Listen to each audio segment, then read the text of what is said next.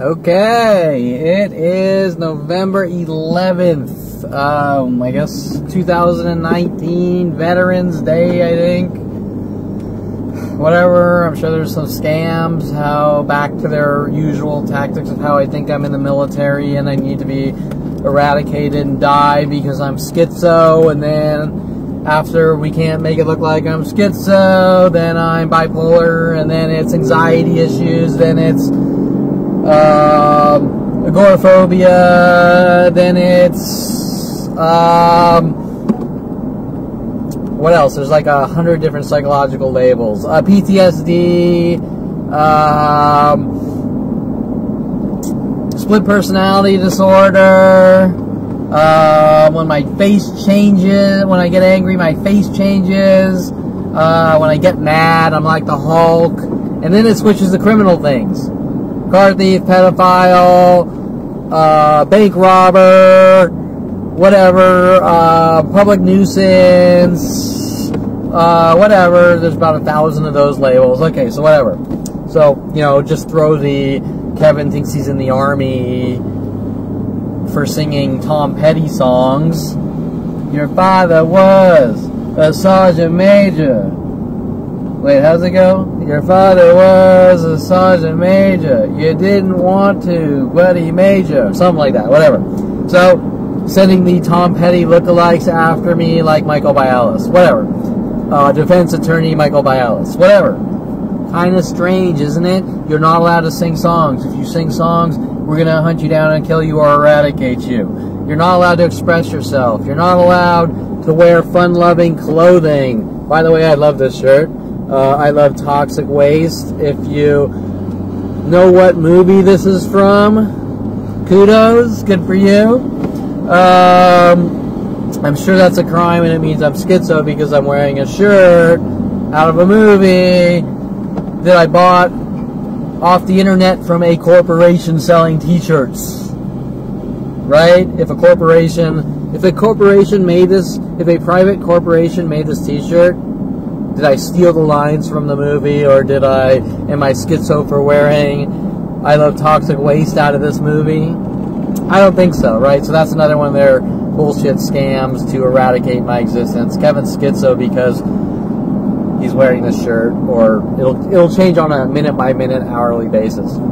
Okay, on that note, I think I got a cavity, and I haven't had a freaking cavity since I was like 8 years old or something. I think I'm getting a stinking cavity. Okay, so whatever.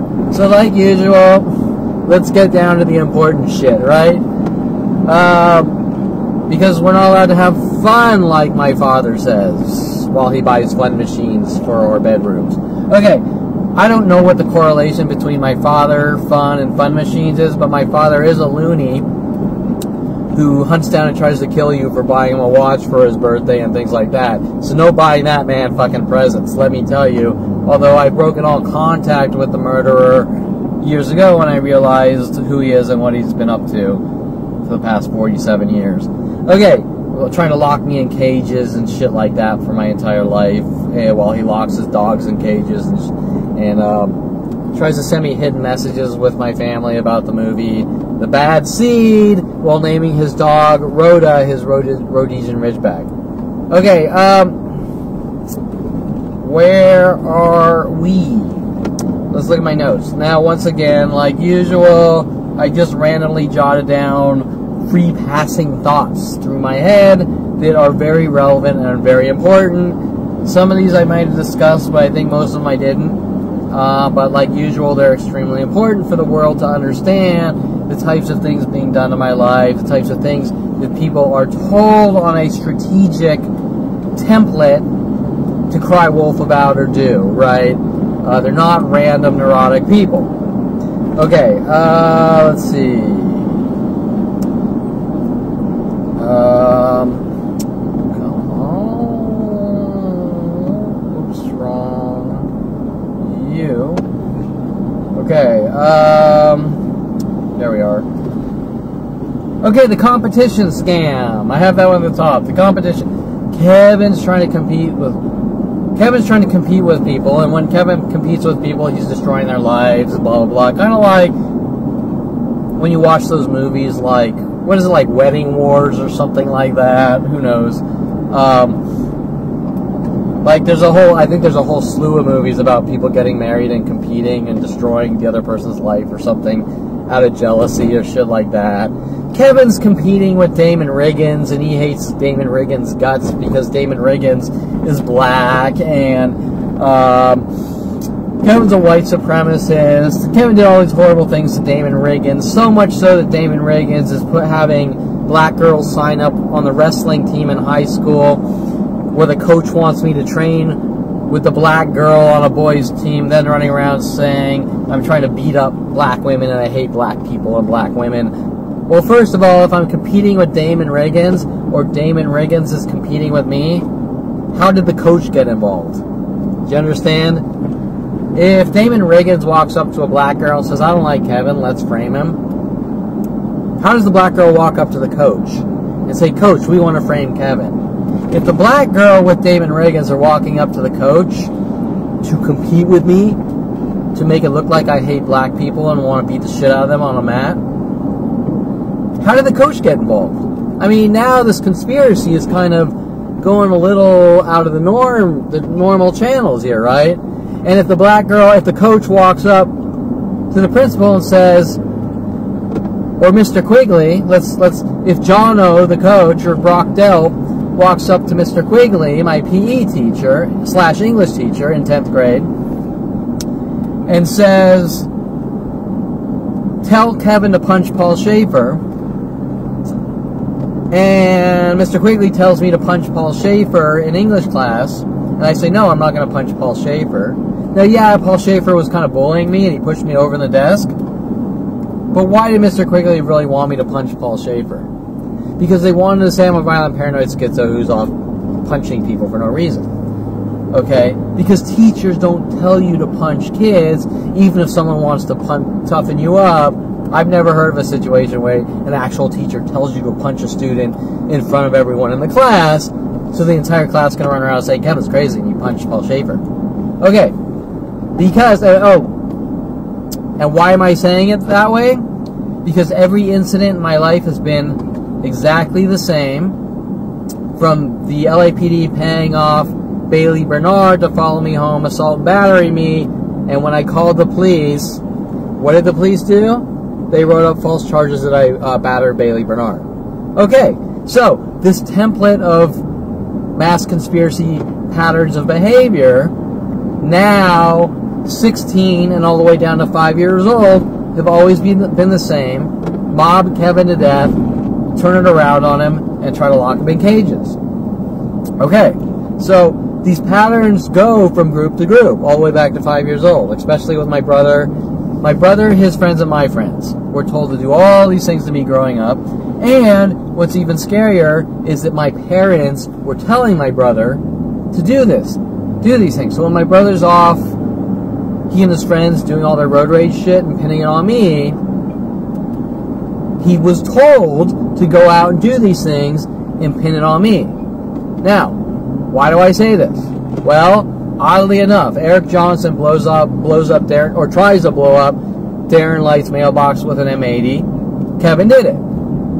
Richard Grunberg and Tom Farley steal Ian Woodman's skateboards. It was Kevin. My brother lights the back hill on fire with sparklers with Richard Grunberg. Kevin did it. And it just goes from person to person. Shit, if I walk into a public place, don't know one person, something happens, and I don't even know what happened, Kevin did it. Okay, now this isn't one person. This isn't one evil piece of shit.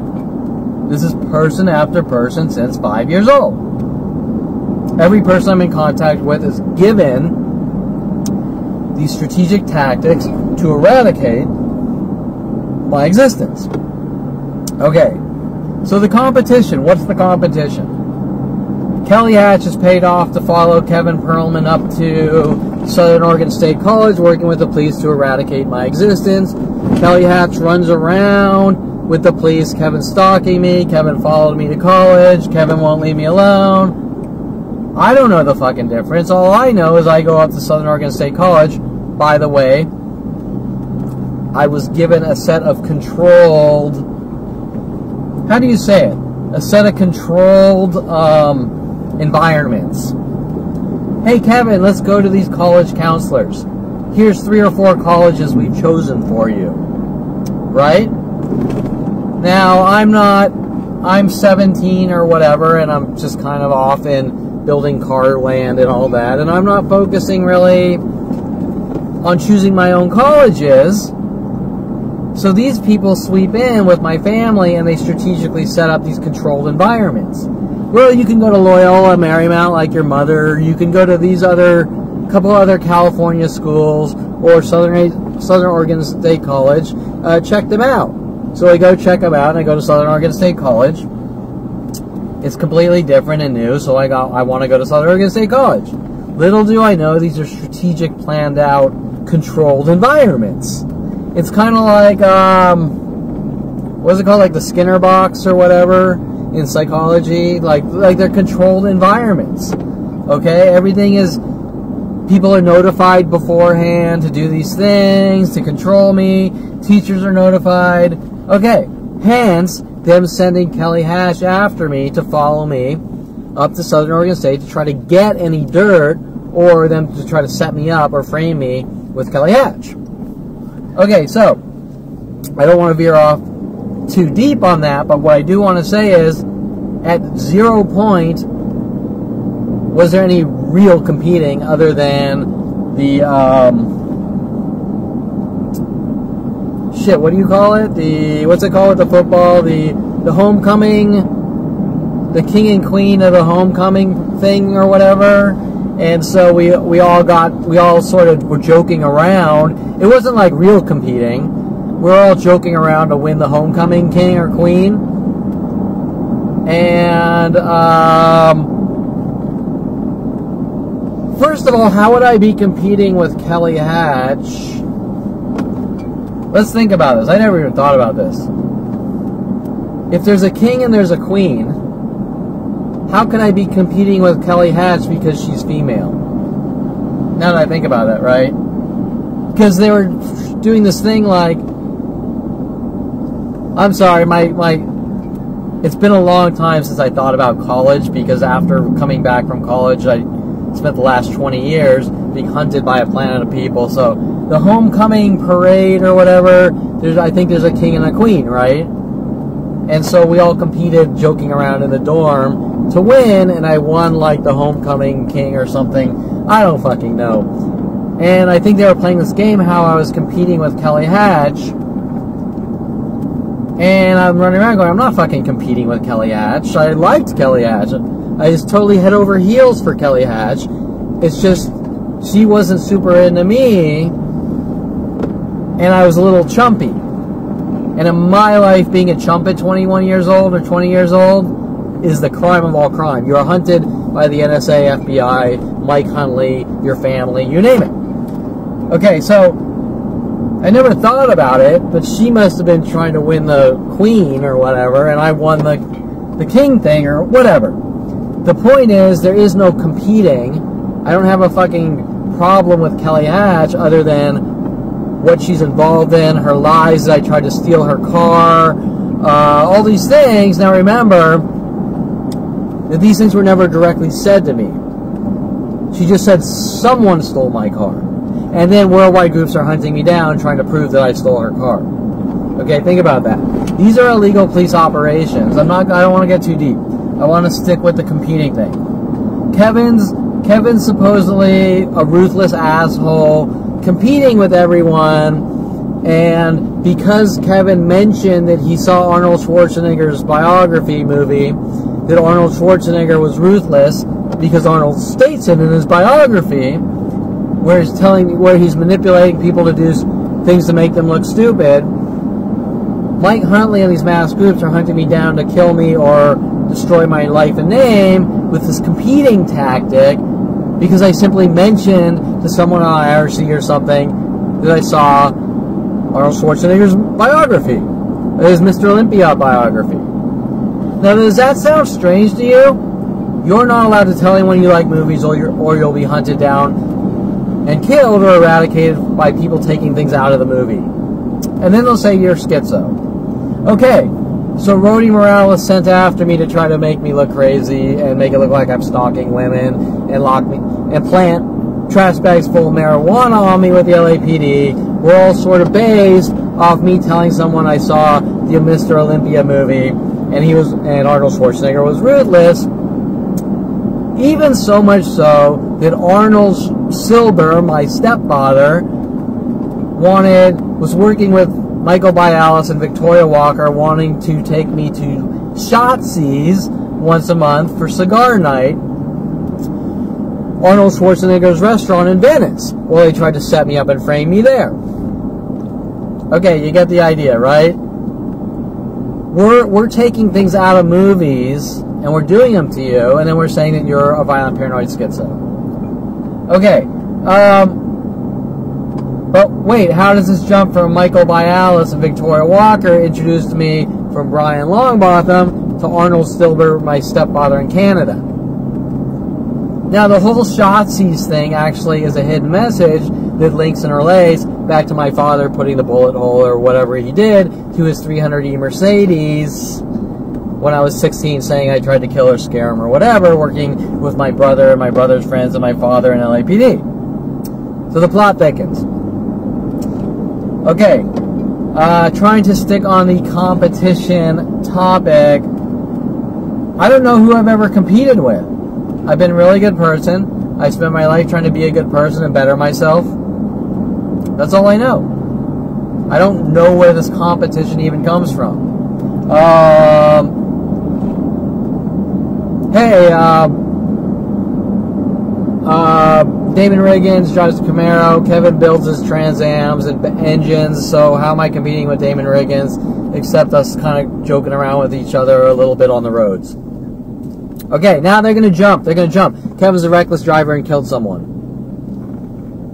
because a couple of 16-year-olds joked around on the roads a little, and I put a little license plate frame that said I eat Z28s from the Sammy Hagar song. I think it's from I Can't Drive 55, the Sammy Hagar song. These are not things that you're hunted down with worldwide support for the police or anything else. The cops are running around saying I'm a reckless driver and I've killed people and I've caused all these accidents and this and that. Hence, back to Rhodey Morales. Why did they choose a guy who named himself Rhodey Morales using hinting schizo messages, Rhodey Morales, like, Kevin, you have no morals on the road, right? Okay, you find that a little strange? But wait, the plot thickens. Why did they have Chasey Lane, a porn star, Chasey Lane, sit next to me in first class on an airplane, and then pretend like I did something to her with my pool cue getting off the plane? This was like 25, 30 years ago. But still, so we're going from a guy named Rhodey Morales to porn stars named Chasey Lane, hinting about my driving and my family running around saying I killed someone. But then my methods of killing people also all change. From shooting people, my father's making up claims that I shot someone or put the bullet hole in his car, which he paid off the LAPD to do. Then it switches to I'm a drug dealer. Wait. Did I kill someone or am I a drug dealer? Am I a drug dealer or am I competing with people to make them, to destroy their lives? Am I such a horrible, narcissistic asshole that I'm making people kill themselves? I can't keep up with the accusations. They just keep switching and changing on an hourly basis, right? And remember, every hour that they make up the newer and newer claims, they go out worldwide. Hunt down and kill Kevin because of this now. Hunt down and kill Kevin because of that now. Okay, so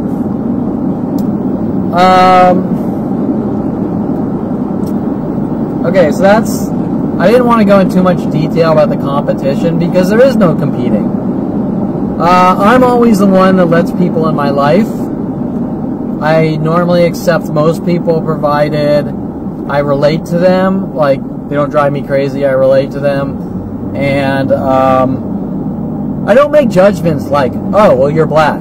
I don't make judgments, oh, you're Latin. I don't make judgments based on you come from a poor area and I come from a rich area. I don't make those kind of judgments. I don't make judgments, I went to college and you fuck for a living. I don't make those kind of judgments.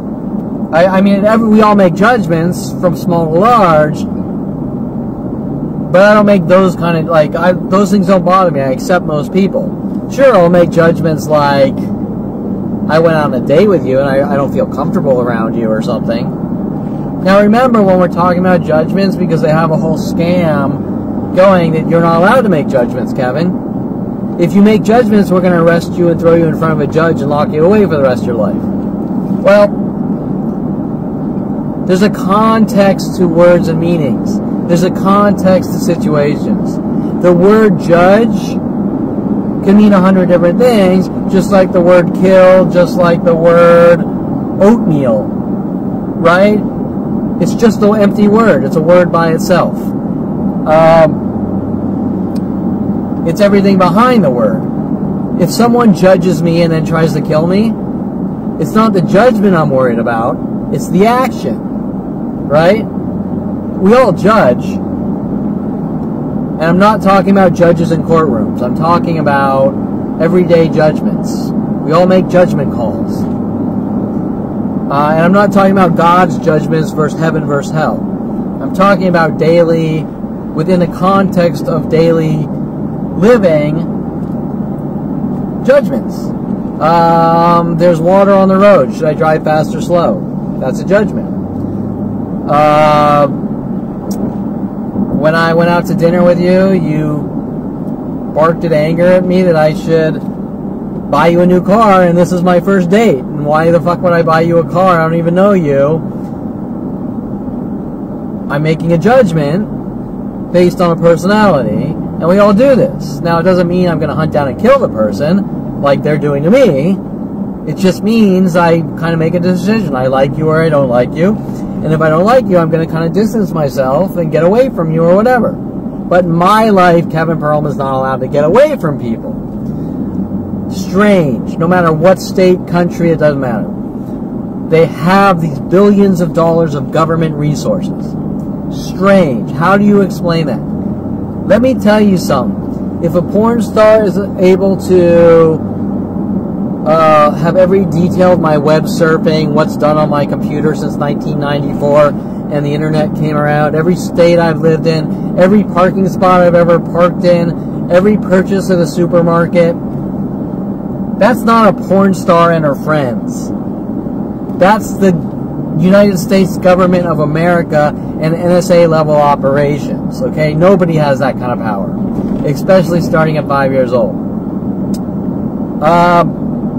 So I totally got sidetracked on the competing thing, but the point is, you get the idea how everything spirals outward from this insanity, and it starts from a simple family judgment or something that Kevin's crazy and he's competing with people and trying to destroy people's lives. But remember, a judgment is just a judgment, and to hunt me down with worldwide support over this judgment means that it's no longer a judgment, it's actions behind someone's anger and rage. I don't trust Kevin, I don't like Kevin, so I'm going to eradicate Kevin. That is the crime of all crimes, especially when the police, government, judicial system are involved. Okay, let's get off the competition topic.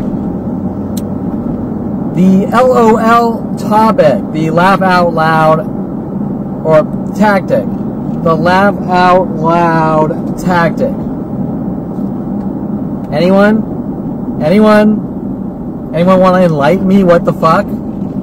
I have a worldwide campaign sent after me to eradicate my existence. Even a guy named Rick Armando working with, what's his name? Something King, or the writer of Seinfeld, Larry David, is that it? The writer of Seinfeld. Rick Armand, who supposedly was in a band 1994, introduced me by a psychiatrist named Alex Lazar, stalking and hunting me because he didn't want me talking about the things I knew after I mentioned that they're making up lies and I'm filled with anger and rage. Sends Rick Armando, or Rick Armand, after me, working with Larry David, I think his name is. I'm not getting into the specifics there with the Larry David show, whatever the show was called, and the things they were doing, but what I am going to say, what the fuck? Kevin typed LOL on IRC, and billions of people on IRC in the mid-90s typed LOL, and that's a generic internet expression, LOL. Laugh out loud. Okay, did I miss anything? Am I... Okay. Right, I'm kind of taking this dramatized pause here, like, I mean, I can't even formulate a thought about that, because it's so trivial. It's like, okay, what are some of my other crimes? I was trying to be nice, 20 years ago, I was trying to be nice to a coffee bean employee by saying, how's it going? I'm being hunted and killed by worldwide support for it. I said hey to a girl. I'm being hunted and killed by worldwide support for saying hey to a girl. And the girl, Heather, is following me to coffee shop locations with Aubrey Fisher, then making up claims, doing the Kelly Hatch tactic, how I'm supposedly stalking her when she's following me from place to place because I said hey to her. And she was involved in stalking me before that with the Yankee Doodles employees, but I'm not going down that road. I said hey, I said hi, I said hello, hi, how are you?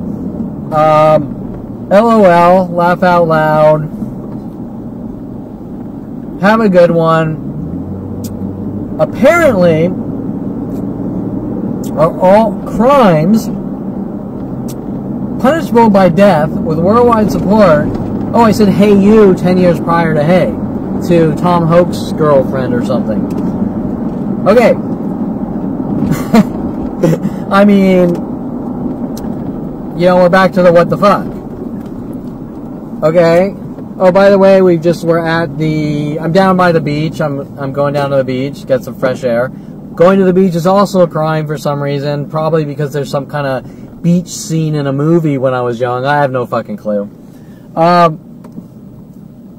So anyways, we're gonna get some beach, kind of relax, smoke a cigar, get some fresh air, get off the computer, the things that they don't want me doing because they don't want me healthy. Oh, this is the Starbucks where Brian Longbottom told Tia Leone and Martin Sheen to show up, and then he said, Kevin, take their picture, and I took their picture, and then he ran around to the entire planet saying, Kevin's a paparazzi and needs to be hunted and killed. Once again, what the fuck? Because, are you telling me that famous actors of that magnitude never have anyone in public take their picture or they're hunted and killed? Doesn't make any sense. And, by the way, there are paparazzis. Tons of them, I'm sure. And they're not being hunted and killed when people know they're paparazzis. Okay. So, and it is kind of ironic. There's a guy on a horse here with an American flag, and the horse just took a shit in the middle of the parking lot. Okay. So, and I just kind of thought that was like a funny moment. Okay, so, I could go into 100 side thoughts on that one. Okay, so, my point is that nobody's going to give a fuck, especially Tia Leone or Martin Sheen, if I took their picture in public, because they're a public image, and they expect it. Second of all, nobody is going to hunt down and kill paparazzis, or, let me rephrase that. The entire planet isn't going to coordinate a kill operation saying that guy's a paparazzi. Then it's not about being a paparazzi. Maybe one person doesn't like a paparazzi or paparazzis and he kills someone, but not a coordinated planet. Okay, So my point is that none of these arguments that they try to throw on me make any sense. Okay? There's no such thing. Kevin, you took a picture of an actor in public, so there's a worldwide campaign saying you're paparazzi and we're going to kill you, and you can never go anywhere in the world. That doesn't make sense. It's not about paparazzi or taking pictures. Now, maybe they want me to run around saying, they're after me because I took an actor's picture, they're after me because I took an actor's picture. Well, if I run around spouting off, they're after me because I took an actor's picture, then I sound batshit crazy. Okay? So what is their motive? Their motive is to try to make me look crazy, to lock me in a mental institution. Just like my brother was pitching when I was 16, that me and my friends are going to put you in a mental institution. And my family was telling my brother to do it. And with the police and government. Okay, so, damn, we're only on the second one. The LOL tactic. Or, I mean, the LOL, we're angry at you for typing LOL. I don't get it. You're angry at me for saying hey. You're angry at me for typing LOL. You're angry at me for saying how's it going. You're angry at me for saying hi, how are you? Is there anything I am allowed to do or say? Oh, you're mad at me for scratching my head. You're mad at me for checking if I have my wallet in my pocket. Is there anything I am allowed to do that isn't wrong and deemed a crime, punishable by death? Right? Do you see where I'm going with this? Nobody runs around, especially with worldwide support, saying you committed the LOL crime. Right? You typed LOL, maybe there's a miscommunication, maybe this, maybe that. Well, you know, I was in a restaurant and I farted, maybe there's a miscommunication. Maybe you thought the fart was intentional. Maybe you thought I farted because I wanted to ruin your dining experience. I don't fucking know. Do you understand the point I'm getting at here, which is pretty obvious? These are intricate, trivial things that nobody gives a flying fuck about, no matter what. Example. Aubrey Fisher claims I ruined her life because I tapped my foot around her. So for 6 years, worldwide groups are following me around tapping their feet and tapping on things. 6 years worldwide. Can we all honestly agree that I didn't ruin Aubrey Fisher's life tapping my foot by her? Whether Aubrey Fisher feels I intentionally was trying to provoke her or not, can we all agree that tapping your foot is such an insignificant thing no matter what the reason is? Right? You understand? Okay. Let's say I was just tapping my foot because I was tapping my foot. Which is the case. So fucking what? Let's say I was joking around and dicking with Aubrey Fisher and fucking with her. So fucking what? Is that the end of the world? Now wait. In my life, you're not allowed to fuck with anyone or it's a capital offense. My point is that even though I wasn't fucking with Aubrey Fisher,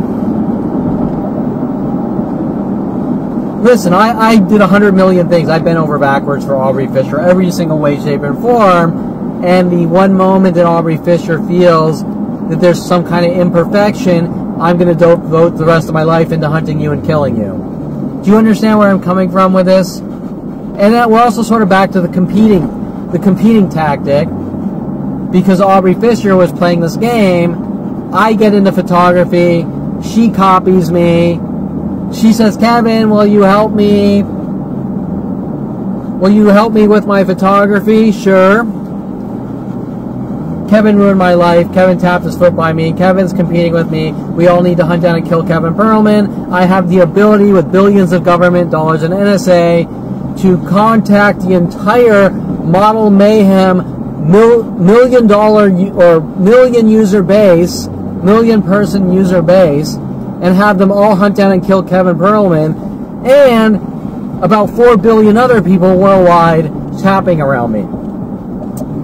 Wait, so the argument is that I'm competing with Aubrey Fisher because she got into photography after me, asked me to help her. I went out of my way for free to help her, to help her with experience, even though I wasn't that experienced. And I'm competing with her. Okay, let me understand this. If I'm competing with you, and you ask me to help you and teach you things, even though I didn't teach her much, if I spend the time out of my day for no money to help you, and I put up a website for free for you with pre-built template code for your photography, how am I competing? I mean, isn't the whole notion of competing, I'm not going to fucking help you. I don't have a fucking 1 second to help you. Fucking get the fuck away from me. You're a piece of shit. Isn't that like competing? Not I'm going to help you. Okay, I'm going to do half the work for you because I'm competing with you? That doesn't make any fucking sense. Okay, then we take it to the next level. Well, Kevin's competing with me, and he tapped his foot by me, and he destroyed my life by tapping his foot by me.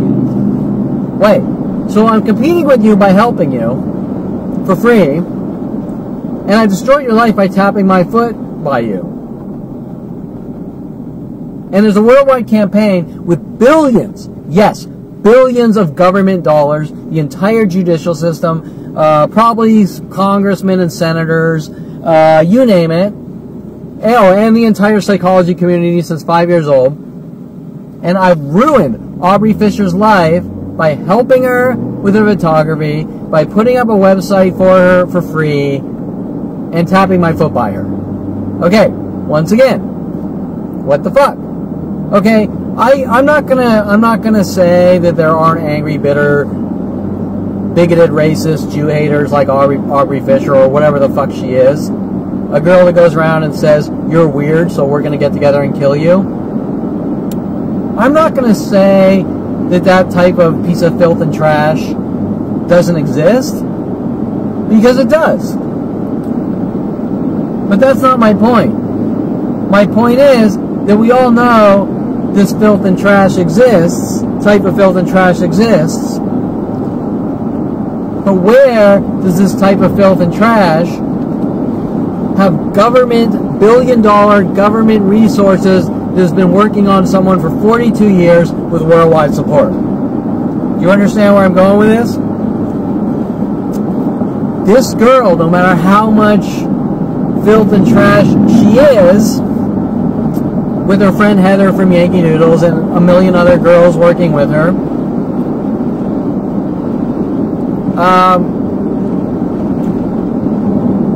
does not have, let me rephrase that, should not have the billion-dollar government NSA level resources that they have. Now remember, it doesn't matter who I'm in communication with, in contact with, it just goes to the next person to continue what the first person started at 5 years old.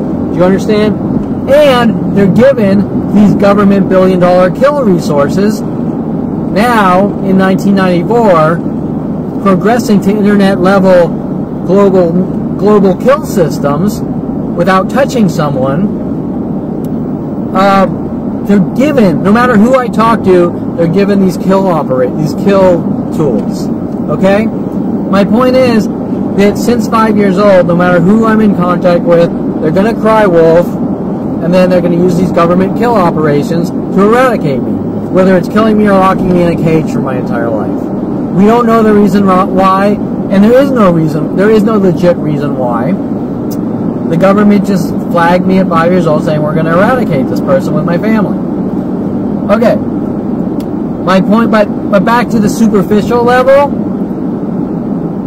Back to the superficial level, on the surface. So what? You typed LOL. Who the fuck cares? You tapped your foot by a girl. Who the fuck cares? What is it really about? It's not about typing LOL. It's not about tapping your foot by someone. People don't obsess. People don't walk around for 42 fucking years. He typed LOL wrong. He typed LOL wrong. He typed LOL wrong. He typed LOL wrong. He typed LOL wrong. He typed LOL wrong. He typed LOL right? Okay? He said hey wrong. He said hey wrong. He said hey wrong. He said hey wrong. He said hey wrong. He tapped his foot wrong. He tapped his foot wrong. He tapped his foot wrong. He tapped his foot wrong. 42 fucking years with worldwide kill support. Yeah, okay, sure. What's it really fucking about? Right? Oh, well, I don't think you're a good person. Okay, well, you know what? I don't know many fucking people that walk around saying those are all good people. And that person's bad, they need to die. As a matter of fact, most people don't trust people to begin with, correct? So if people went after people for not, if people killed people for not trusting them, like the government's doing to me since 5 years old, there would be no people left. We would be extinct. Okay. So anyways, next topic. Hunted for quoting movie lines. Doesn't make much sense either. I started in with this shirt. I love toxic waste. I don't know if you can see the shirt. I love toxic waste. Fucking great shirt. Great movie. Great shirt. Didn't I ruin Val Kilmer's life by buying this shirt? I won't say the movie. I'll let you figure out the movie, even though I just gave away half the fucking clue. Did I ruin Val Kilmer's life for buying this shirt off the internet? Because apparently I ruined a lot of people's lives for buying a Lord's Gym t-shirt when I was 20. Doesn't make any fucking sense. Okay.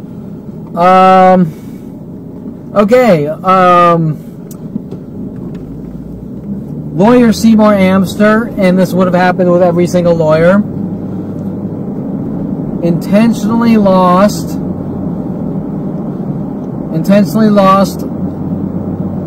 my trial, my criminal trial, because he's mad at me. Well, just one of the reasons. He's mad at me for quoting My Cousin Vinny lines or joking around with the movie My Cousin Vinny on the internet, on my social networks.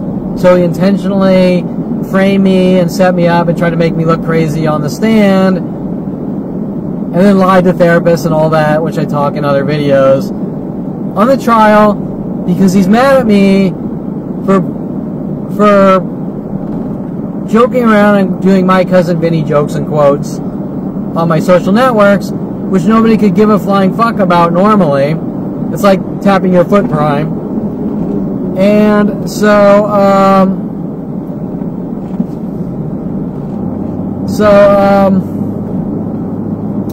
where the hell am I? So, think about the ramifications. I'm going to try to incarcerate you for life and lock you away because I don't like you quoting My Cousin Vinny movie lines. And so I'm going to destroy your life and rid you of the world when I pay him for help. Okay, Seymour Amster also lost the appeals, and he also tried to manipulate me into walking up in front of the judges to tell them I want to be checked in mental institutions and all sorts of freaky shit like this. Because I quoted jokes from My Cousin Vinny, because My Cousin Vinny has lawyers in it, because Vinny's a lawyer. I don't see the connection, right?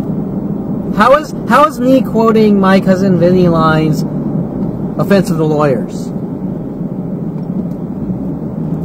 Why aren't they going after the producer and writer of the My Cousin Vinny movie then, right? I mean, if they're going after the guy that quoted the movie lines, they obviously need to go after the producers and writers and Paramount, MGM, Universal, whoever made the fucking thing, right? I mean, those are all criminals and murderers too. Because if they're going after the guy, that watched the movie and liked the movie, right? If they're going after a guy that watched the movie and liked the movie, why aren't they going after the manufacturers? Right? Doesn't make much sense. Now, does it? Okay. I also realized a couple days ago that they're mad at me.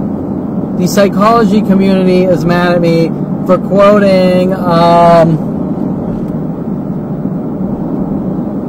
my old IRC jokes.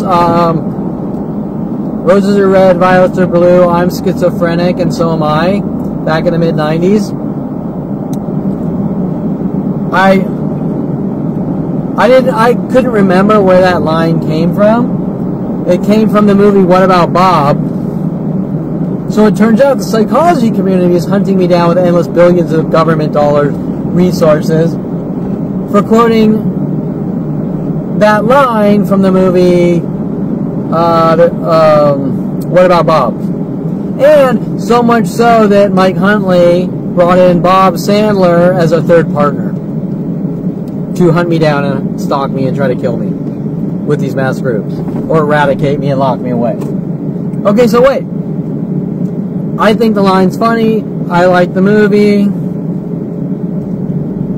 I like the movie. I think it's a funny line. I quote the line. There's a worldwide campaign to kill me or eradicate my existence, stating, well, you committed the quoting movie line crime. Never heard of such a thing. It goes back to you took a picture of an actor in public, so there's a worldwide campaign to kill you. Doesn't make sense. You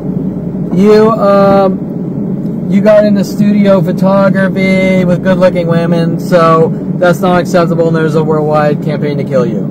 You said hey to a girl, there's a worldwide campaign to kill you. You tapped your foot by a girl, there's a worldwide campaign to kill you. Okay, everything is based on the notion that I have to be a perfect robot, which would be completely impossible to do. Now, is this really about me saying a mean thing by quoting a movie line? Of course not. Of course not. It is not about that. Are they making up lame justifications to make killing me look justified? Like right now they would say this is a crime, right now. Okay, so I committed the taking pictures in public crime. I don't know. Right? Are they really mad at me for quoting movie lines? Committing the you stole from Hollywood for quoting a movie line. Of course not. That's the stupidest thing I've ever heard. If they didn't want you quoting movie lines, they wouldn't make movies, because everyone fucking likes movies and they quote movie lines. Okay. So what's it really about? See, notice how each thing doesn't make sense. What's it really about? Okay. What do I have in those notes here? My cousin Vinny. What about Mom? Oh! Okay, but wait. We're not just mad at you in the entertainment for quoting movie lines. I'm sure the entire mathematics and physics department at every university in the world is mad at me for joking around and quoting Newton's 3 laws of physics. For every action, there's an equal opposite reaction. Object in motion must stay in motion until the object is whatever, I can't remember, stopped or whatever. I can't remember the third law. The point is that, okay, so now I've stolen from Newton, right? I've stolen from now the mathematics department. The department's all have to hunt me down and kill me. Or I'm a schizo and I need to die. Gee, I mean, does any of that make sense? No. Do you think it's because I quoted the movie lines? Or it's because someone wants an excuse to kill or eradicate me? I just said that, but yeah, right? I don't like you. You blinked wrong. I'm going to kill you. I don't like you. You farted wrong. I'm going to kill you. But wait. These people that don't like me blinking wrong and are going to kill me, they keep inviting me into their lives. Victoria Walker. Kevin, will you come over and help me with this? Will you come over and help me with that? Will you do this for me? Will you do that for me? Aubrey Fisher. Will you help me? Will you help me? Can you come here? Can you help me? Can you help me? I'm not pursuing them. Let me rephrase that.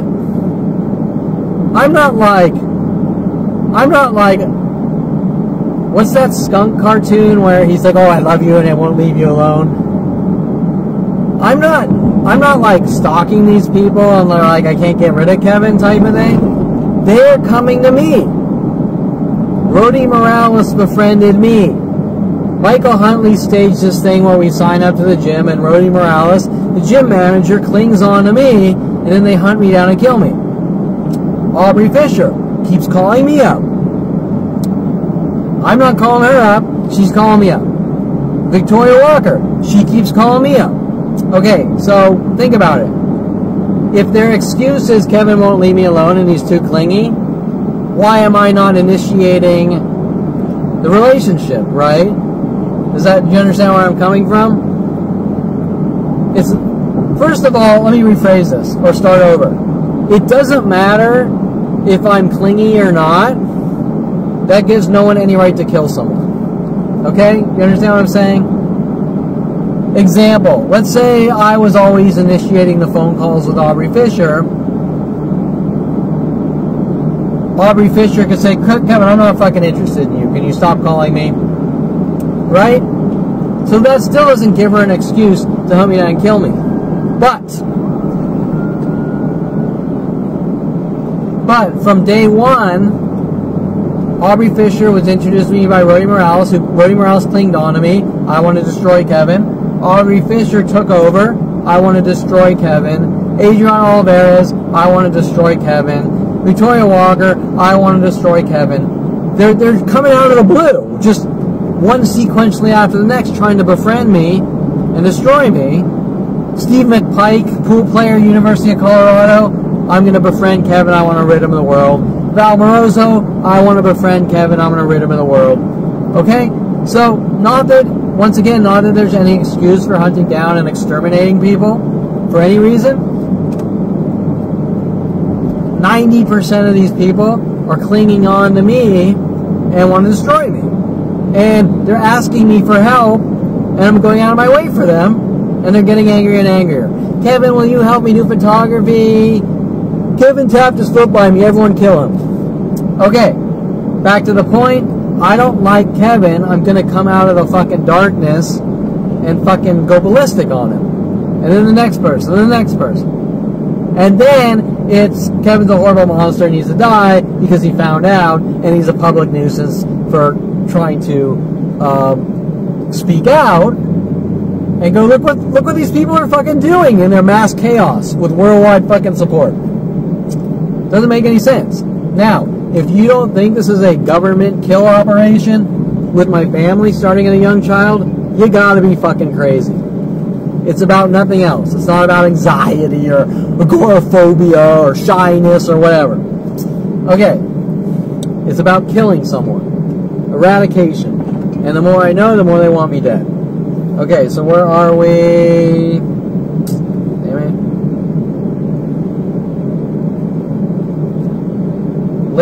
Oh, I think I just said this as well. Okay, lame excuses you stole from the movie people by stealing their lines. Okay, so I just said that all. Doesn't make any fucking sense. They're not. All their arguments are arguments by babbling fucking moronic idiots. They don't make any sense. But this isn't one moronic idiot. This is a planet.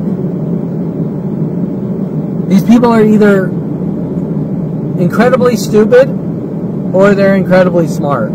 Or better said, they're either incredibly stupid or they have an agenda and they're playing fucking stupid. Correct? Now, we can pile, you want some cherries on top of that? Tom Farley running around saying that everyone's stupid, saying that I said. Tom Farley is notorious for these worldwide lies. I supposedly saw an alien when I was 8 years old or 10 years old in his bathroom. He also claims that I went around saying that all people are stupid. Does that, if you want to link these events together, does that sound a little, what's the word I'm looking for? Convenient or connected? Everyone I meet plays stupid like they can't see the obvious. Tom Farley's running around, who's in some kind of jealous rage at 8 years old, saying that I said people are all stupid. And Tom Farley is also running around that time with Tracy Picos trying to make me mentally ill and schizo in 8th grade in Miss Vaughn's class, when I was in Miss Vaughn's class, for checking out Christy Reynolds and thinking Christy Reynolds was attractive. Do you understand? And I can go way deeper with Tom Farley at that young age. Okay? Think about that. Tom Farley was contacted by my family to have me killed or eradicated at that far back. at 8th grade. And probably earlier. Okay. I'm not connecting much of the dots with Tom Farley before that point. Okay, so now if anyone's competing with anyone, it's Tom Farley competing with me, and me accepting Tom Farley and letting him in my life, and I'm always going out of my way for Tom Farley, like Aubrey Fisher, Victoria Walker. Example, Tom Farley.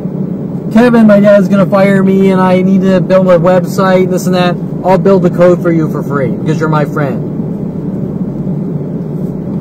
Right? Do you understand? I mean, I built, not that it took me forever or anything. It took me a couple days. But I built him a piece of shopping cart code for his website, so he didn't have to build like 1,000 different pages of product pages. He just needed to use the one database page. Okay? If I'm going to build you fucking database code so you don't get fired, or you can look good in your job for your daddy, and then he's running around saying I'm a horrible monster, does that sound a little inconsistent? Kevin's a monster. Kevin's competing with Kevin. Kevin's competing with everyone. Kevin's doing all these things. Look at all the things he's done to Aubrey Fisher, which he's working in secret with to stalk me. Okay? Yet I'm out building him code for free. I'm putting up free photography template code for Aubrey Fisher. And they're working together to kill me, saying I'm competing with them and using them or something. Doesn't make much sense. Now you're going to say, Kevin, well, sometimes there's people out there that they just don't like you. Correct? I agree. I agree. There are people that just don't like other people. There are even in a blue moon someone that's a bitter piece of shit that will try to set them up or destroy them. This isn't one person. It's person after person after person. Let me rephrase it. I'm 47 years old. Since 5 years old, I have not been in contact with one person that hasn't been involved in trying to set me up, frame me, or eradicate me. Not fucking one. How do you explain that? Okay. Next topic.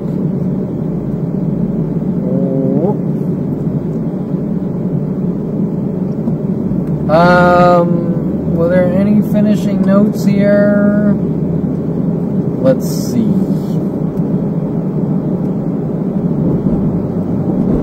Damn suns in my eyes. Lame excuses. What the hell? Movie lines. Shit, did I delete something? Okay, whatever. I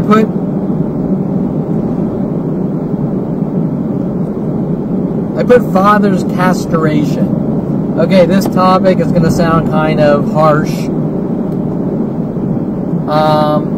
But it's pretty true.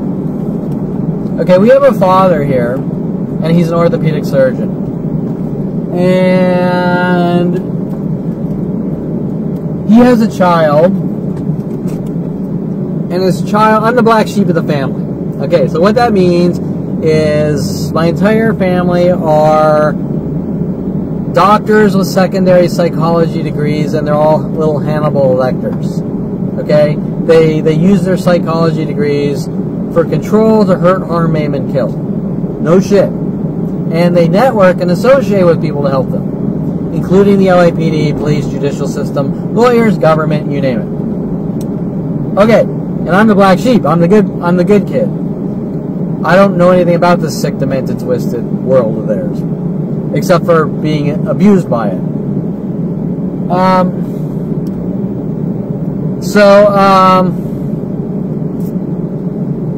What was my point? Okay, this is my point. We have a father, he's an orthopedic surgeon. He wants to look like a good guy. He's not. He's a piece of trash.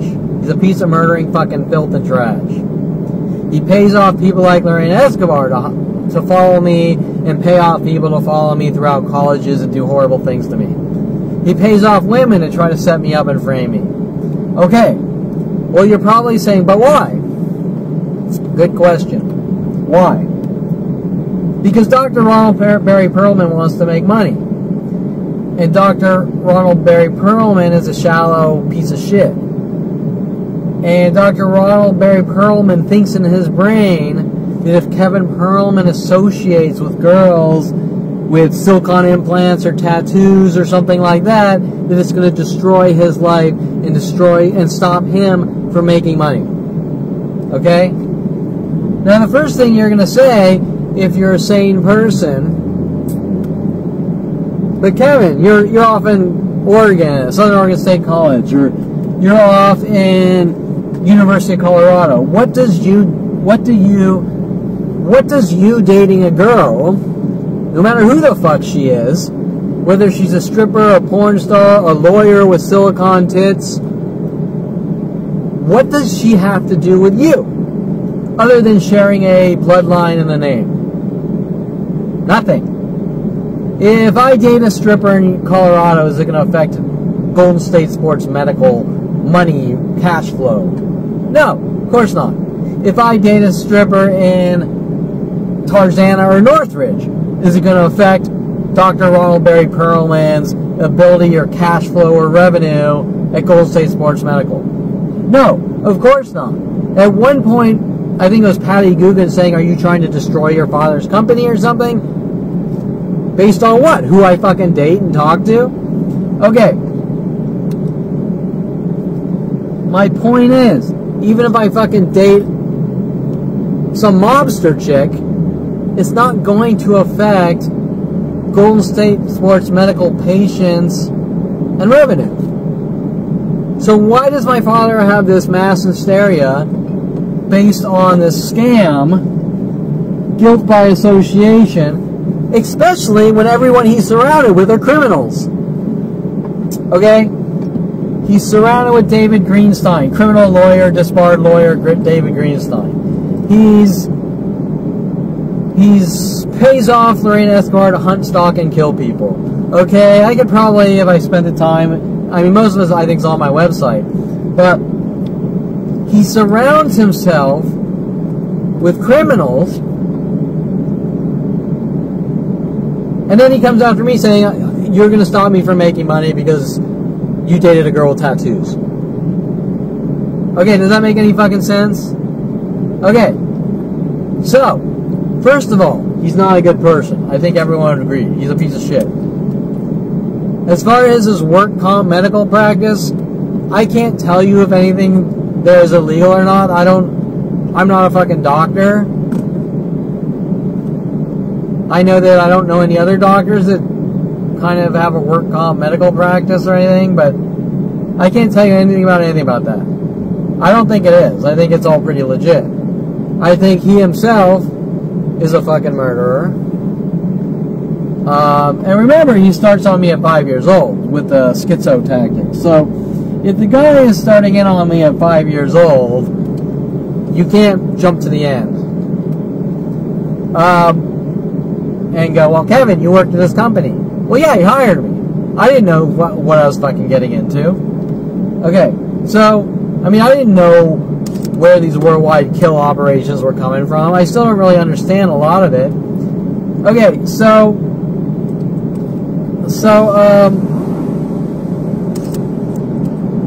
let's see, where are we? Oh, we're on the whole castration thing. Okay, so the point I'm getting at is my family's big on hurting people they don't like. And when I say hurt, I mean like, you know, trying to break limbs off people and shit like that, right?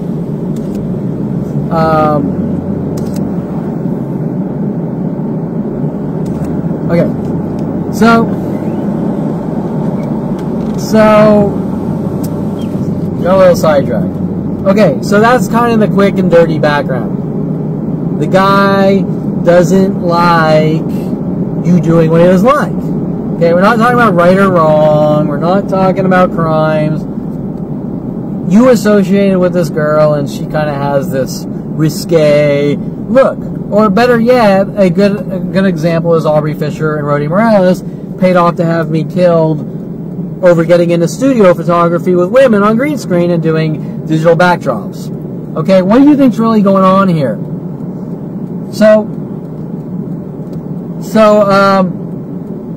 Kevin's creating art. I'm a good orthopedic surgeon. I'm just a really good guy because I went to medical school and I have a medical degree. So I'm a good guy because I have a good guy label. Because in my family, everything's a label. You're a good person because you're a doctor. You're a bad person because, I'll just say stripper or whatever. You're a bad person because you're an artist. Because artists are tormented people. Okay? Everything is based on a label. Well, let me tell you, I don't care if you have an orthopedic, if you have an MD in medicine, that doesn't make you a good person. The only thing that makes you a good person is being a good person, not your fucking label. Okay? I don't care if you're a lawyer, I don't care if you're a judge, I don't care if you're a pharmacist, I don't care if you're an orthodontist, I don't care if you're a priest, a monk. Those do not make you good people. Your actions, your behaviors, make you a good or bad person. Now, what is it Mike Huntley said to me? It's my behavior. Okay? Well, my behavior's been fucking amazing my entire fucking life, minus some imperfection. Okay, so, back to the point. You dated this girl, or you associate with this girl, she has big old tits and tattoos. I'm gonna fucking punish you. I'm gonna fucking try to figure out how to castrate you, neuter you, castrate you, because I don't like you associating with this type of person. Or even if the girl is like, let's say the girl's Jewish. Let's say the girl's Jewish.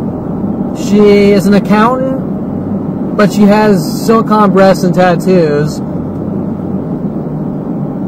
My father would say, you associate with that person. I don't want you to affect me in making money, not that it would. So I'm going to castrate you as punishment. No, wait. There's some caveats before that. First, I'm going to give you a girl to date. But if you say no,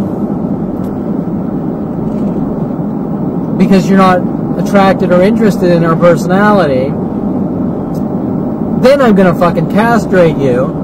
But I tried to give you a chance. I tried to give you a chance for you to be happy based on what I tell you you can and can't do. And we're talking way past 18 here.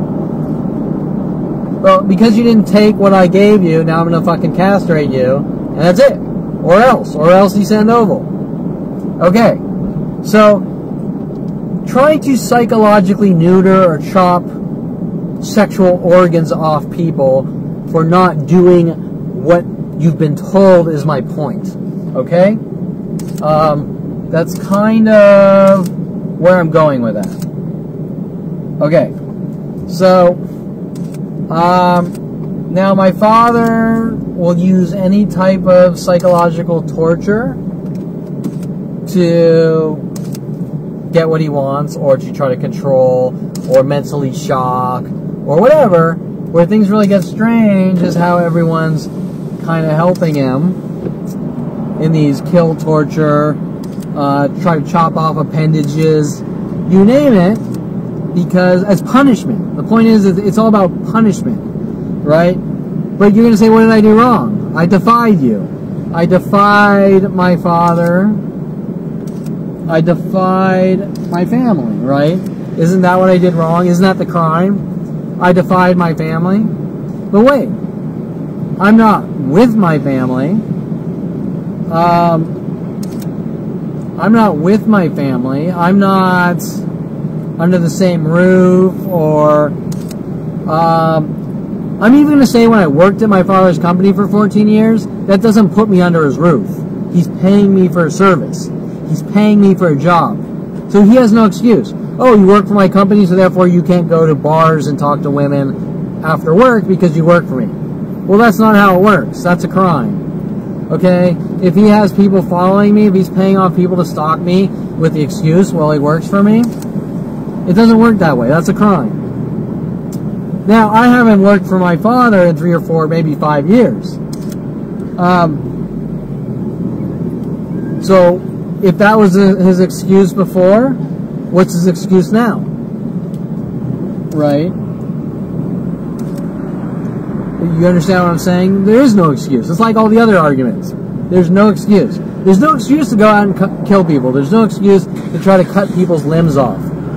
Okay? There's no excuse. Ever. So how is he getting all these people to help? I can't tell you. I cannot tell you. But he is. Maybe he's saying I like raped women or something. I don't know. Okay? I mean, I really can't tell you. But I can just tell you what is going on. But remember, these things start at 5 years old. And the question is, are they about control or is it about just killing someone? Well, it gets confusing because here's the thing. I mean, what level of control can someone do? You dated a girl, you dated a girl we don't like, so we're going to chop your dick off. So it doesn't happen again. I'm trying to think of... You went 70 and a 55, so we're going to send Rody Morales, people named Rody Morales 30 years later after you to kill you.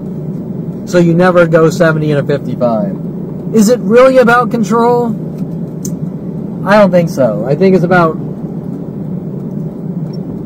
You're 5 years old, you don't like the dog, you want to put it down. You understand? My father thinks I'm a dog, he wants to put me down. Flagged at 5 for kill operations. I can't give you the... I can't understand the reasoning because it doesn't... It's not rational. It's the same reasoning that Adolf Hitler killed all those minorities and Jews. It's not going to make any sense. Okay. Okay. So father castration. Father wants to castrate his own son because he likes women that my father doesn't approve of. That's the quick way of saying it. Trying to turn someone into an it. Okay, there's this whole thing with people calling me it or saying, what am I, what is it, this and that. But the same people trying to belittle me with these questions are the ones impeding on my life. So it's like we're stopping you from going to live your life and then we're belittling you. Why? Because we want reactions. Why do we want reactions? Why, Kevin, you're not allowed to date women. You're an it because you don't date women. Well, if you would stop poisoning the well, then I'd be out dating women, and by now I'd probably be married and possibly kids, even though I'm really not that big of a kid person here. Okay, like I don't want kids, but I'm not getting into that. If you meet the right person, eventually that could happen, and it might, whatever. I don't have to worry about that because I don't meet people, I don't have relationships because it doesn't get that far, because it doesn't go past the first hour, because I have a family poisoning the well worldwide since 5 years old. And then they try to cover it up by saying Kevin's a sociopath and a narcissist. And then you throw in all the in-betweens, well, you better date the girl I give you or you're a fucking dead man, or I'm going to fucking chop off your dick and things like this. Okay, now I'm not saying I don't have a dick, I'm just saying that's the motive, to turn me into an it. Now, why did my father want me to work at his company doing IT? And people belittling me over that? I don't know. You figure it out. Okay. Let's see. Come on. Trying to turn someone in. I just did that. Oh. Trying to actually create addiction and mental illness. Trying to actually create addiction and mental illness. Why? Because he wants to hurt me. Okay, so let me give you an example. Let's say you go to a bar and you start drinking too much beer.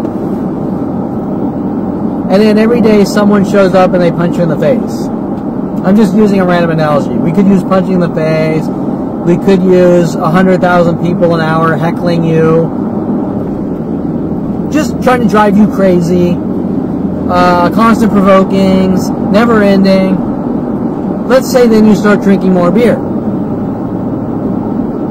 Or alcohol, whatever. So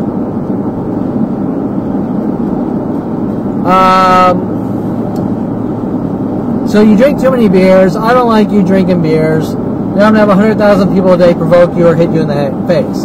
So the next day, you're going to be stressed the shit out, so you're going to drink even more beers, right? Now, because you drink more beers, another 100,000 or 200,000 people are going to show up, heckling you and punching you in the face. So now you're going to drink more beers. And this gets larger and larger and larger.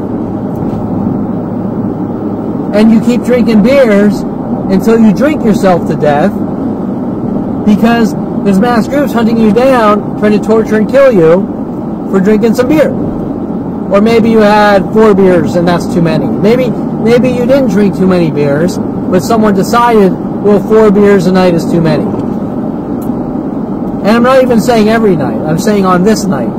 You drank 4 beers. Example, my stepfather Arnold Silver is mad at me for going to the gym 4 days a week. Most of the people I knew went 6 to 7 days a week. But 4 days a week? Never heard of. You went 4 days a week to the gym, you have OCD, we're going to torture you to death and kill you. Doesn't make any sense. Okay, so you go to a bar one day, you drink 4 beers, every day of your life after that, 100,000 people punch you in the face, now you start drinking more and more beers. Finally, you drink yourself to death. In a psychological world, you would call that negative reinforcement. It doesn't work. The only thing that works is positive reinforcement. Okay.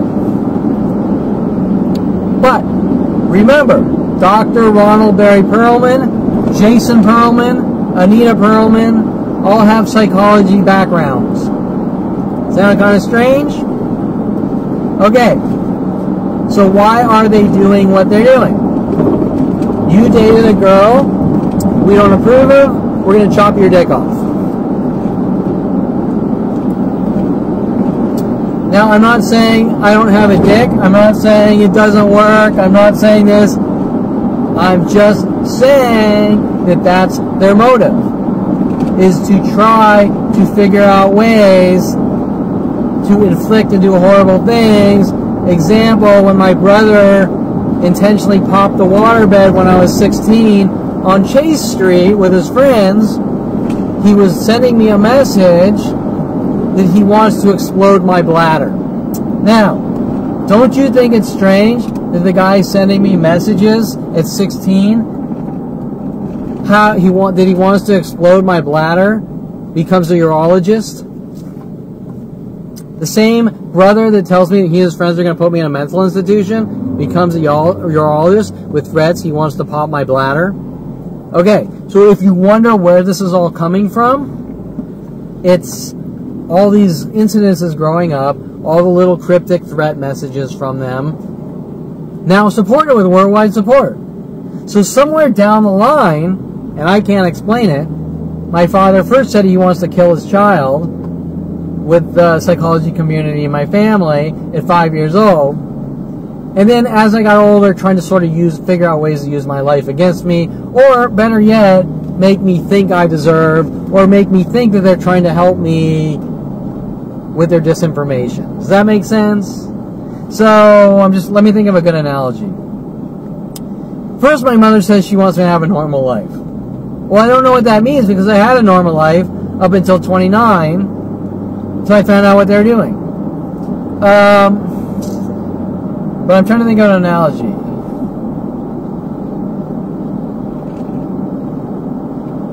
I don't think you talk enough to women, so every time you meet a girl, she's gonna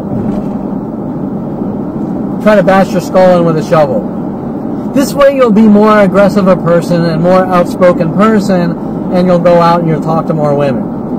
But wait, if every time I talk to a woman, she tries to bash my fucking head in with a shovel, or let's use a crowbar because that's my brother's MO. She'll bash my head in with a crowbar.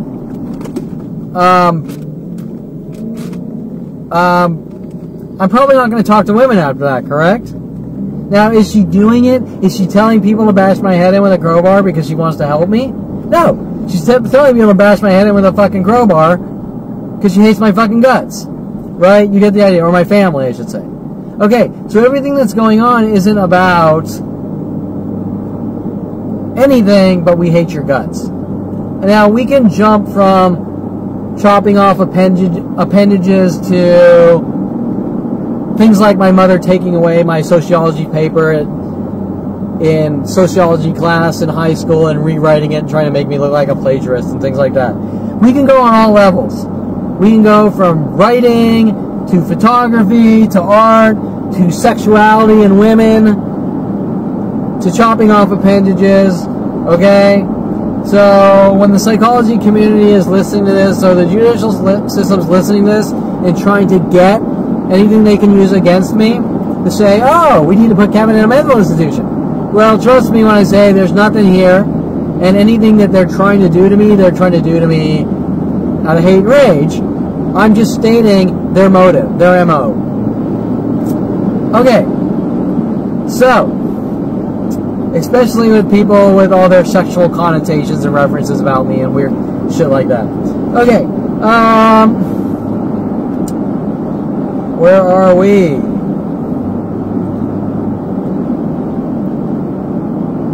Castration. Father wants me to castrate his son.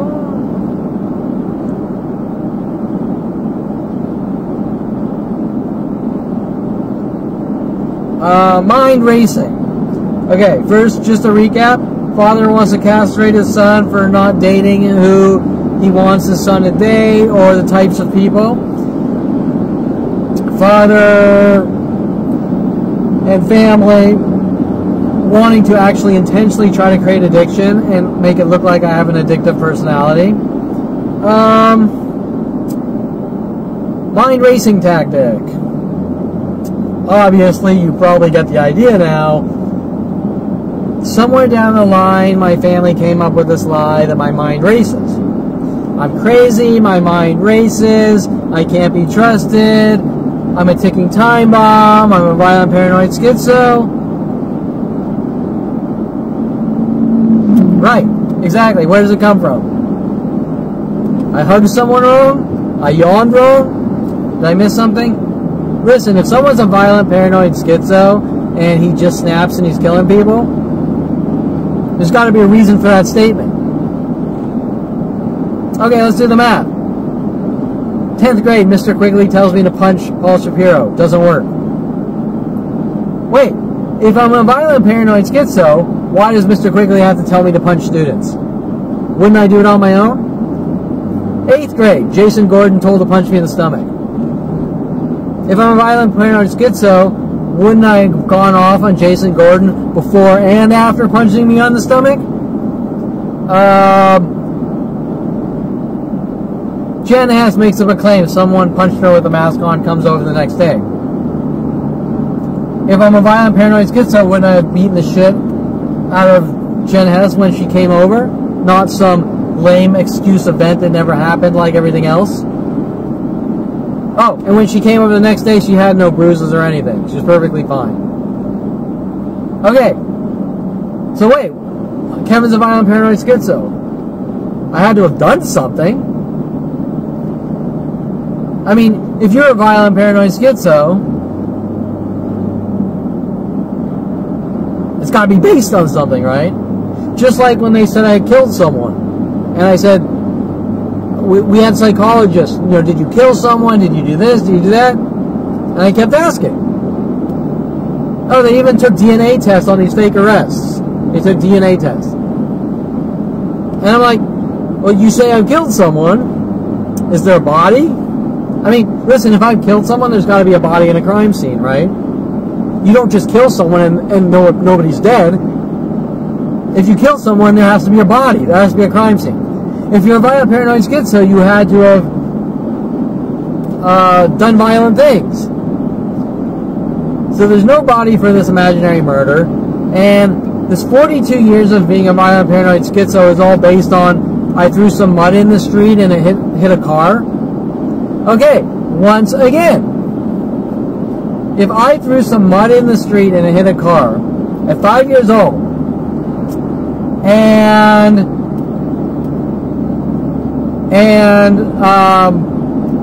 whether I intentionally wanted to hit the car or not is irrelevant to a 5-year-old's behavior and now, or anything after that, because a 5-year-old is so basic, his cognitive skills are so basic and instinctual to begin with at 5 years old, it's irrelevant. So, because I threw some mud in the street and hit a car and ran in crying, I'm a violent paranoid schizo that needs to be hunted, killed, die, locked away. Once again, we're back to the you tapped your foot by Aubrey Fisher. We have a worldwide campaign to kill you. Okay, so back to the point. What's all this mind racing thing? I don't know. I think they're like mad because I peeled out my car at 16 or something. Okay, let's do the math. If I'm being hunted worldwide for tapping my foot by Aubrey Fisher, then you can rest assured that I'm being hunted worldwide for peeling out my car at 16. And you can pretty much link what they're trying to spin your mind as punishment for peeling out in your car at 16. But once again, who cares? You think people give a shit that a 16-year-old peeled out in his car? I mean, the amount of video I have alone of 25-year-olds peeling out in their car in the last couple of years, nobody gives a shit about.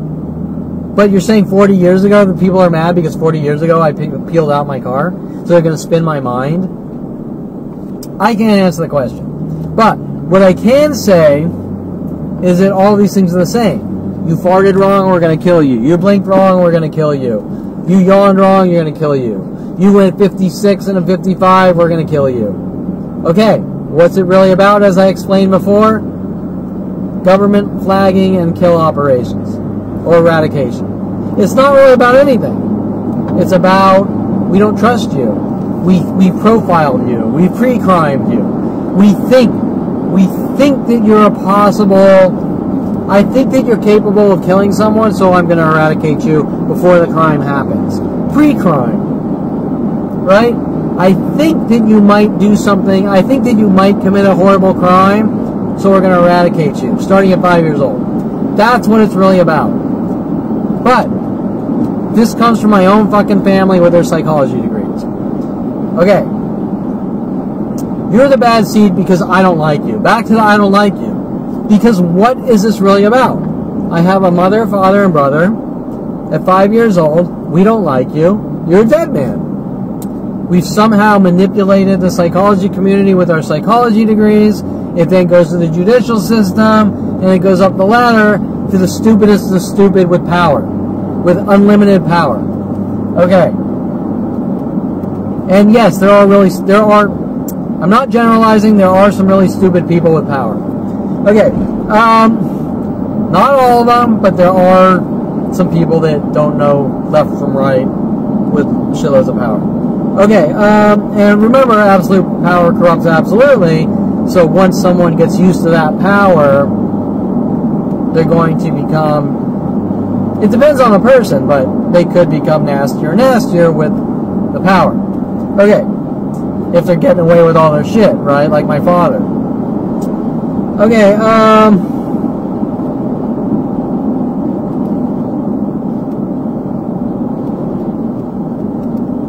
let's see.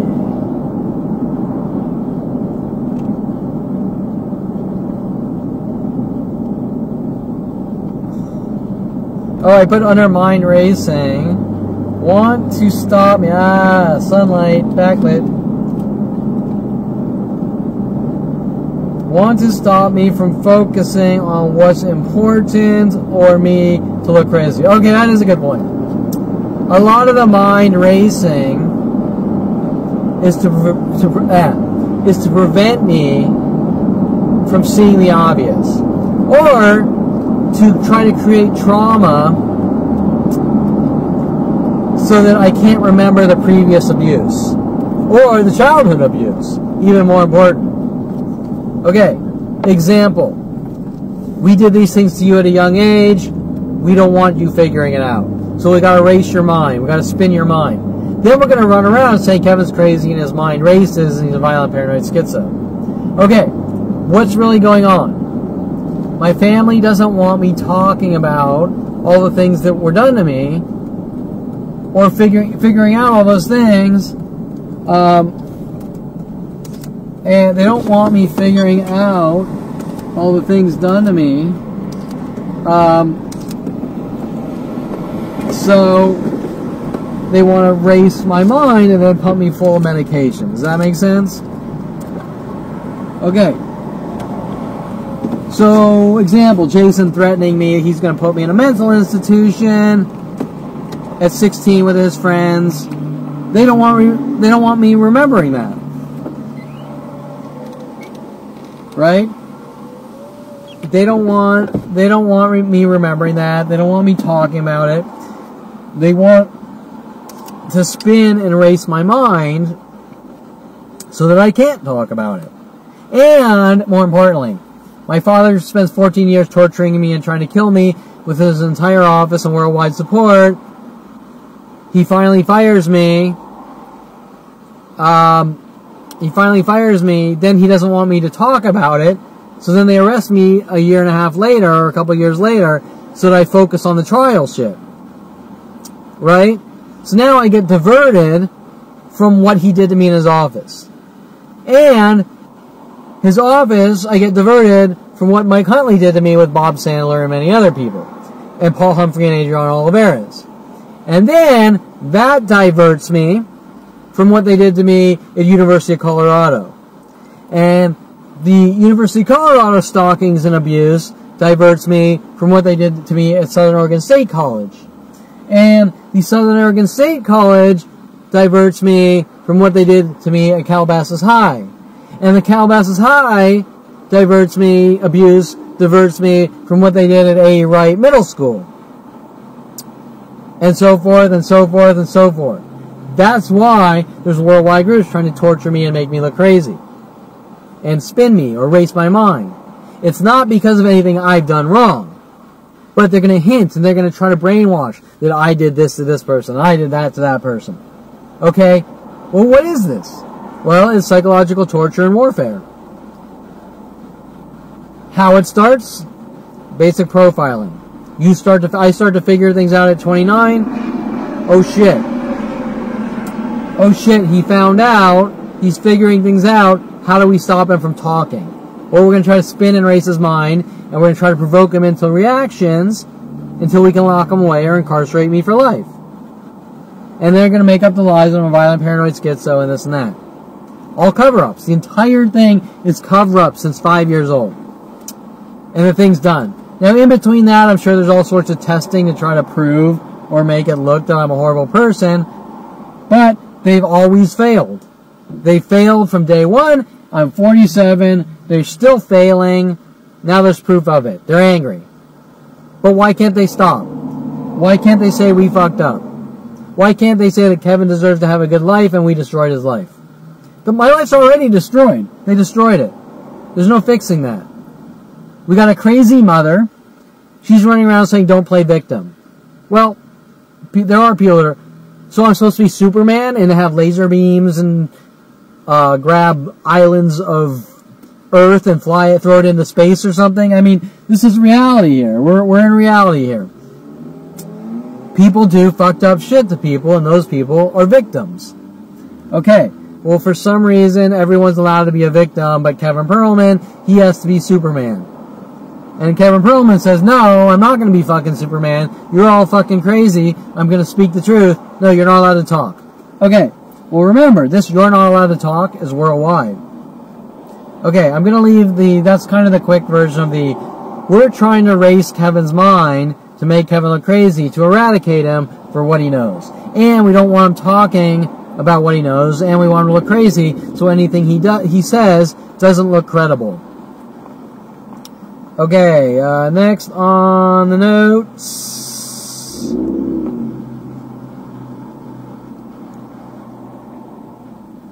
The notion of telling someone he can't see himself, is a bad person and needs help, has a problem,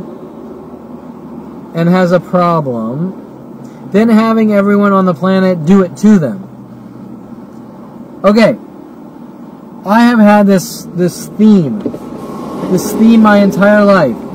I can't see myself. I'm a horrible person. I can't see myself. I need to change. I can't see myself. But like every other one of their arguments, nothing specific. Okay? Kevin, you're a criminal. Okay, my camera stopped recording. I don't know. I think the buffer just fills up after like an hour and a half or something. I'm not sure. Or sometimes the SD card. Sometimes the SD card does fill up, but it stops, I think, when the sensor gets hot. So this theme of Kevin can't see himself. Well, I mean, that doesn't mean anything to me. Okay, even this day, Kevin, we're going to throw you in jail because you're a horrible person and you can't see yourself. Okay, now fix yourself. Change your ways. But wait, you haven't told me anything. You've arrested me with fabricated charges. You've tried to make me look crazy. You've told me if I tell someone what's going on, you're going to have me killed with worldwide support. And I need to change. Well, what do I need to change? Do I need to go from being a really good person to a murderer or something? I mean, is that what they want, me going out and killing people? Well, but then isn't that a setup or a frame job? Right? Okay, so then you kind of have to go back. Well, why are they doing this? Right? Okay, so the point is that you can't punish someone for no reason and go, you need to change. You have to specifically state what the argument is. And if there even is an argument, why do I have to change? I have to date someone who you approve of? Well, that's not changing. That's bowing down to a blackmailer who's a slave owner, right? I have to date who you say, or you're going to whip me to death and kill me, or I'm a bad person. But last I checked, it doesn't matter who you date. You date who you like. You date who you associate with. Okay? So you need to change, or better yet, you can't see yourself. Well, example, they sent this girl after me named Sia Nijitang.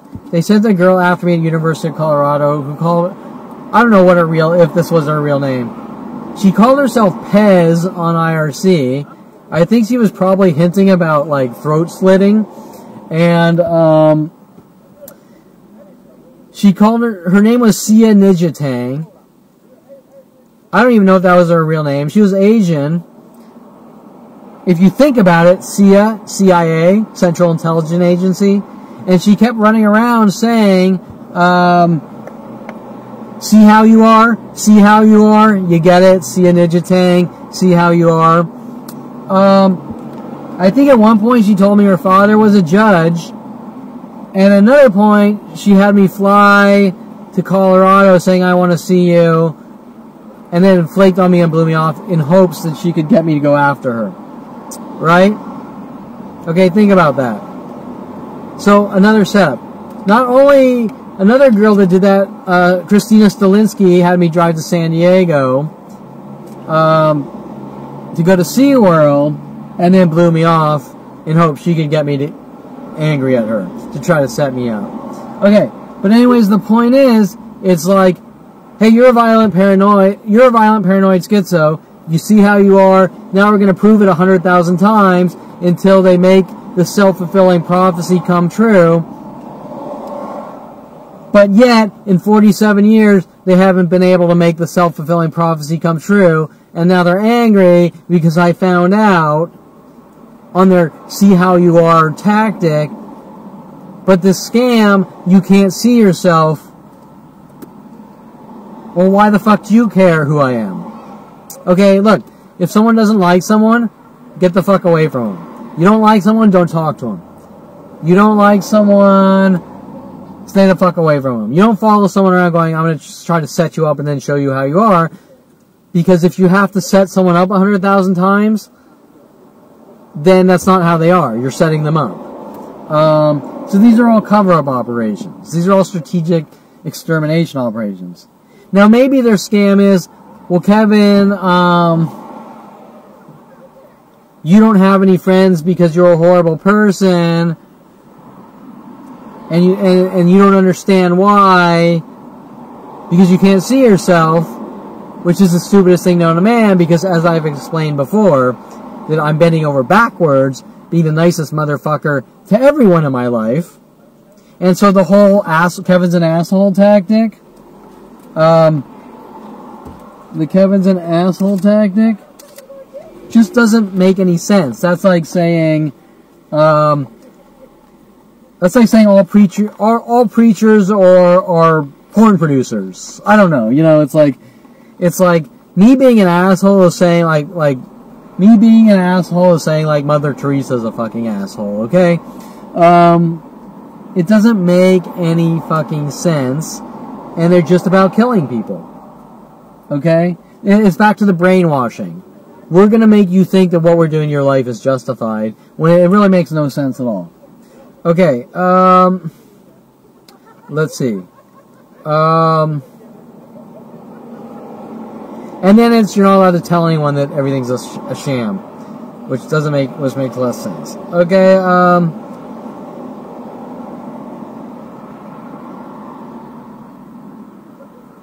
okay, so that's the notion of telling people they can't see themselves.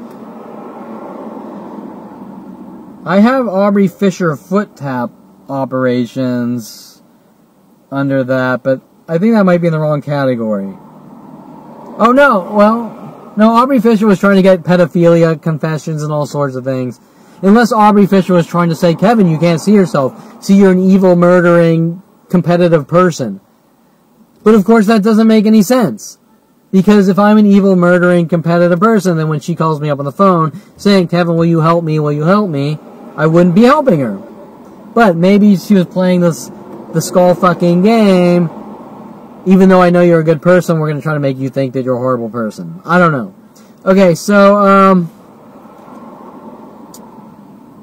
but everyone else knows who I am. Especially those I've never met or talked to. Okay, so Kevin's a horrible monster. Kevin's competing. Kevin's an asshole. Kevin can't see himself.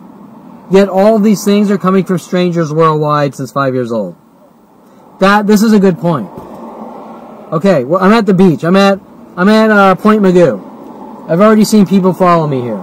I've seen people at Zoom out trying to provoke me. I've seen people at Point Magoo trying to provoke me. I've seen people at Malibu pavilions or whatever follow me and provoke me.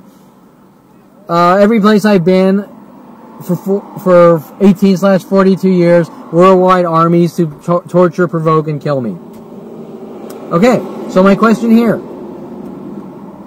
1, 2, 3, 4, 5, 6, 7, 8. I count 8 people in front of me. They all know me. I've never seen them.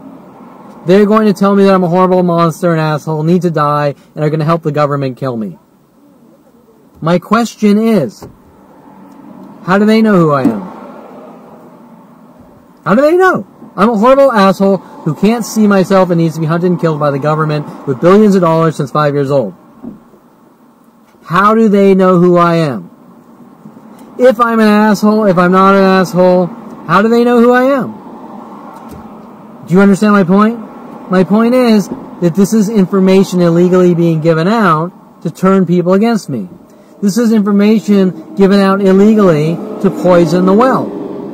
This is what you call a smear campaign, a kill operation, a information war with the psychology and psychological murder tactics. People are given the kill tactics. This has been going on since 5 years old.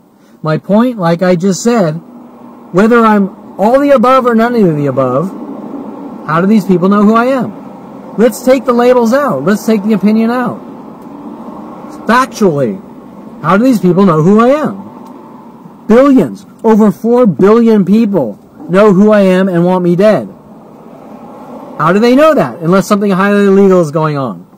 They can't know that unless someone has launched a murder operation.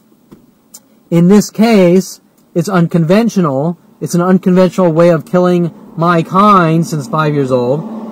Where do I get my kind? Because that's one of their labels. It's a kill operation. Okay. None of these people would know me. They wouldn't be given strategic kill tactics all day and night, worldwide. Period. There's no more argument after that. If these strangers worldwide know me, a crime's been committed, period. It doesn't even need to go, well you, well this, well that. It's irrelevant. It is irrelevant. Kill operations, okay? If you're watching the news and they say, this person's a pedophile and we need to lock him away, and that's you, you're going to say that's fucking unacceptable and that's a lie and I'm going to sue them for destroying my life. And now there's a worldwide angry mob in chaos to kill me because someone lied on the news about me. Correct? It's a crime if it's not true. And it has to meet certain criteria to even be on the news. So my point is that this is all, these thousands and thousands of lies about me are being disseminated across the internet to the world, and it was smaller groups before that, starting at 5, before the internet existed in 94. So the point is that these kill operations are based on disseminating lies, riling up the masses to kill someone, and then going, you're imagining it, nobody knows you. Okay, but once again, I counted 8 people here. Some have gone, some have come, some have gone, some have left. The point is that all these people know me. I've known almost every person in every country I'm in contact with. It doesn't matter what was said. All that matters is the act of riling up a planet full of people to kill one person. Is the crime of all crimes. Is Kevin an asshole? No. Does it matter if Kevin sees himself? Yes and no, but if you're going to have that argument, you better be specific about what you're trying to tell me. Kevin, you can't see yourself, and when you do this, you do that, blah, blah, blah. Not little grunts and farts and having 100,000 people follow me around every day in identical cars doesn't mean anything to me, but you're trying to make me mentally ill and kill me. You're trying to spin my mind. You're trying to make me crazy, look crazy. Okay, remember, this starts at 5 years old. Okay, so the point is, people don't generally go around saying you can't see yourself and we have worldwide groups try to torture and kill you. They specifically tell you what your issue is. When my father says, I know what I did, and I'm not going to tell you, but we're going to kill you, that means I haven't done anything because he has no argument. Okay? So the point is that all these things are the same. They're all vague labels. You're a criminal. We're going to kill you. Why am I a criminal? What have I done? I can't answer the question. You're crazy. We're going to kill you. Why am I crazy and what have I done? I can't answer the question. You're a bad person. You're the bad seed. We're going to kill you. Well, if I'm the bad seed, what have I done? I can't answer the question. Okay. Remember, it starts at 5. Flagging, empty labels, kill Kevin. Or lock him in a cage. Okay. So the point is that, poisoning the well. But it goes beyond poisoning the well because people are told to actively take part in my eradication. Now, are they being offered rewards? Possibly. We'll give $1 million. We'll give $1 million to the person that successfully rids Kevin of the world. Very possible. It's hard to fathom, but very possible because everything's in secret. So it leaves you in the dark. You don't understand what's going on, but it is going on, and it's been proven 100 million times over, and the judicial system damn well knows it's going on. So what do they have to hide? What are they trying to cover up? Well, they're trying to cover up something on insane magnitudes. Government kill operations, government flagging and kill operations, where they flag and kill children. It's not okay to flag and kill an adult or children, but they're working on children with the psychology community. Okay, mind race. Can't see myself. See Aubrey vision. Okay, I'm gonna take a break, and then we still got a good amount to talk about. So I'll take a break, and then I'm gonna kind of chill out and relax at the beach, and probably maybe tonight talk about more. And you get the idea that everything I'm talking about is to try to make me look crazy, to justify their extermination operations, or make their extermination operations look justified. That was a really weird angle. To make their extermination operations look justified. It's like I was saying before. We're going to hunt down and kill Kevin because he blinked wrong. Because they don't like me. Okay? And then they're going to try to make me think it's my fault because, well, why are you doing this? Well, you blinked wrong. Okay, but what's it really about? It's just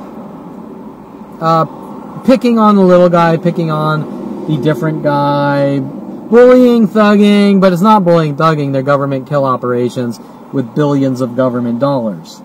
Okay, so just remember that. Billions of government kill dollars with the psychology community. It's not about mental illness, and even if it were, people aren't hunted for having mental illness. Just remember that. People don't try to make someone look like a violent paranoid schizo for having mental illness. It doesn't make sense. They got enough problems to begin with. So, remember, this is government profiling, flagging, and extermination or kill operations since 5 years old with the psychology community. Okay, today, this is a continuation. The other day, like a week ago or whatever, I was down by the beach, playing my Go PCH.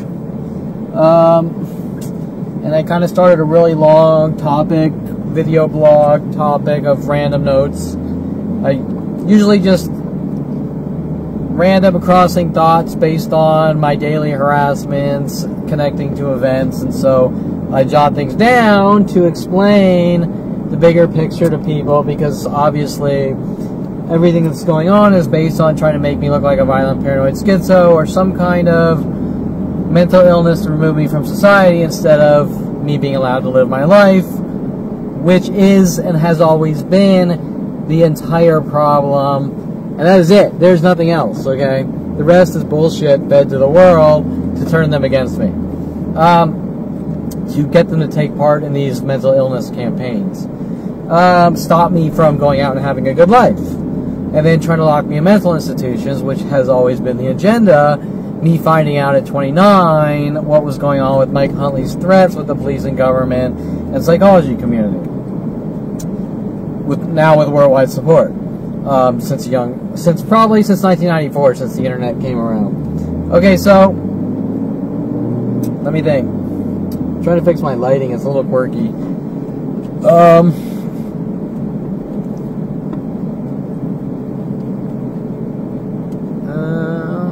Pretty side lit. Okay, so let's see, where were we? Okay, so it's November, I think 16th. It's a Friday, 2019. I'm just continuing our last blog. It looks like there are some things I missed. I was going through some notes I missed. Not too many.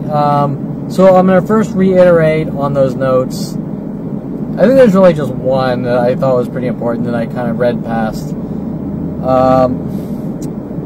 So where are my notes, by the way? There they are.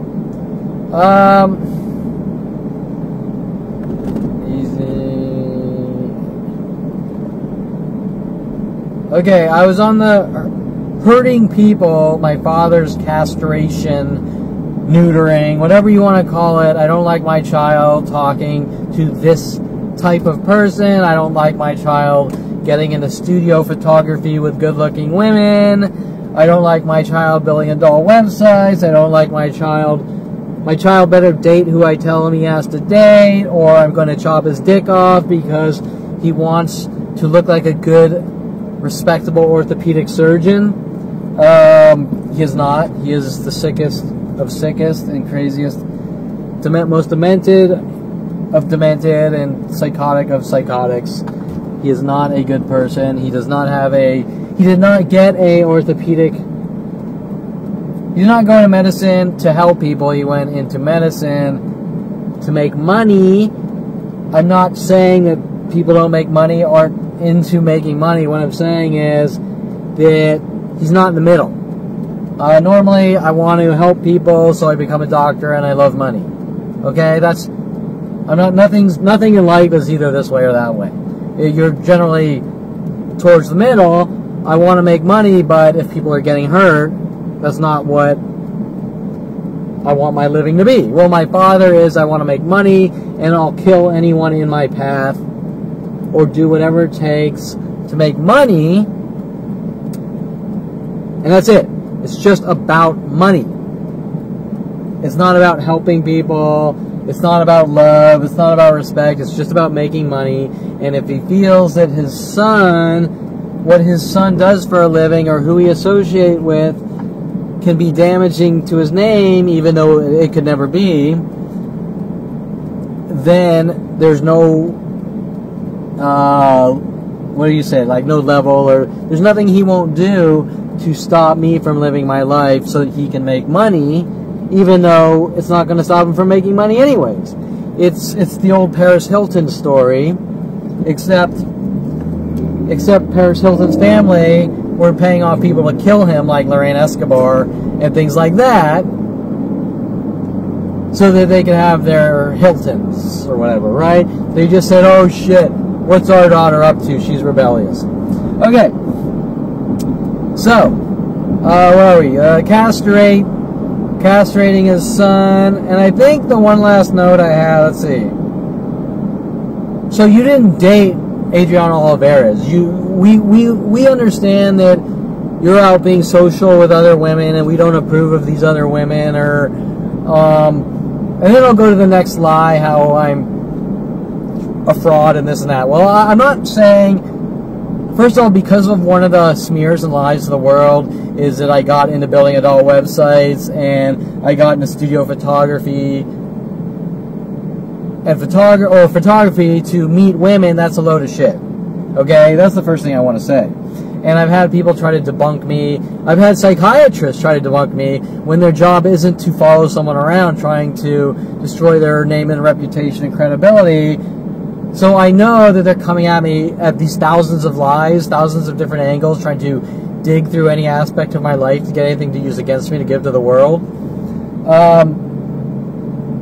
I know that that's one of their tactics, is to try to destroy my reputation and credibility with adult websites, studio photography, but keep in mind, it then jumps to coffee shops, it then jumps to gyms, it then jumps to playing pool. So the point I'm getting at is, it's one thing to try to say that Kevin's a predator. Kevin's a predator, and he's a fraud, and he got into studio photography and adult websites to meet women, is one bullshit argument. But then the argument changes to things that don't make sense. Well, Kevin's at coffee shops and he's talking to a girl. Kevin's at Golden State Sports Medical and he's talking or flirting with a girl, being hired in a job environment. Kevin is out at a pool hall playing pool and flirting with a girl. Wait. If you're saying, what are you saying? I'm a fraudulent pool player for being in a social environment and talking to a girl? Okay, right? So their argument, while they try to make their argument look credible in one arena, they have the same argument for arenas that is perfectly socially acceptable. That's like saying, well, Kevin, you're a fraud and a criminal for trying to meet women on internet dating sites. My response is, what? People don't date on dating sites? People don't flirt with people in pool halls and ask them out, get drunk, and fuck, whatever? Or date? It doesn't happen? They're all crimes? Okay, but anyways, what is it really about? Well, it's really about, Kevin, you date. I explained this in the last segment, the first half. I want you to date Adriana Olivares because it's a controlled environment. Right? Do you understand? I give the orders to Adriana Olivares what Kevin can and can't do. I give the orders to Adriana Olivares if you should get pregnant or not, because I want a grandkid, a grandchild.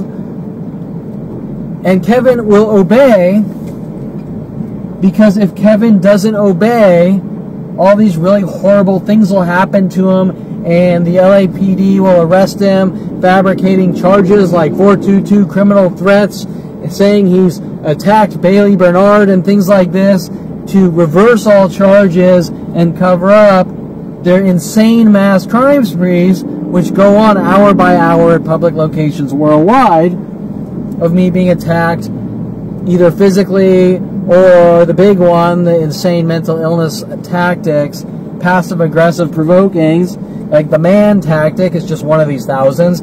Every person I'm in contact with mimicking man 100 fucking times to me in hopes they can start getting me swinging away, right? Why? To try to make me look like a violent paranoid schizo. But why?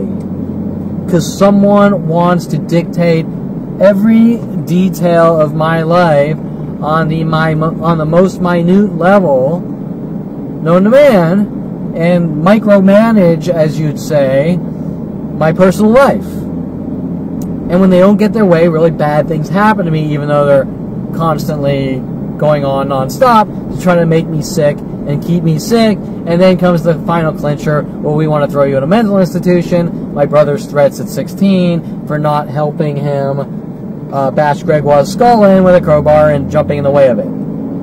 Okay, all these things are connected. These aren't random events. Every stranger that I meet, all these events are connected, especially with the judicial system. They're all connected. So when I meet a person who goes, I don't know you, Kevin, bullshit.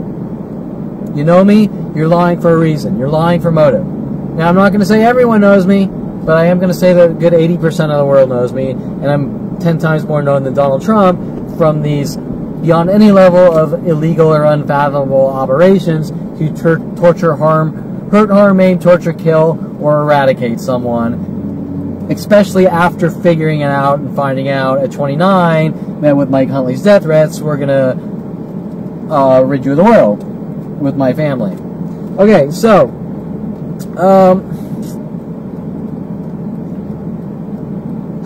that being said, father wants to castrate his son because he likes women he does not approve of. Trying to turn someone into an it. Did I talk about this? I think I did, but I'll just... Okay, because you didn't date Adrian Oliveras or the very few that we forced on you, that, by the way, turned out to be complete psychotics anyways, so you wouldn't want to be around them when you found out their behaviors. Like Adriana running around the office. I'm going to get the doctor's son. I'm going to get the doctor's son. To find out that what she really meant was not as a trophy, but to eradicate my existence with my family and my father and Lorena Escobar. And all of her little stories about, most of them probably bullshit. Her father, a drug dealer, how she got mad at this guy she was dating and she did this and that and the other things. Okay, whatever. You wouldn't want them in your fucking life anyways, if you're sane. So it's a lose-lose situation.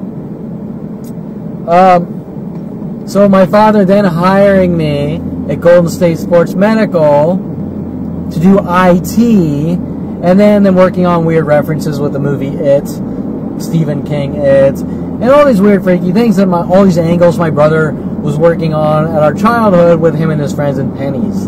Okay, so anyways, you know, pennies, Pennywise. Okay, so back to we're using media to try to make it look like you conform to media. Okay, I put in here trying to create addiction or make someone look like they suffer from addiction by negative reinforcement. I think I talked about that. Example, every time you smoke a cigarette, if I punch you in the head for smoking a cigarette, you're going to start smoking more cigarettes. Correct? Okay, so back to the we want to hurt you. We want you to keep smoking cigarettes until you die, and it's not one person, it's worldwide. Okay, you get the idea. Negative reinforcement. Example, minute worldwide torture tactics to try to get you... Oh, same thing as I just said. Imagine nobody touches you. This is the one that I left out, that I wasn't reading or reading too fast. Okay, now, I've watched the police lie over and over, the mass groups getting together to kill people without physically touching them is not a crime. Well, that's bullshit.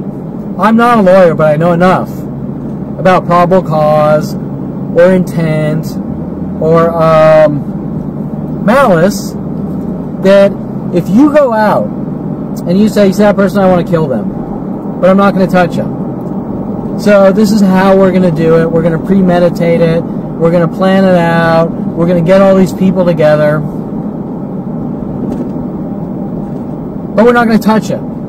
But we're going to do things, and we're never going to stop either, but we're going to do things that are eventually going to kill him, or something really bad is going to happen to him, like him getting locked in cages or mental institutions. Thought out premeditatedly, planned out with malice, with intent to hurt, harm, maim, or kill, and then executed. That's a crime. That's attempted murder or something on that level, whether they touched you or not. The only thing that has to do with touch is battery. If you touch someone in a harmful manner, it's battery. But battery does not apply to murder. Example, if someone puts poison in their food and they die, they didn't touch you. That's the same thing. It's premeditated. It's thought out. It's executed. If 100,000 people follow me every single day trying to passive-aggressively provoke me to collapse my nervous system, that's the crime of all crimes. It's just so huge that it's scary to address. But it is the crime of all crimes. Okay, so my point is, if that were to happen to someone, wouldn't they start developing like social tics? Not social tics, like some kind of behavioral tics, or maybe chewing their face off or something like that, right? Like the more people that provoke you per minute, if 100,000 people a day were told to shoot spit wads at you, when you start chewing your face off or something, like trying to gnaw your face off or something, right? Okay? Because the point I'm getting at is pain is pain. It does not matter if someone takes a hot poker and brands you with a hot poker, or they don't touch you at all, but they keep shooting spit wads at you or walking by and whistling at you every couple minutes. Pain is pain. And it doesn't, there's nothing in law books that talks about, well, you inflicted pain by bashing someone in the head with a shovel versus you walked around with a little box with a high-pitched frequency and his ears started bleeding. There's nothing in the law books that says one is right and wrong. The law books, and I've never even fucking read a law book, by the way, this is just common sense. So don't run around saying Kevin thinks he's a lawyer with that bullshit. But the law books would state that the crime is based on intent and inflicting the harm, correct? There's nothing in the law books talking about specifics like, oh, well, you hit the guy with a shovel so you committed a crime, but you walked around with a high-pitched frequency until his ears bled, so you didn't. There's nothing in the law book. The law book says the intent to hurt someone in this manner. Okay? So yeah, there's the premeditation, the execution, the malice, and it nonstop for 42 years with now worldwide support. Okay, so what is the intent? The intent is to try to get me to like chew my face off or smoke 100,000 cigarettes per hour and then go, Kevin's crazy, we gotta put him in a mental institution. But that's a crime because this all starts at 29 years old.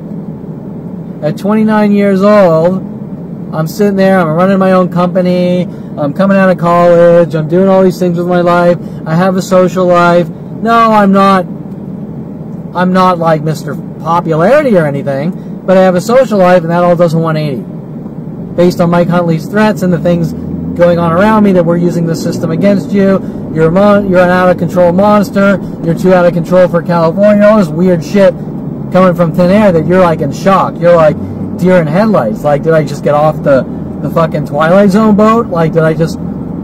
It's coming from nowhere. From people I've known my entire life. Okay, so that was like the one thing I kind of missed. So let's... Okay. Now this is an important topic. Sorry, trying to relax. Why does the judicial system and my family want to make it look like I never went to college? Okay? This is a good question. Now, I've had weird conversations like a couple years ago, even from Pineapple Joe at Hawaii Racing, down in, I think it's Simi Valley off 1st Street. And I really didn't want to talk to him, but I went in to sort of kind of video my surroundings to document history. And then I was joking around with the guy. I said, "Do you have a 426 Hemi to buy?" Because I bought a 426 Hemi from Joe when I was 16, long story. For my Trans Am, then I was going to put it in the 1970 Barracuda. So then he said, "Let me get Joe." Joe didn't seem too happy to see me. Joe was asking some weird interrogating questions with a very angry demeanor. And he said, "Why did you go to college?" Like, wait, is that what he said? He said, something like that sarcastically. Like, he was mad that I went to college and he was trying to make it look. I don't know. I can't tell you what his thinking was, but it sounds like he was trying to make it look like I'm crazy and a Calabasas Hidden Hills boy didn't want to go to college, but I did go to college. That's the point.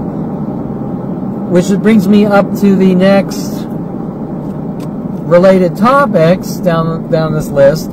I did go to college. I went to Southern Oregon State College for a year and a half. And then I decided, I went to Southern Oregon State College for a year and a half. And then I decided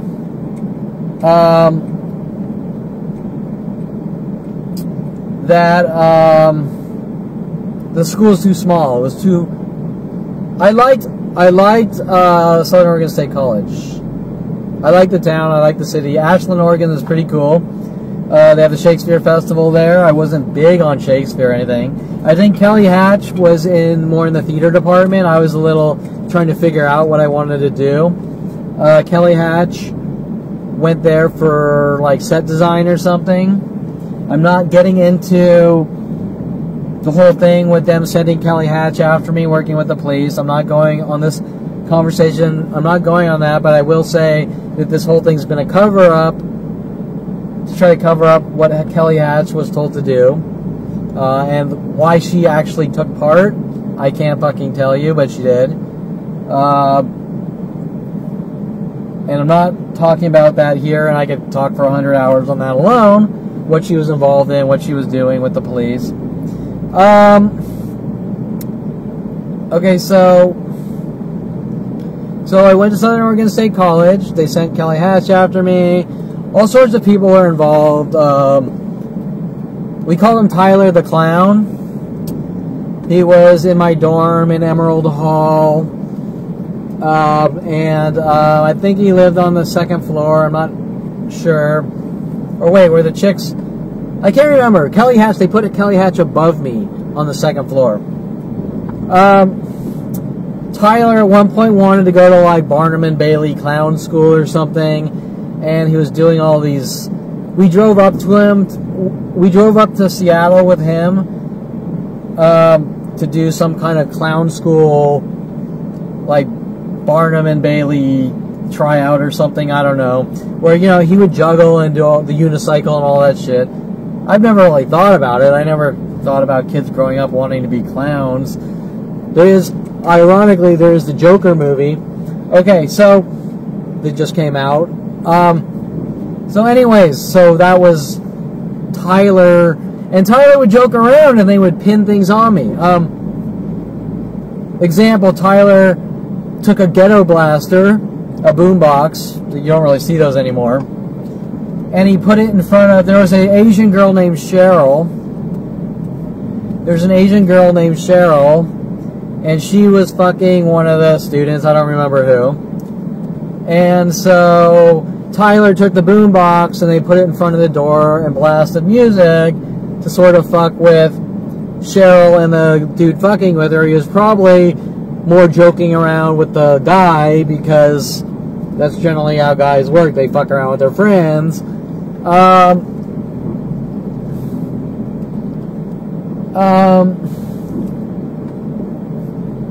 Okay, so the point is that you're going to say, so what? These are like college pranks that happen every day. Correct? So fucking what? Exactly. So fucking what? Tyler was fucking with Cheryl, and this guy, our friend fucking her, right? Okay, so what? Who cares? In the grand scheme of things, who cares? Oh, but wait, all of a sudden the entire planet is told that Kevin's a public nuisance, and look what he's doing to Asian girls like Cheryl. Okay? You get the idea? Like everything else, whether I did it or Tyler did it, nobody would normally give a flying fuck.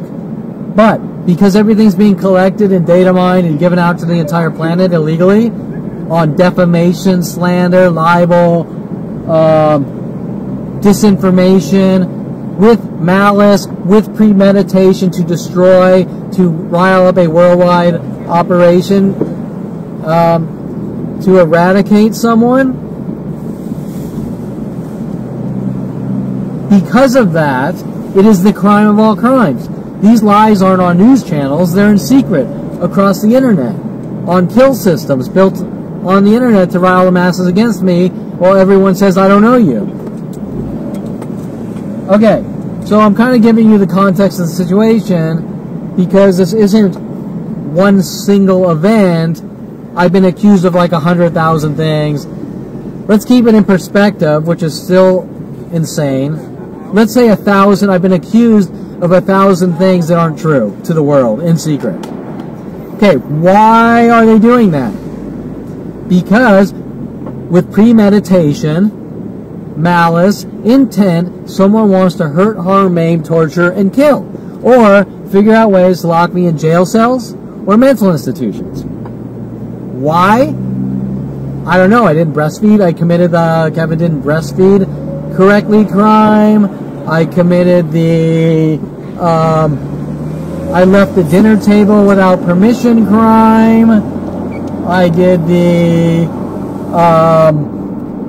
I said fuck you to my mother at 14 crime. I don't think those qualify for a worldwide slaughter operation. Do you? Okay. Kevin was born with mental illness, so we're going to hunt him and kill him. I don't think that one much makes sense according to Seymour Amster as well. That wasn't Seymour Amster's words. It was that the government has labeled you with mental illness. Okay, well, if the fucking government's labeled me with mental illness, then why are they trying to hunt me and kill me? And lock me in a mental institution? That doesn't make sense. Okay, so, if I was born with mental illness, I got enough fucking problems as it is, okay?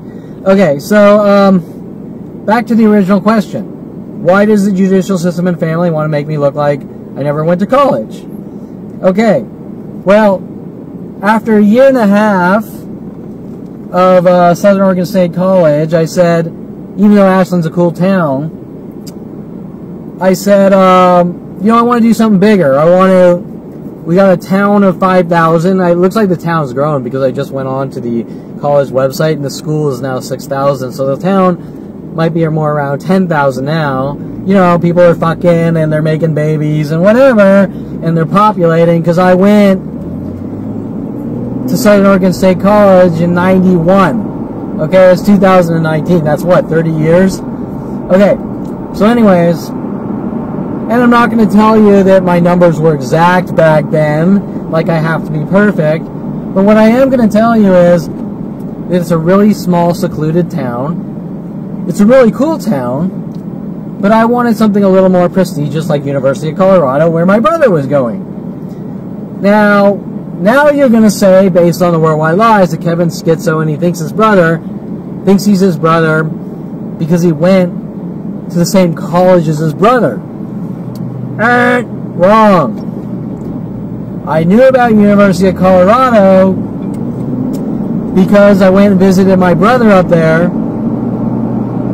And it's a really fucking cool school. And Boulder's really fucking cool. Now, Ashland is cool too. But it's in the middle of fucking nowhere. It's small. And I was born in cities. I like bigger, I like things going on. I like big city life, and I like flashing lights and people walking up and down the main street at 4 a.m. all night, like New York City, Chicago, whatever.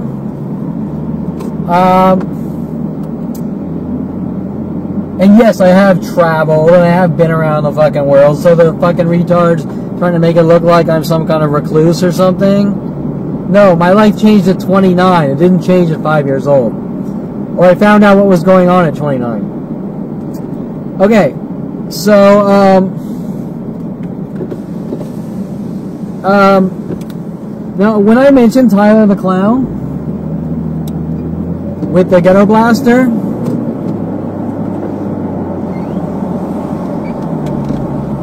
let's word it this way. When I mentioned Tyler the Clown trying to get our friend to lose focus, joking around,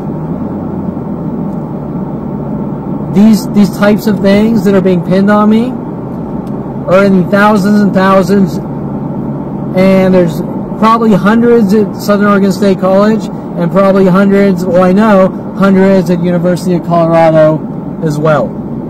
Okay? I'm just stating that for the record. I'm not gonna right now blast off each and every one of them. Like the goth girl at University of Colorado who kind of looked like Kelly Hatch, told to move above me, just like Southern Oregon State College, and then leave her keys in her car in hopes she could try to get me to steal her car, just like Kelly Hatch was making up lies that I stole her Jeep Cherokee. I'm not going into those. But what I am saying is that how do these strangers in University of Colorado, how are they doing the same exact frame jobs as Southern Oregon State College? And remember, this starts before the internet. I want you to remember that. Okay. So you have a context of the situation. So, I go, University of Colorado is a cool place.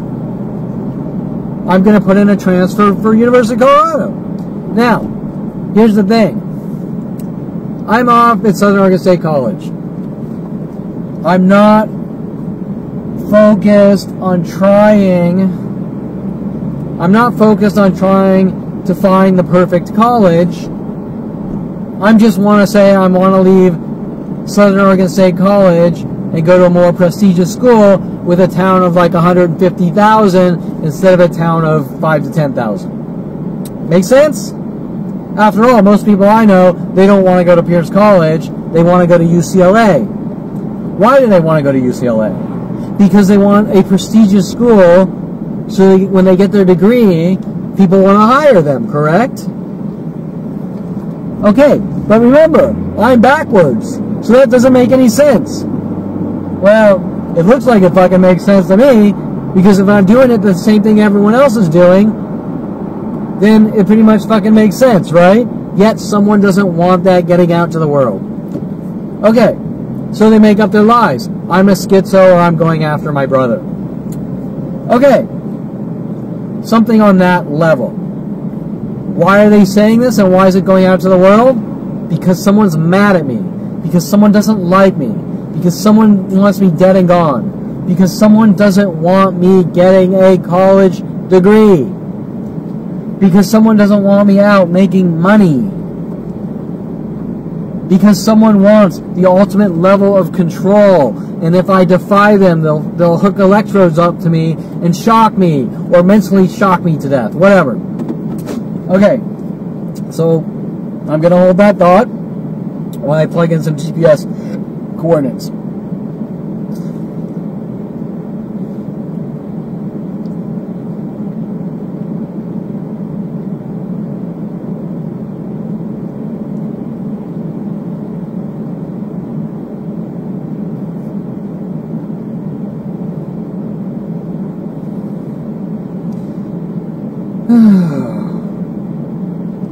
Okay, so,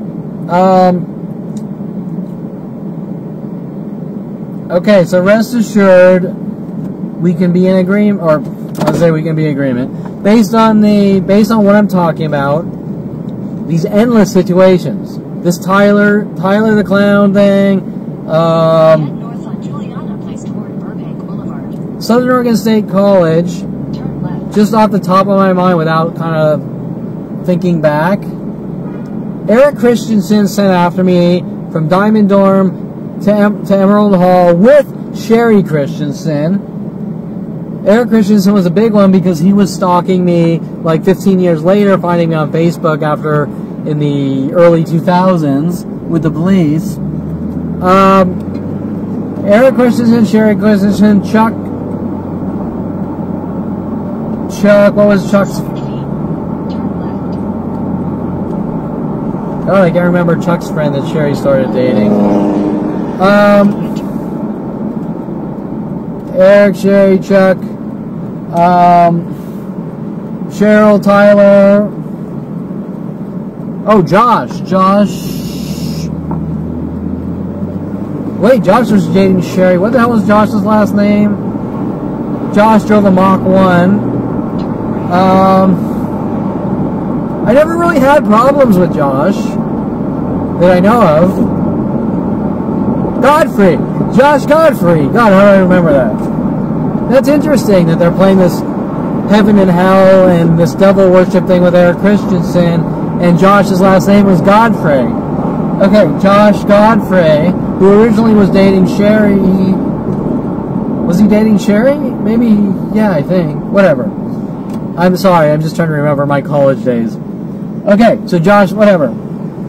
Okay, fuck it. Okay, so you get the idea. Now, these things progressed at University of Colorado, from cheerleaders contacted to try to set me up to go after them. You name it, a whole plethora and slew of women and people working on me. Steve McPike at the pool halls, Val Morozov at the pool halls. Same types of operations we're seeing now. Okay. Oh, more importantly, just like high school, just like my teacher, Mr. Quigley, my English 10th grade English teacher and PE teacher, Mr. Quigley, telling me to punch Paul Shapiro to try to set me up.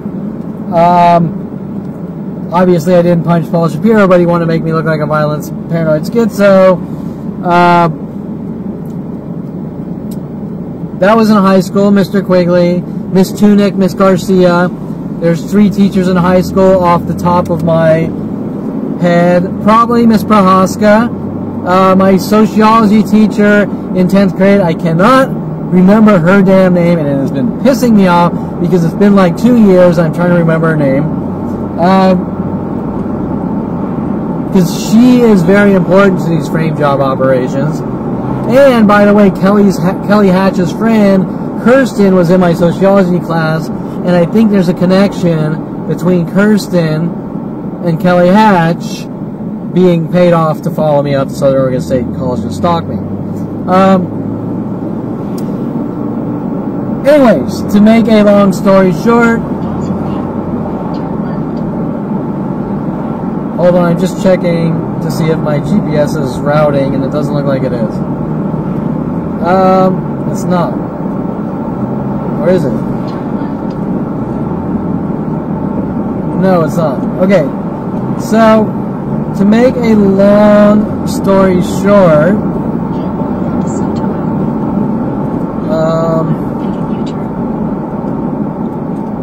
okay, so I obviously did not transfer. Sorry, I'm trying to reroute my GPS again. Oh, I see what I did. Wait.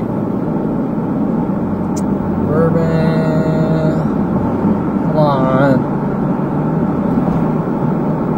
Oops.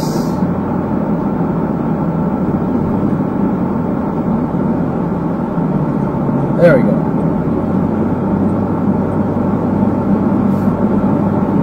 There we go. Okay. So I did not, one of the scams of theirs is I transferred to University of Colorado because I'm a horrible devil child and I'm on the run and I'm a violent paranoid schizo. No, abso-fucking-lutely incorrect. The only reason I transferred from Southern Oregon State College to the University of Colorado was to go to a better school. Period. The end. You could microanalyze that till the cows come home, and trust me, it has, by the government of the United States of America, with every psychologist, psychiatrist, police officer, you name it. And in the end, it's going to come down to the same exact thing, just like every other aspect of my life. I simply wanted to go to a better school, the Southern Oregon State College, and be in a bigger city, closer to Denver, Colorado, or be in a smaller city close to a big city, and be able to have kind of a more of a city life and be out with a more, I don't know how you say it, just a more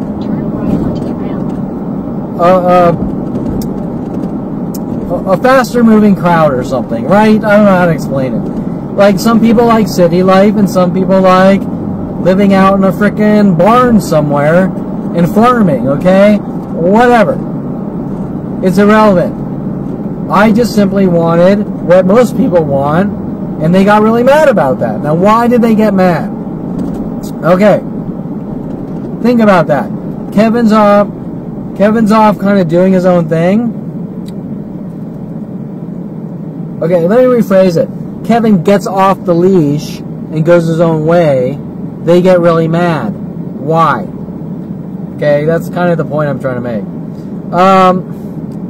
Think about it from a common sense standpoint. Why does a person get mad when their dog gets off the leash? Because control, correct? Okay. Well, these are the people that don't like it when they lose control.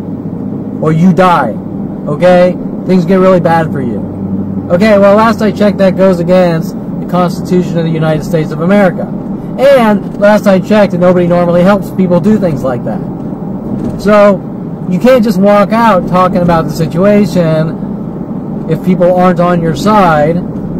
And if there were those select few that didn't know what's going on, they would be like, you sound totally fucking crazy, right?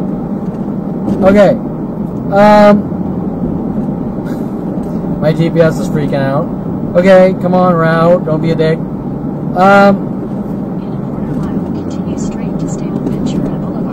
Okay, so let me just check. Where are we on my notes? Okay, so basically, to make all that talk short, yeah, I simply went to college in a controlled kind of environment. I transferred to University of Colorado. My family, the police government, got really mad, and they need to make up cover-up lies. They progressed their setup and terror operations to exterminate me. The most annoying GPS. Okay, so to make a long story short,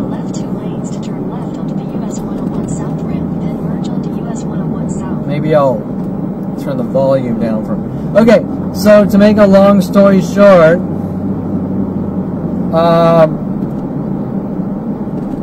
the amount of shit going on directed at me at both colleges with professors. Yes, just like I was mentioning that my high school teachers were all involved.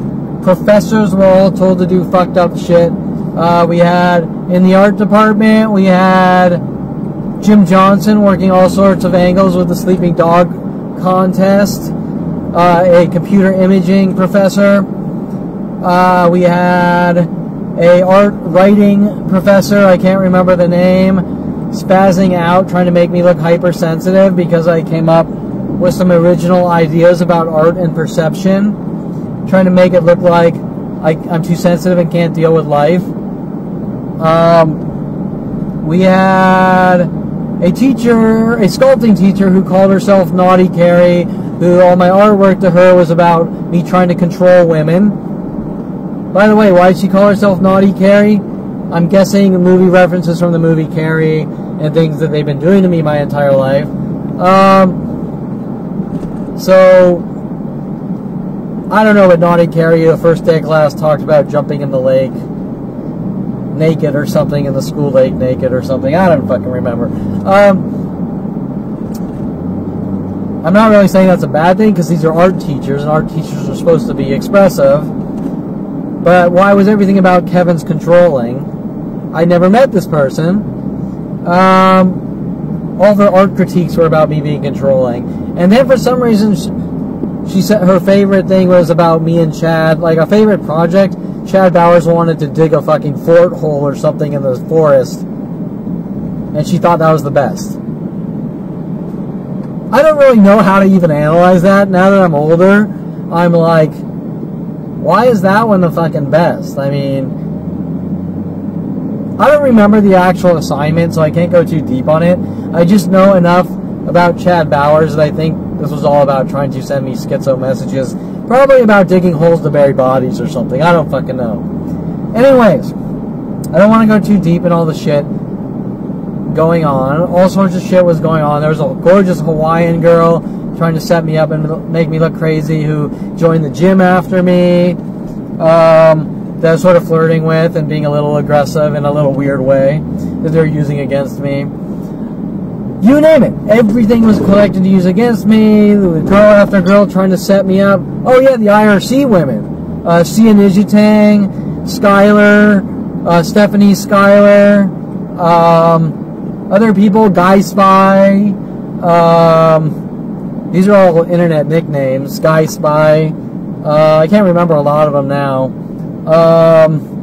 Lynn Junkin, big one with Lynn Junkin, my brother's friend Mike Wexler, trying to figure out how to set me up and manipulate me into like statutory rape type shit. My brother's friend Jason Baum out there sent after me. Redheads working with Mike Wexler. Did I mention Mike Wexler? One of my brother's friends sent after me, and a redhead. Playing the dangle the carrot game. Noah Schiller. Noah Schiller working with my family. My family wanting me to move in with Noah Schiller, me not understanding what they were really doing. Noah Schiller and his girlfriend having this gorgeous girl say help me move and we'll go out to dinner, and then blowing me off in hopes she can set me up to get me angry at her and things like this. Okay, so whatever, you get the idea. Okay, so now back to my original questions. Why does the judicial system, my family, and the government want to make up lies that I'm some crazy guy with no education, that lives in a bat cave, that is a conspiracy theorist, that, by the way, I went to school for a split degree in computer science and electronic arts, okay? I'm not going to tell you I'm a fucking brain surgeon or anything, but what I am going to say is that I'm not some dude born in a fucking cave who has no grasp on reality and thinks that movies are real life, okay? I'm going to tell you that right now, okay? And that applies to the judicial system's reasoning. What's my questions here? Why does the judicial system family want to make it look like I never went to college? Okay, well, we're getting to that. I think if you have the common sense of a 10-year-old, of the average 10-year-old, you already know the answer to this. Because it's fucking simple. But I'm going to fucking explain it anyways, because I want the details, because anyone can say anything that's vague. I'm going to tell you I'm going to tell you the truth with the specifics, because if the specifics are there, you can't say, oh, well, he said this. Okay? Example. I invented the question mark. Okay, well, how did you fucking invent the question mark? Right? Right? If you can explain to me how you invented the fucking question mark, and you can give me a good fucking answer, then you might have invented the fucking question mark. If someone says Kevin's crazy, he never went to college, and I can explain fucking college and all the things done to me, my classes, where I live, all the events, you can look up the streets. You can look up the streets and addresses on the internet. I can tell you all the stories. I can tell you why the police were called here when they sent this guy in my house to squat and get rid of me. I'm sure there's even police record of those phone calls. Okay. So the point is, if I do what my haters do and give zero detail, then I can say whatever the fuck I want. I can say yesterday I put on a leather suit and I with a cape and I flew to the moon. Okay, Kevin, you flew to the moon. How did you fly to the moon? I can't answer that. Okay, well if I can't answer how I flew to the moon, I obviously didn't fly to the moon. But if I flew to the moon and I told you, well, I walked into NASA, they trained me for 10 years, and they put me in a rocket. The rocket's name was Challenger. Oh, let's not use Challenger. They put me in a shuttle, a rocket with a shuttle. I went through all sorts of zero gravity tests. I did this, I did that, blah, blah, blah. Here's some photos of me on the moon. Here's paper and paperwork of written up documentation from NASA themselves.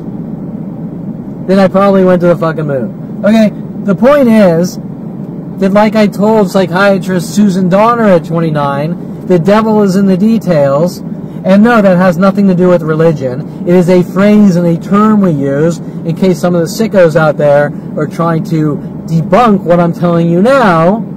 And when I say sicko, what I'm saying is the psychotic murderers that want me dead, just because I, Kevin Perlman, have to qualify everything I say, or the next 100,000 people are coming after me per day.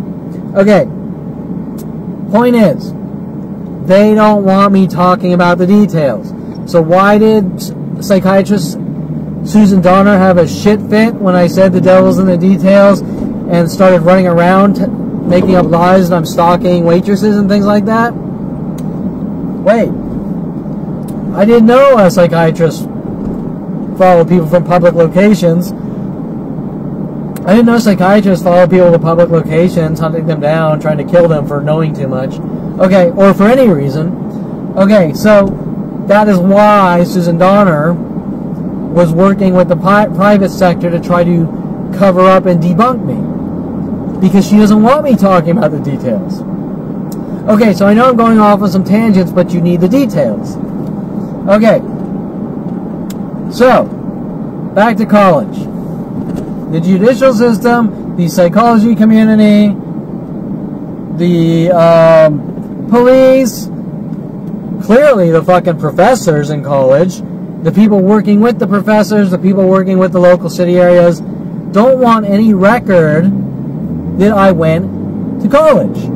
I'm just some crazy conspiracy theorist who's lived in a cave all his life, according to them. Why do you think that is? Why do you think that when I went up with these bunk arrests and on trial, that my lawyer, when it came down to circumstantial, my lawyer kept saying I'm weird and things like that and didn't want to defend me with my circumstantial background? That was Seymour Amster. Yet the prosecution is making up every lie known to man and working on all these fictional circumstantial cases. Does that make sense? She's collecting art from 10 years ago on the internet, joking art, me holding a toy gun in the privacy of my own home. So, even if the gun was real, I have the Second Amendment right to bear arms. So why does she care if I'm holding a toy gun in a picture going, ah? Oh, and by the way, they're extra mad that the toy gun that my father paid off Victoria Walker to give me with the LAPD to try to make it look like I'm a violent paranoid schizo with a gun. Why are they mad that the gun's in photo shoots? With, what was the girl? She called herself Lily Lake, or no, Lily Love. Okay, so Lily Love's holding the gun. The toy gun that incriminates my own father with Victoria Walker and the LAPD, that toy gun, is in my art. And they're getting really mad about that.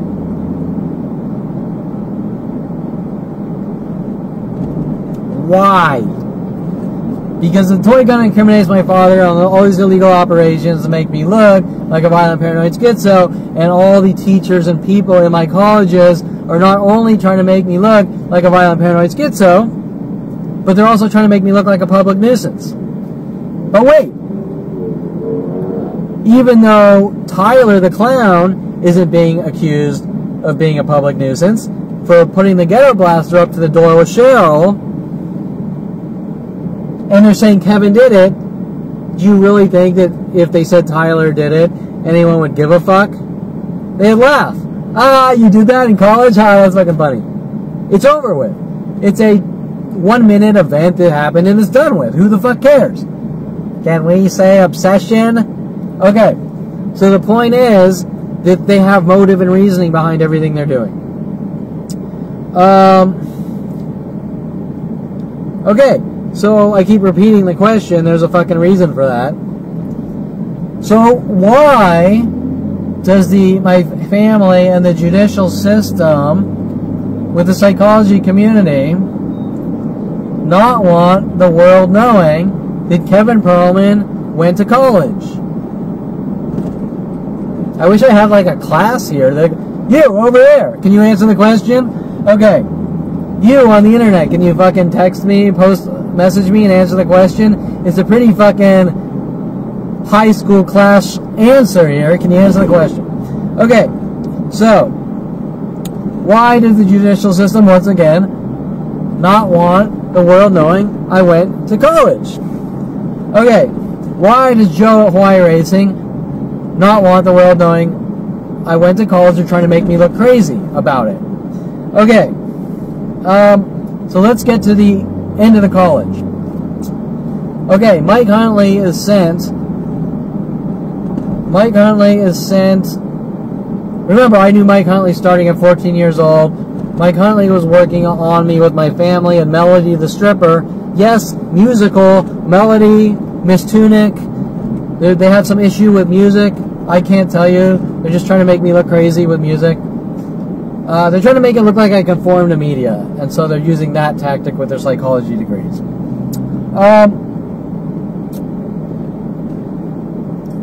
So Mike Huntley, originally my brother's friend. My brother, he and his friends are going to put me in a mental institution at 16. Mike Huntley flies up to University of Colorado in an anger and rage.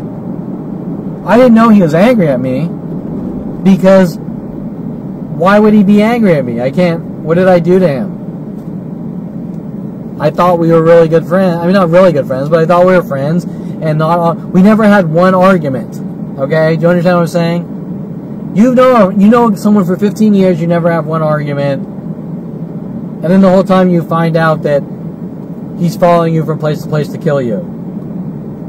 Do you understand where I'm coming from? If you had a friend for 15 years, if you've had a friend for 15 years and you've never had an argument, you'd think he's your friend, right? Same with my family. There's no tension. There's no event in your history of relationship that has occurred, therefore you trust them. But sometimes that's not always the case. Sometimes you do need to get in arguments to see if you can trust them. Okay. And I've learned that one the hard way, trust me. Because I come from a family where everything's perfect and great, and then you find out that they want you dead and gone. Okay. So, Mike Huntley, in some kind of panic, flies up to University of Colorado. Now, I can't tell you what the trigger point that Mike Huntley realized that he needed to cover up a crime, that he flew to Colorado.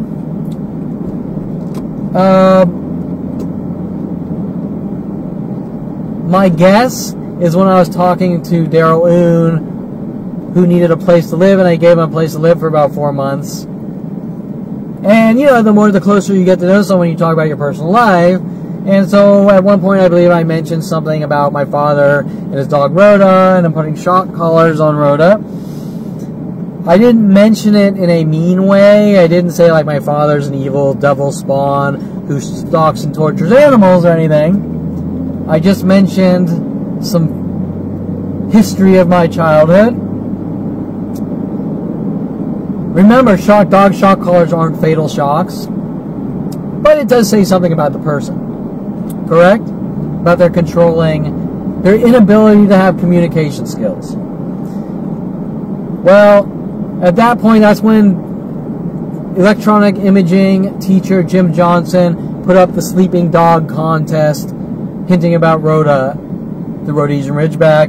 Also, schizo references about Rhoda from the movie The Bad Seed. 1946 or 56, The Bad Seed. I'm not going into how I know all this. Okay, it'll just take too long. And I have in other dialogues.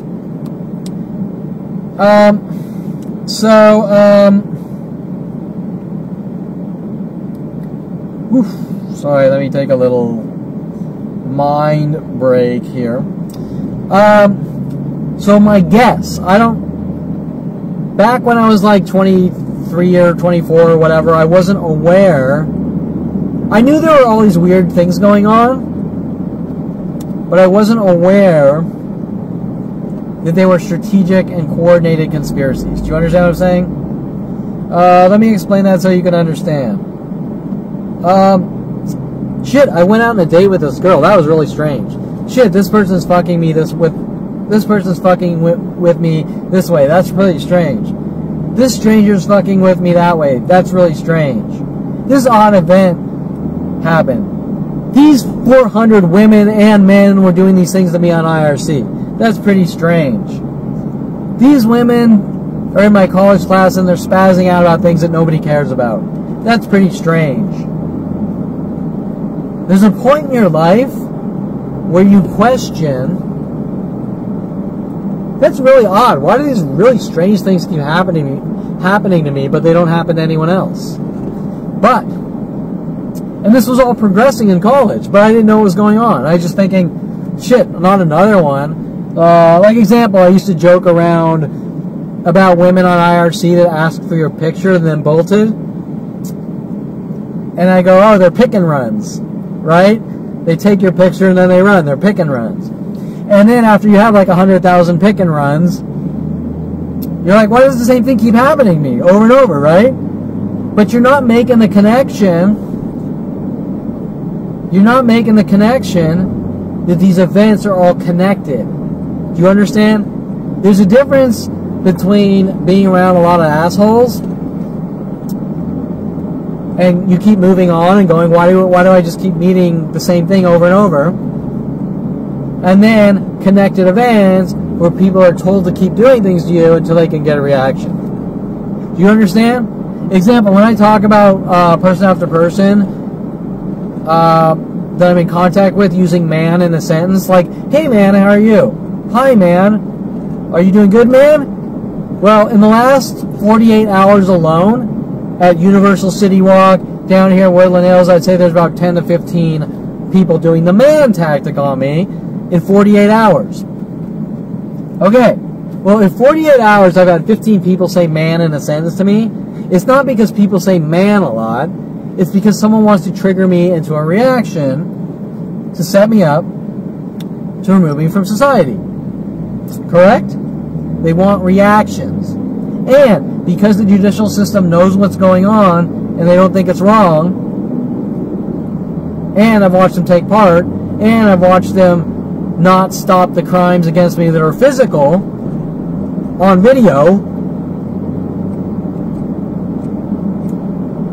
You in the back. Why do you think that is? Because they're involved in something highly fucking illegal to eradicate someone.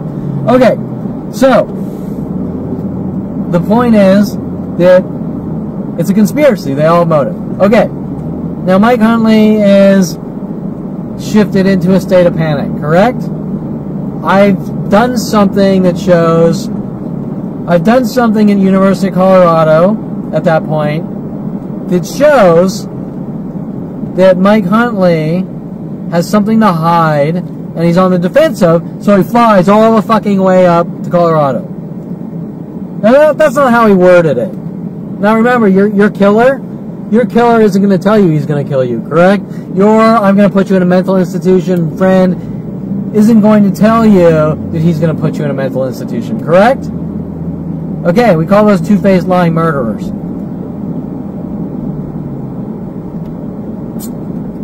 Okay.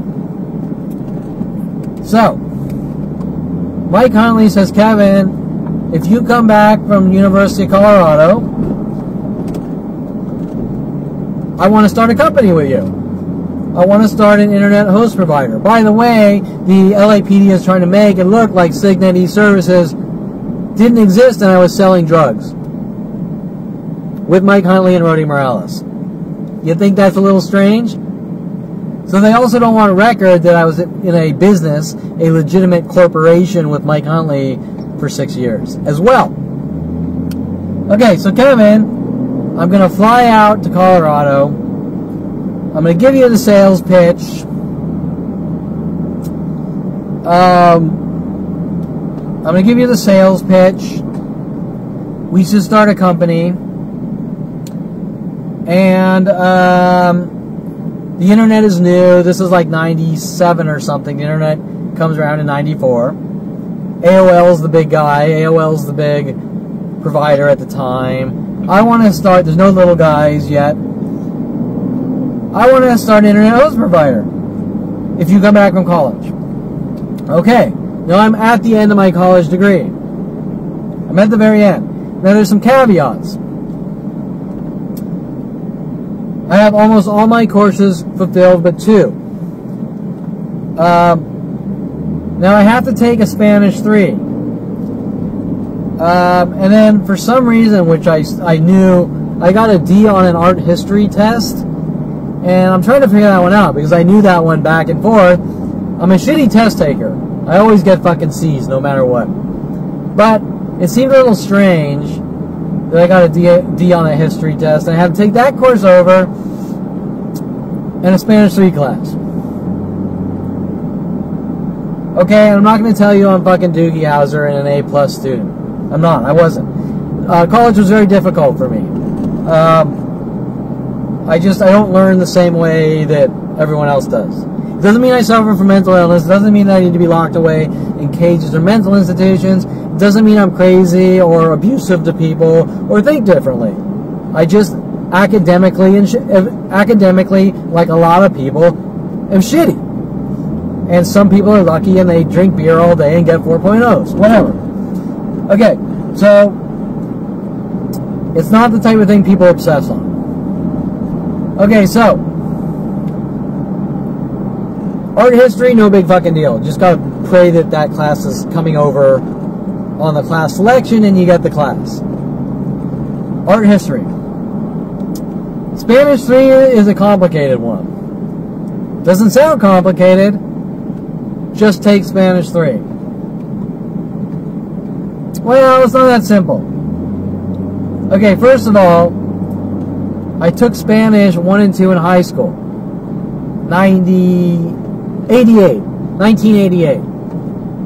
I didn't go to Southern Oregon State College. I go to Southern Oregon State College. Is my GPS routing, by the way? It doesn't look like it is. Okay.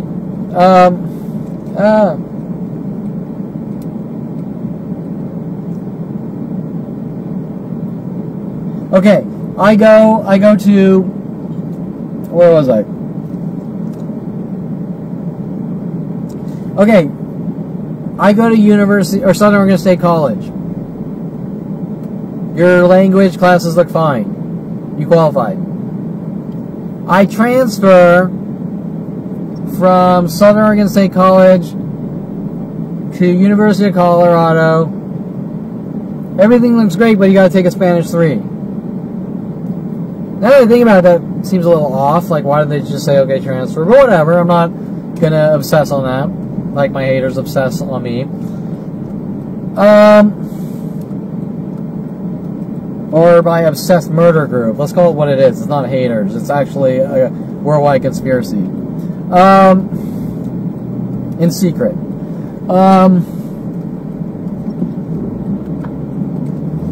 So we're here. We're at the end. We've fulfilled all requirements. I gotta take a Spanish 2 and art history. Gotta take art history over in a Spanish 2. So I gotta wait for that course to come around and pray I got a spot. There might have been some kind of... No, I think I have to take it over. Now, Spanish 2, think about it, because on the surface, you're not going to think about it. Spanish 2, or Spanish 3, this is now in like 94, and you took Spanish in 88, and you're not really a Spanish speaker. I mean, I can talk some basic fragments. ¿Cómo estás? Me llamo Kevin Berman. ¿Cómo estás usted? Mi lápiz es muy grande. Whatever, okay? I can speak some basic, no hablo español. ¿Cómo te llama? ¿Cómo es? Whatever, okay? I can speak some very basic Spanish, but I gotta take Spanish 3, and I hadn't taken, what is that, 6 years? From being someone who doesn't speak, for someone who's taken Spanish 1 and 2, can't remember a fucking thing, and then he's gotta take Spanish 3. Okay, so, class, what do you think's gonna have to happen? Kevin's gonna need to take Spanish 1 and 2 over in college, probably, right? To take Spanish 3. Right? Because you're not gonna remember fucking jack shit for Spanish 1 and 2 6 years ago, unless you speak it every day. Okay, so now it's not very simple. Now it's a little more complex. Now you got to take not 1 year, but 3 years. Well, a semester is 6 months. Wait, not 6 months, but what, 4 months or something? I don't know. 2 semesters every year. Right? Okay. Well, if you're lucky to get Spanish 1, 2, and 3 back to back, then that's still a year and a half. Right? Okay? So you're looking at a year and a half longer. Okay, whatever. We can analyze the situation till the fucking cows come home. It really doesn't fucking matter, but there's a worldwide campaign pissed off at me with some kind of government agenda. Because, why? Because I didn't finish these 2 classes and move back to California. Okay, well, you're gonna say, so, who the fuck cares? Who the fuck cares? Do you know how many motherfuckers go to college and don't fucking finish? What, 40%? You think fucking there's a planet full of people running around going, you're up to something. You're a criminal. We know what you're doing. You're trying to milk the system. You're trying to milk the system by paying fucking $400,000 to a college and not getting a degree. You're trying to you're a criminal. You're a murderer. Do you think that's really happening with anyone else? Fucking of course not.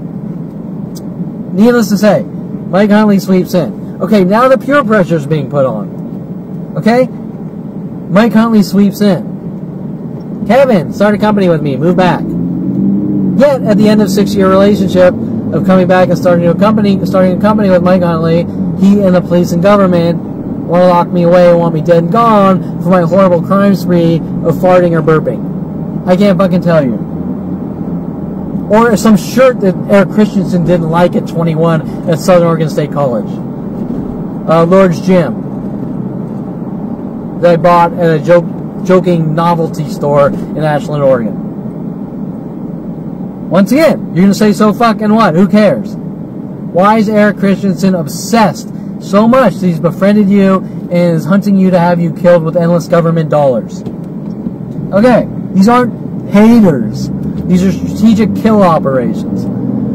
Okay, nobody cares about this shit. And once in a blue moon, there's one hot-tempered fucking loony, and they don't have worldwide government support or police support. Okay?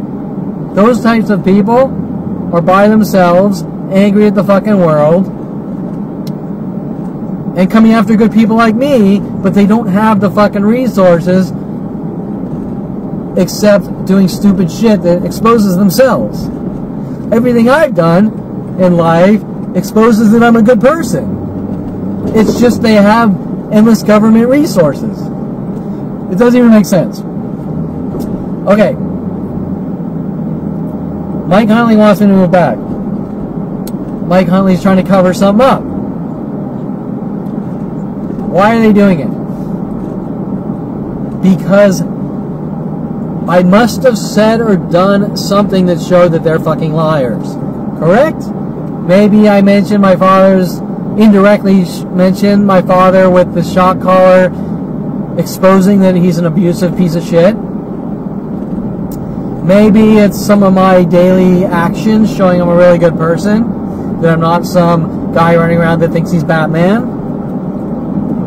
I can't tell you. All I can tell you is Mike had something with my family, had something to hide, so much so that they took the opportunity to sweep in and get me close to him with their philosophy: keep your friends closer. Wait, keep your friends close, keep your enemies closer. Okay. So, Mike Huntley flies in. He wants me to start a company with me if you come back.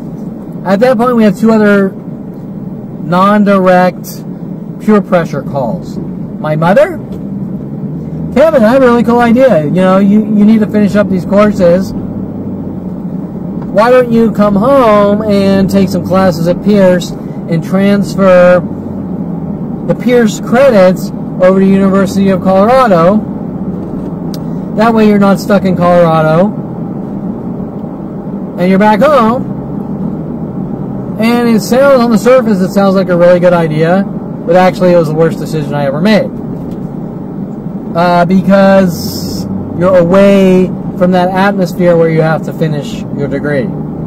Now we can analyze that however the fuck you want. But now I know every time my mother tries to tell me to do something, usually what's going on in the back of her head is how do I fuck over my son and try to make him look crazy and lock him in a mental institution. Okay? And I've pretty much proven that 100 million times over. Now that I understand the situation. So, at the same time, my father calls. Remember, these are sort of non-connected. They're non-connected. My father calls and he says, you know, if you move back, you can live at my house for a year. And I'm not thinking, like, why does he want me to live with him? Well, it turned out that he was marrying a Cuban named Janet at the time, and they were working on an angle trying to make it look like I'm sabotaging his relationships. So, what he was trying to make it look like on the surface, oh, Dr. Ronald Barry Perlman's marrying a Cuban, Kevin sweeps in and barges in, I'm watching you, Janet. Well, that's not how it played out, like every other situation. All these situations are the same since 5 years old. My father called me up. He knew he was marrying Janet. He wanted me to move in at the same time. My guards aren't up. Why are my guards not up? Because it's my motherfucking father and I trust him. Why would my own father be hunting me down to eradicate him? Or sorry, why would my own father be hunting me down my entire life to eradicate me? I can't answer these fucking questions. All I can tell you is that around 38, maybe a little later, my father tells me I know what I did. At 29, my mother says my past caught up with me. Okay. Well, if there's a worldwide campaign to kill me that I find out at 29, and I know what I did, but you refuse to tell me, and my past caught up with me, then obviously they accuse me of something, and because this is worldwide, they're pissed off about something, they're pissed off about some delusion of an unparalleled fucking magnitude, right?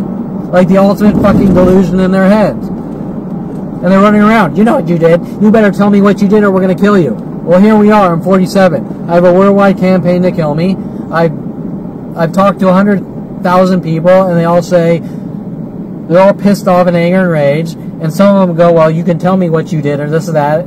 But not one says hunting Kevin down with worldwide support is wrong. Okay? The point is that the psychology community of my family are blasting out endless lies, smears, defamation, slander to the world to launch a worldwide chaotic exterminate Kevin operation in unheard of methods. But yet they can't tell me what this thing is that I've done. I found out at 29 I've been accused of something at 5 years old. Okay. So let's put it all together. Let's put all the pieces together. Obviously my family's pissed off about one of their stupid moron delusions.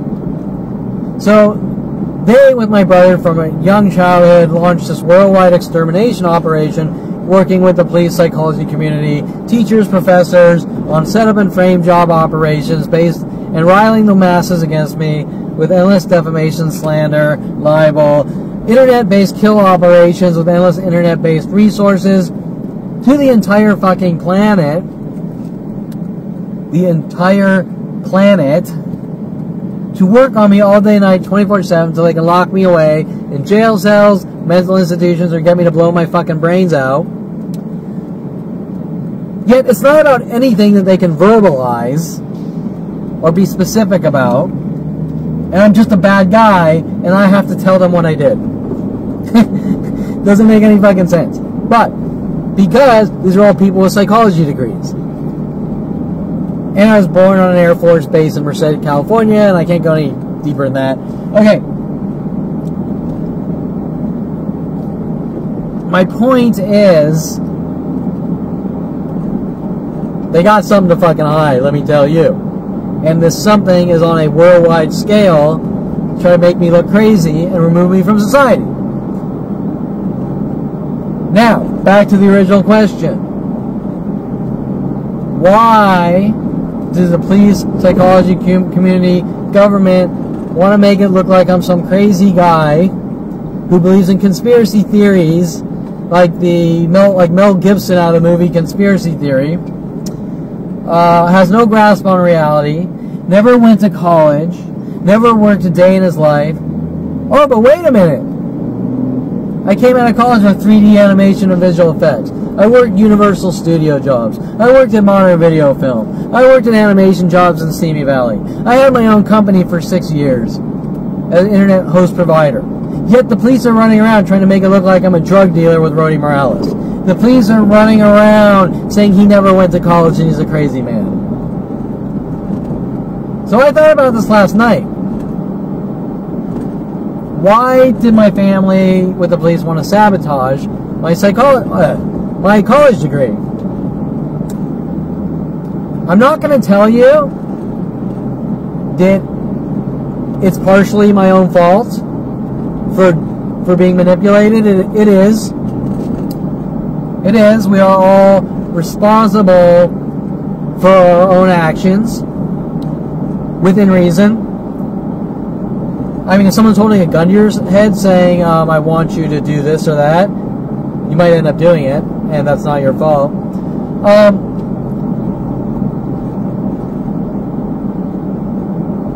I'm going to stop right here because people in my life, they don't have the ability to reason or they're either this way or that way. They don't have the ability to be rational. Like I said before, probably 40% people never finish their college degrees. Nobody gives a flying fuck whether they do or don't, but the people with degrees get better jobs. Correct? You're not shunned from society for not having a college degree. So my point is, just because I didn't get a college degree isn't going to make these worldwide groups mad at someone unless something's being crafted or information's being given out in such ways to the world to piss them off about it. Correct? Okay. And Joe's comments at Hawaii Racing and all the other related things. They obviously didn't want college degree on paper. Shit. Kevin's about to finish college. A college degree will show that he's an educated person. Now, I don't like to use the word educated as a class elevation or anything, because it doesn't matter if you have a college degree or you don't have a college degree. that does not define you as a good or bad person. What defines you as a good or bad person is your actions. But we all know, based on the real world, that a college degree gives you higher paying jobs. It gets you in a more prestigious position and things. And people look at you like, oh, well, you know, you're a college graduate. And not really so much from a class labeling, but just, you know, when you're talking, if I'm talking to you and I have no teeth and I'm fucking wearing rags, you're not going to take me as serious as if I'm walking in a room with a suit. Correct? And if I'm walking into a meeting with a college degree and a suit, your first impression is that he is a college-educated person. Okay. Now, there are people like in the movie Good Will Hunting. What's his name? What's the actor's name? Jesus. I can't fucking remember. Whatever. It'll come back to me in a few seconds. Like the movie Good Will Hunting. By the way, if we take out the violent part, because they use that as one of these scams, trying to make me look crazy. You take out the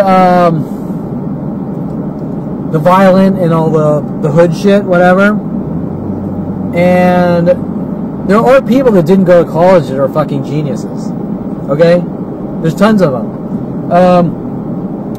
But, of course, you need the academic backing to really learn. But,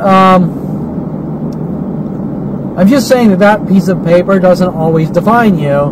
But, usually, first impressions, listen, if I go into a fucking job, if I go into a white-collar job, they're going to fucking want to see that piece of paper with a college degree, correct? It's that simple. Okay. So, usually, obviously, first impressions and college degrees go a lot longer than no degree, and I don't want to obsess on this stupid, simple fact that we all know. Okay, I just want to say, why didn't they want me to have a college degree? All the teachers, all the professors were told to try to set me up, frame me, make me look crazy. The art teachers were told to try to make me look like a violent paranoid schizo from my art, like Jim Johnson with my Mike Tyson katana game character picture. Jim Johnson was working cryptic schizo messages. They had girls following me in wheelchairs, hinting that I've done something to someone and put them in a wheelchair. You had angry women all around college mad at me for my art, yet how do they know?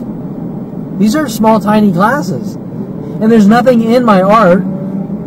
It's not like when I made artwork, I was like disemboweling and decapitating women and like hanging them from ceilings in my art or anything. There's no reason why anyone would look at my art ever and say, this man's a danger to society, unless you're a fucking psychotic murderer with like a art therapy degree or something. Okay? Period. Some neurotic, psychotic murderer with an art therapy degree or something. Well, my mother does have an art therapy degree, and she doesn't like any piece of art I ever created. I'll leave that up to you. I won't even go any deeper on that one. Okay. I always thought art was good. I always thought expressing yourself and coming up with new and creative ideas is a really good thing. Oh, by the way, this doesn't just apply to my art. It also applies to my business ideas when we're talking about capitalistic making money ideas. So, it's one thing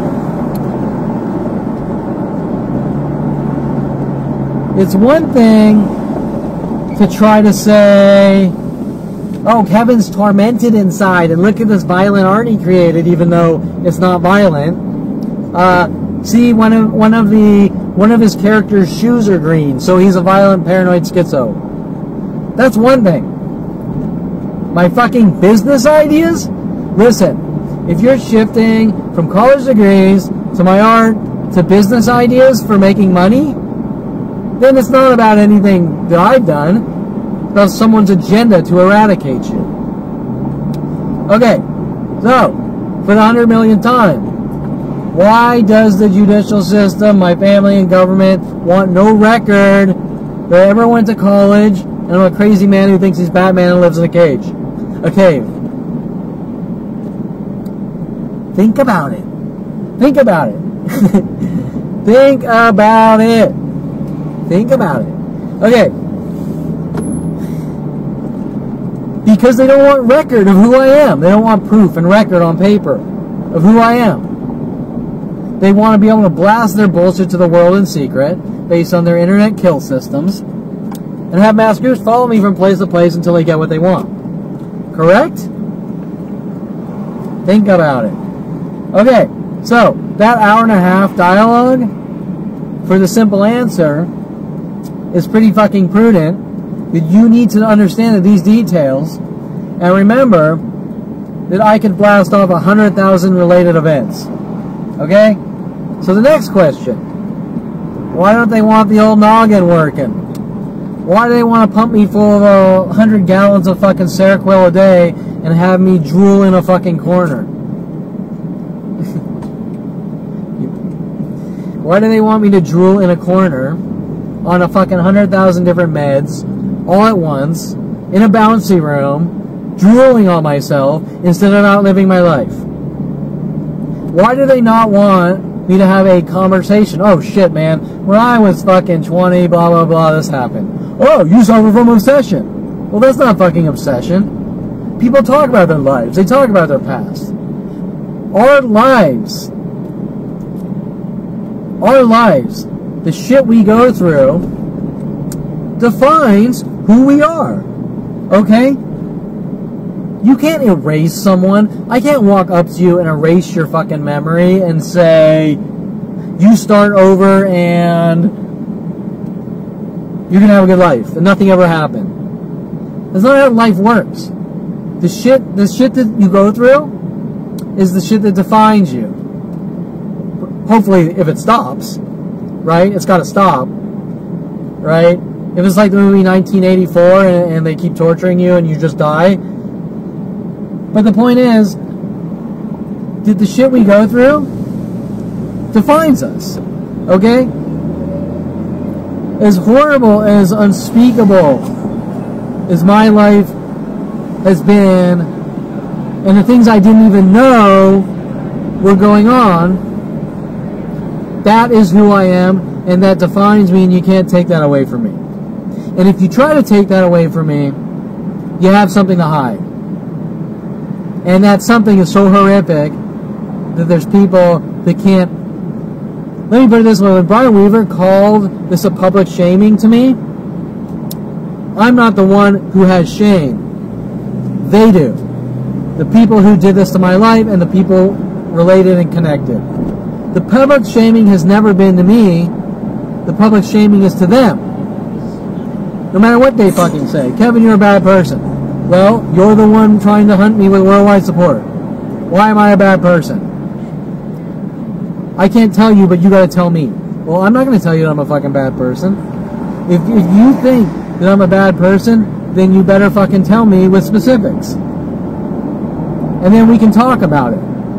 Other than that, I'm not gonna say I'm a bad fucking person. I don't even... Listen, I'm not gonna say I'm a bad person for my mommy. I'm not gonna say I'm a bad person for my daddy. I'm not going to say I'm a bad person for a hot chick. Okay? I'm not going to say I'm a bad person for Brian Weaver, and who's fucking deep in these fucking kill operations. Okay? Period. The point I'm making is they don't want me talking about my life or my past because they have something to hide. Hence, Mike Huntley flying up to Colorado, Kevin, come back, come home, start a company with me. You're a fucking dead man with the police and psychology community. Okay? So that was a really long segment for this short question. But I think it's kind of necessary. Okay, so let me now... I'm going to start and stop the camera because this is about the time the sensor goes to shit from heat.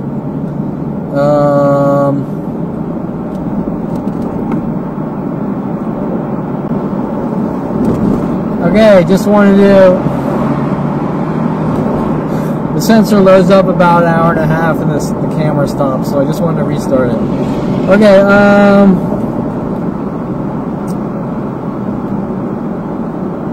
the camp scam in jail. Okay, when I was a kid, remember my family, they all have psychology degrees. And they're obsessed, neurotic, or crazy, or whatever. They fit every fucking bad psychological category out there. Okay, so going to camp. This isn't like all my other childhood events. They don't really fucking matter. People don't sit there and collect and obsess on your early childhood and use it against you, but mine do. And I just wrote down the camp scam. So there's this whole, I can't explain why. There's been multiple arrests, and then they hint about camp when I was a kid. Like I did something at camp. Like I went out and like butchered some people at camp or something. Okay, and then they try to turn around into traumatic events. But remember, when it comes to my family, they collect and obsess on one little minute detail, and they leave out the entire story. So I'm just going to state it here. When I was a very young child, I went to camp. I'm thinking of 3 camp incidences here. Or 3 camps. One was a day camp. And someone came to... I'd never been there. I was about 8 years old, something like that. They came to pick us up. I was scared. I ran into the bathroom and held the door. Whatever. I locked myself in the bathroom for 10 minutes when the ride came. Okay, my mother has this ability to dramatize this and turn this into the movie The Shining and this and that, blah, blah, blah. Okay, none of that happened. It's like... Okay, let me put it in another situation. When I was a kid, maybe around the same age, in the Caribbean, I got locked in an elevator for a couple minutes. And what happened was we were walking out of the elevator. This is non-related, but I want you to understand the dynamics of my family's thought process. Okay. I'm locked in it, or we're all walking out of the elevator. Everyone walks out. The door closes in front of me. I'm in the elevator by myself.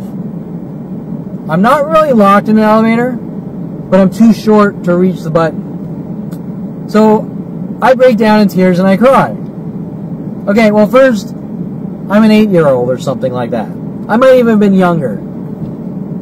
Okay. If you're a parent, you're probably saying this isn't that uncommon, right? Okay, but that's not what we're going to talk about here. Okay, so I'm in the elevator for a few minutes. They push the button, they get me. It opens, they get me out. Someone might have even pried it open. Okay, there you go. Now my family's running around. Kevin has all this trauma from these childhood events. Kevin's crazy. Kevin needs to be locked in a mental institution. We gotta find out what's wrong with Kevin. Okay, the ultimate neurotic, the ultimate Hannibal Lecter neurotic. We gotta fix you to death until you're dead. Okay. Now let me ask, I guess this is more of a rhetorical question. Has anyone ever seen me ride in an elevator since? Or have I ever rode in an elevator since? Yes. Immediately after and every day of my fucking life that I'm by an elevator. Okay. So now we have a psychology community. Kevin got locked in an elevator. He suffered a traumatic event. But Kevin's rode 100,000 elevators after. And what's the problem? We don't care about that. But wait, if I suffered a traumatic elevator event, then why am I not afraid of elevators? Well, that doesn't matter. We want to put him in a mental institution anyways. Okay. I want you to understand that foundation, that psychological foundation, because I understand. Shit. Oopsie. Okay. Because I understand. Okay, so I don't have a psychology degree. Most people don't have psychology degrees. But I want you to sort of put yourself in an average person,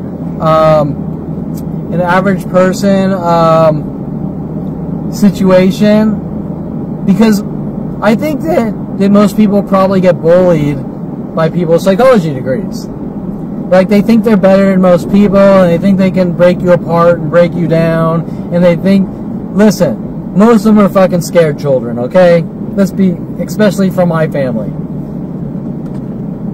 Just because you have a psychology degree doesn't make anything special. And remember, when we're talking about saying things versus what really is, anyone can say fucking anything. A psychiatrist can be a liar. A psychiatrist can be paid off. A psychiatrist can be the stupidest fucking dog shit. Okay? Just because someone with a psychology degree says something doesn't make it true. And if someone with a psychology degree says that you suffered a traumatic childhood event from an elevator, but you've never had a problem with an elevator since, means that they probably don't know what the fuck they're talking about. They don't know their fucking ass from their mouth, okay? That's what it means. Okay? The proof is in the fucking pudding. The proof is fucking in your actions. What people say doesn't define you. Your actions define you. Okay, so obviously I have no trauma from elevators from that event. Now we're going to go to camp. Because, why? Because the judicial system keeps mentioning things about camp and with the psychology community, like holding it over me, like some kind of blackmail, like emotional blackmail. The same book I was reading that they got so mad at me about, emotional blackmail. We're trying to collect parts of your life to blackmail you with, or make you think that it's your fault we're doing this. Where the hell am I, by the way? Hold on, I gotta look at my GPS, which, once again, stops routing when I connect my camera to the GPS. Okay. I want to go that way. Okay, so.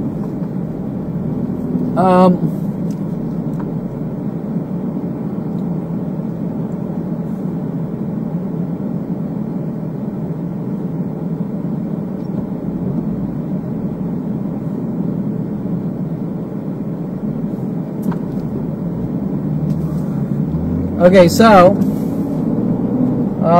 where were we? Camp.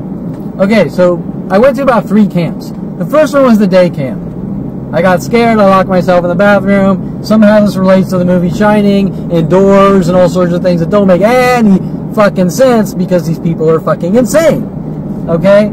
And how does a simple childhood event that happens with fucking probably 70% of children, I'm not talking specifically, I'm talking, listen, kids are kids, and I'm sure there's all sorts of things that kids are afraid of, or kid events, kids saying, fuck you, mommy, or kids saying, duty wrong, or shit, maybe a kid goes to 1st grade, and he comes home from school, and he says shit in front of his mother, and they go, don't say shit, go to your room for an hour. Okay, this shit happens fucking every single family out there. Okay, so mine, they come to pick us up for camp. I'm kind of scared. I lock myself in the bathroom for 10 minutes. My mother mentions that on the phone to me, maybe a month ago or maybe a couple months ago, like reminding me of that. I go to Deborah Baer, psychologist working with these corrupt operations to throw me in jail and check me in mental institutions.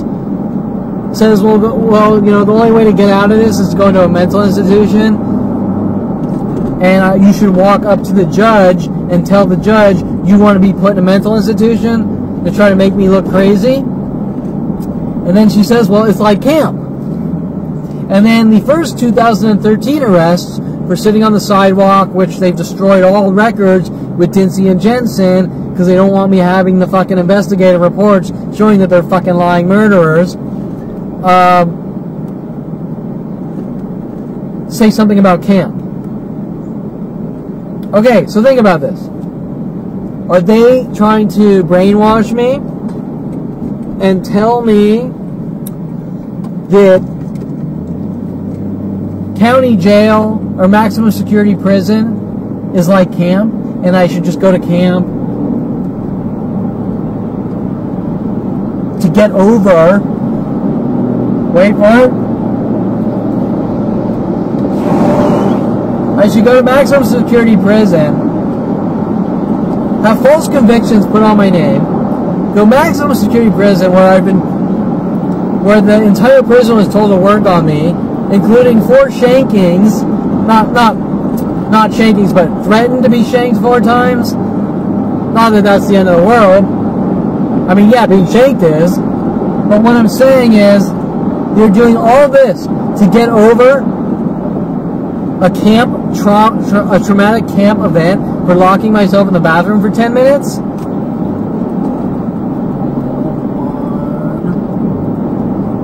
Destroying my name, my life, my reputation, working on me all day and 24/7 with worldwide support for 47 fucking years. Endless horrific torture and unheard of things done to me. So I can get over my camp fear by being locked away with false convictions, made to look crazy, and this and that? Is that what they're trying to tell me? I don't think so.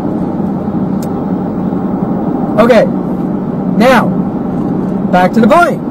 So you understand the people with these psychology degrees and how they operate. At least the ones in my life.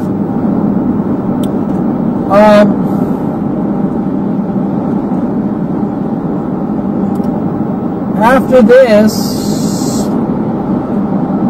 I can't remember which came first. I went to Camp JCA, and I wrote like a little mean letter to my mom, like, I hate you for sending me to camp. Because I just didn't want to go to camp. Whatever, I can't explain. These are things that don't fucking matter. We're talking like 8 years old or something. I wrote a letter like, fuck you, I hate you, whatever. And then I start to like the camp. And I write a letter like, send more care packages, or I wrote carrot packages because you're 8 years old or whatever. Like, send more care. And I sort of started to have fun. Except at Camp JCA, the counselors all got together and trying to belittle me and do weird things, and they did a thing. They made us all get up there to sing Ants in Our Pants with a giant pair of jeans, and we all had to walk through the zipper or whatever. And it was sort of, I believe, directed at me and things like this. Okay, to try to figure out ways to like belittle or whatever. Okay. Now after this,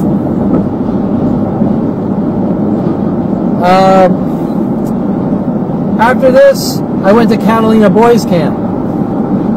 And this was for like a long time. This was for like, Camp JCA was 2 weeks. I went to Catalina's boy camp, and that was like a month or 2 or something. Out in Catalina. Had a great fucking time. Can't remember a goddamn thing. But had a great time. No complaints, no this, no that, whatever. Okay. So, Kevin had... Now we can talk about Victor. Victor, I don't want to get too deep. Victor was with me at camp, and Victor was with me at Round Meadow elementary school. Victor was like the bully kid. Victor was the bully kid, I can remember, bullying me. Very young. Getting on the bus, this is one of those things that always stuck in my head. Victor, we were leaving Camp JCA. Victor gets on the bus. Victor gets on the bus and he breaks down and starts crying. And he's sitting next to me. So Victor's like, I'm always hanging around you, but I'm a bully. And at that young age, it's not a real bully. We're not talking. Where the fuck is my GPS taking me? How did I even get here? Okay.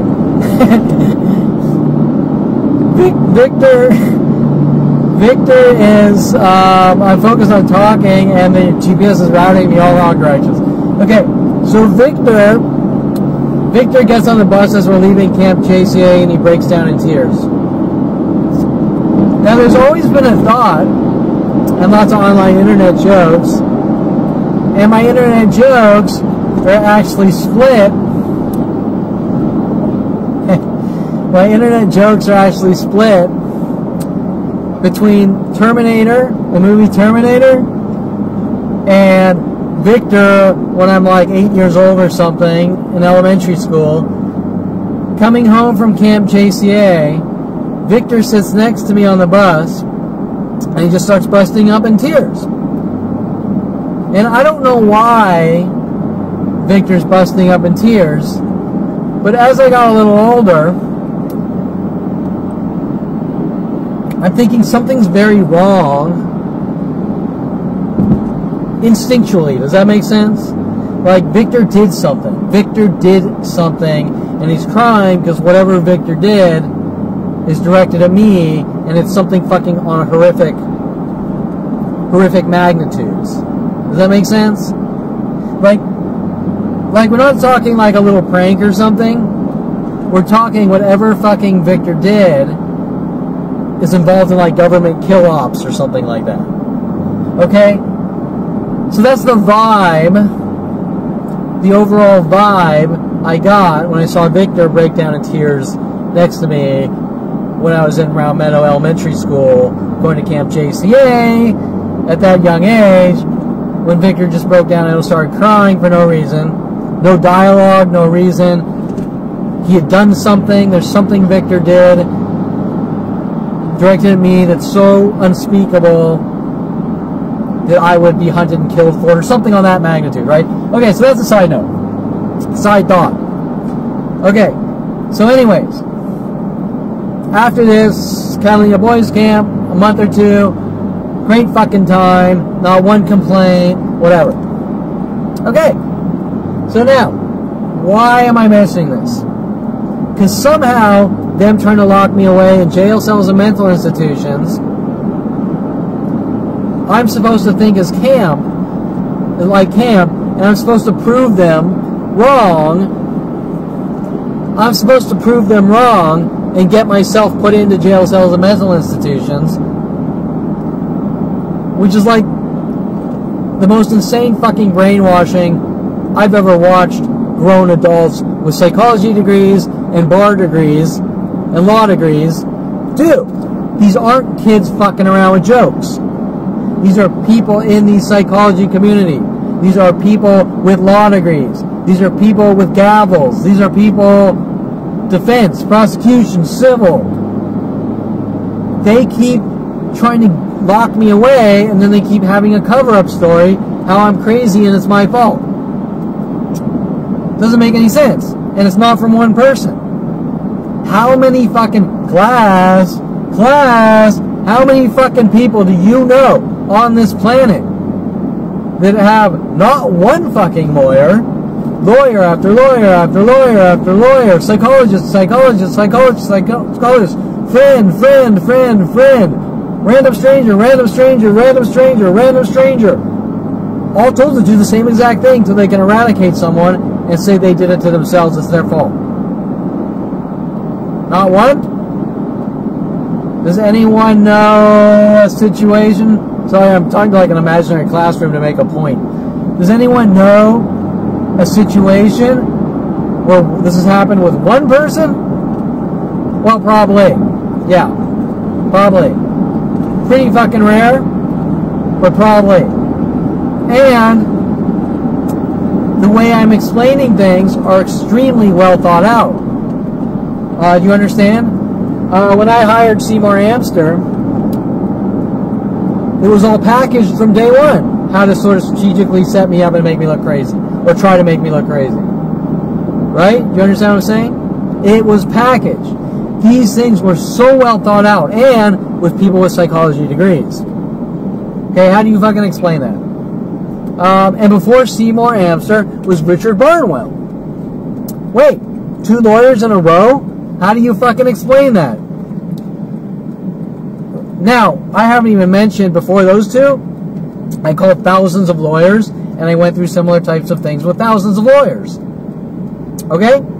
How do you explain that? Now, back to the question, has anyone ever known one person to do something like this to someone they know?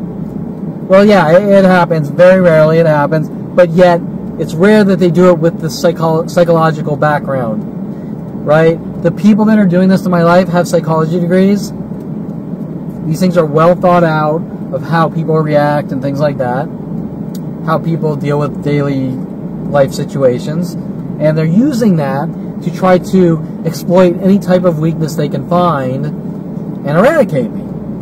Now, if you're going to say this has happened to one person, something like this, which I'm sure has, from time to time, it's not being done with this elaborate level of psychological training. Does that make sense? Okay, so that was the camp thing. Now they're sort of trying to make me think that the courtroom is somehow like camp.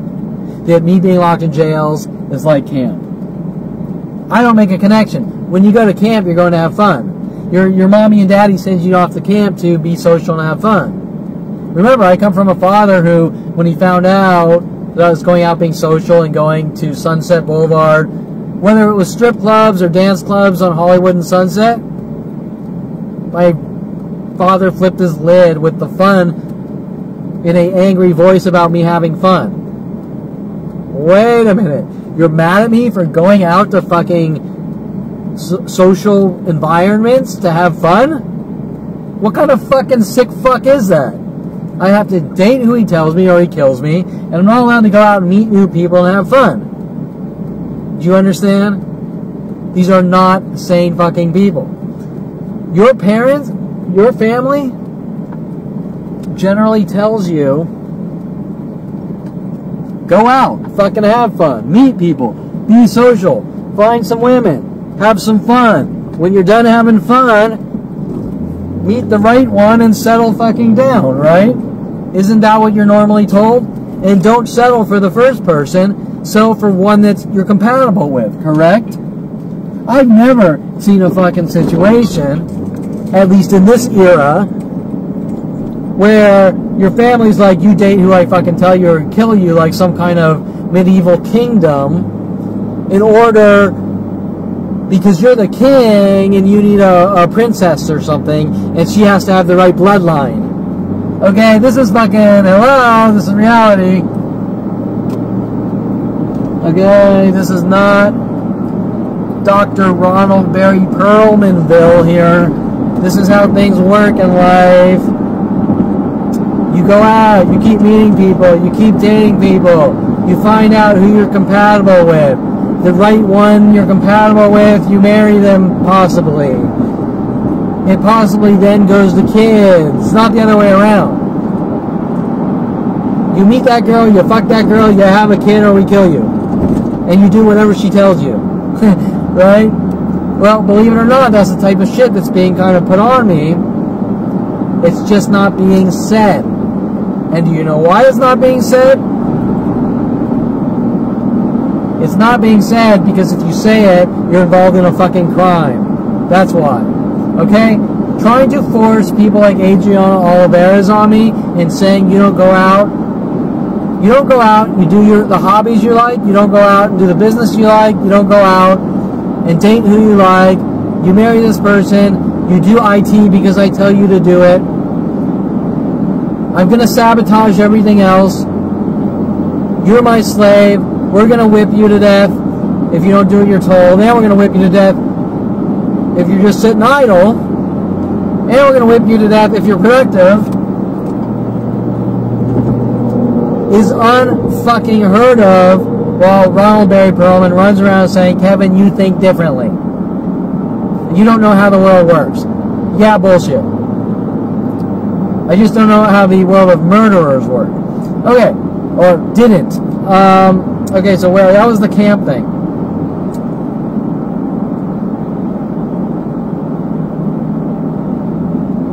I think I already kind of explained this. Poisoning the well tactic.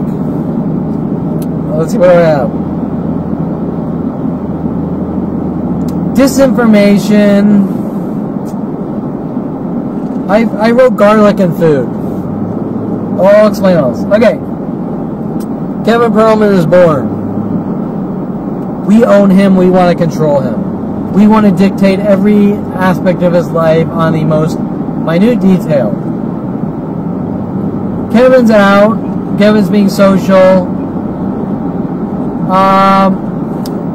Regardless of me being a shy kid and kind of socially, a little socially retarded, but not, everything else was on par, right? I'm out building cars. I'm out learning, teaching myself how to build cars in high school. I'm out with my friends. We're out playing our creative bartender or whatever. We're throwing parties now and then at my father's house when he leaves town. Sorry, Dad, I wasn't a perfect square.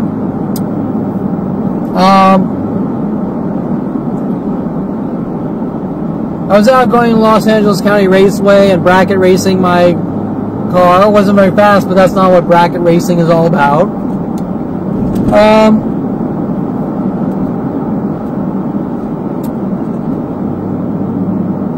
I'm just trying to think. If you want to say that I was some crazy, different weirdo in high school, that's a load of shit. If you want to say that I think differently and I'm a horrible monster and I've done all these horrible things, that's a load of shit. If you want to say that I was the average child that took upon things, my passions, I taught myself and overcome obstacles, was very friendly, was very outgoing, but was a little socially retarded when it came to the honeys, that would be about accurate. What's the point I'm making? The point I'm making is when someone's creating this fiction and giving it out to the entire planet, it's what you call disinformation, defamation, slander, lies. Someone wants to paint an image of me to the world in secret so that, like Ron Perlman and Mike Huntley said, you can't defend yourself. You're not allowed to defend yourself. They're painting the picture. Do you understand what I'm saying? Nothing the world has been told about Kevin Perlman is coming from my mouth. If my father and mother and brother want to grab a paintbrush and start painting a picture of Kevin Perlman, don't fucking give it out to the world and say that they're a good painter and what they did represented me. Okay? The first thing you need to understand is that my family tries to pay off people to spy on me and weasel in my life to try to get whatever they can to use against me. Well, last I checked, if you're trying to get shit to use against someone, you don't fucking know them. And that information is coming from a third party anyways. Right? Okay? We all heard about the old game of telephone. You tell this person this, they tell this person this, and this changes to that, and that changes to the next thing. Okay, well, if my family's paying off people to be my roommates who want me dead, because good people don't take money to be people's roommates. Do you understand what I'm saying? Good people say, fuck you, I'm not going to do that for you. If my family's paying off people to be my roommates and trying to collect dirt on me, then those people don't fucking know me. And my family, sure as shit, doesn't know me by collecting dirt on me on any level. All they know is they're dirt diggers. Okay. Now, my family's taking this disinformation, this lie, smear, defamation, slander from people like Noah Schiller, people like Jeff Siegel, people like Tom Farley, starting at 8 years old, Paul Humphrey, Mike Huntley, all people with ill intent, motive, malice, defamation, slander, libel, you name it. Every fucking crime known to man that the average person would be like, they did what? Are you fucking serious? What kind of fucking family does that? Okay. Right? Okay, so that's not being said. People aren't questioning it. It's very fucking weird.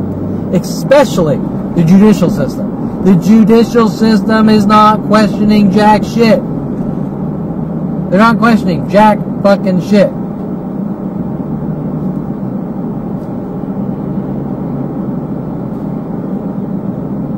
That's their fucking job, is to question it. That's what they do. If some mother walks in with a psychology community and the police and going, my son's the next Unabomber, shouldn't the police question what the mother's saying, or the father, or whatever?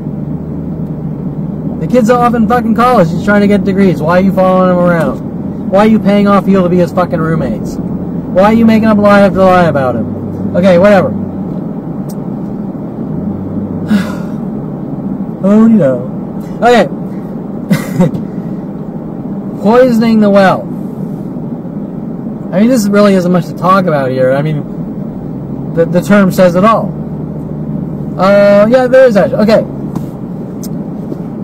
I want you to understand this basic concept, and I want you to apply it to everything in my life.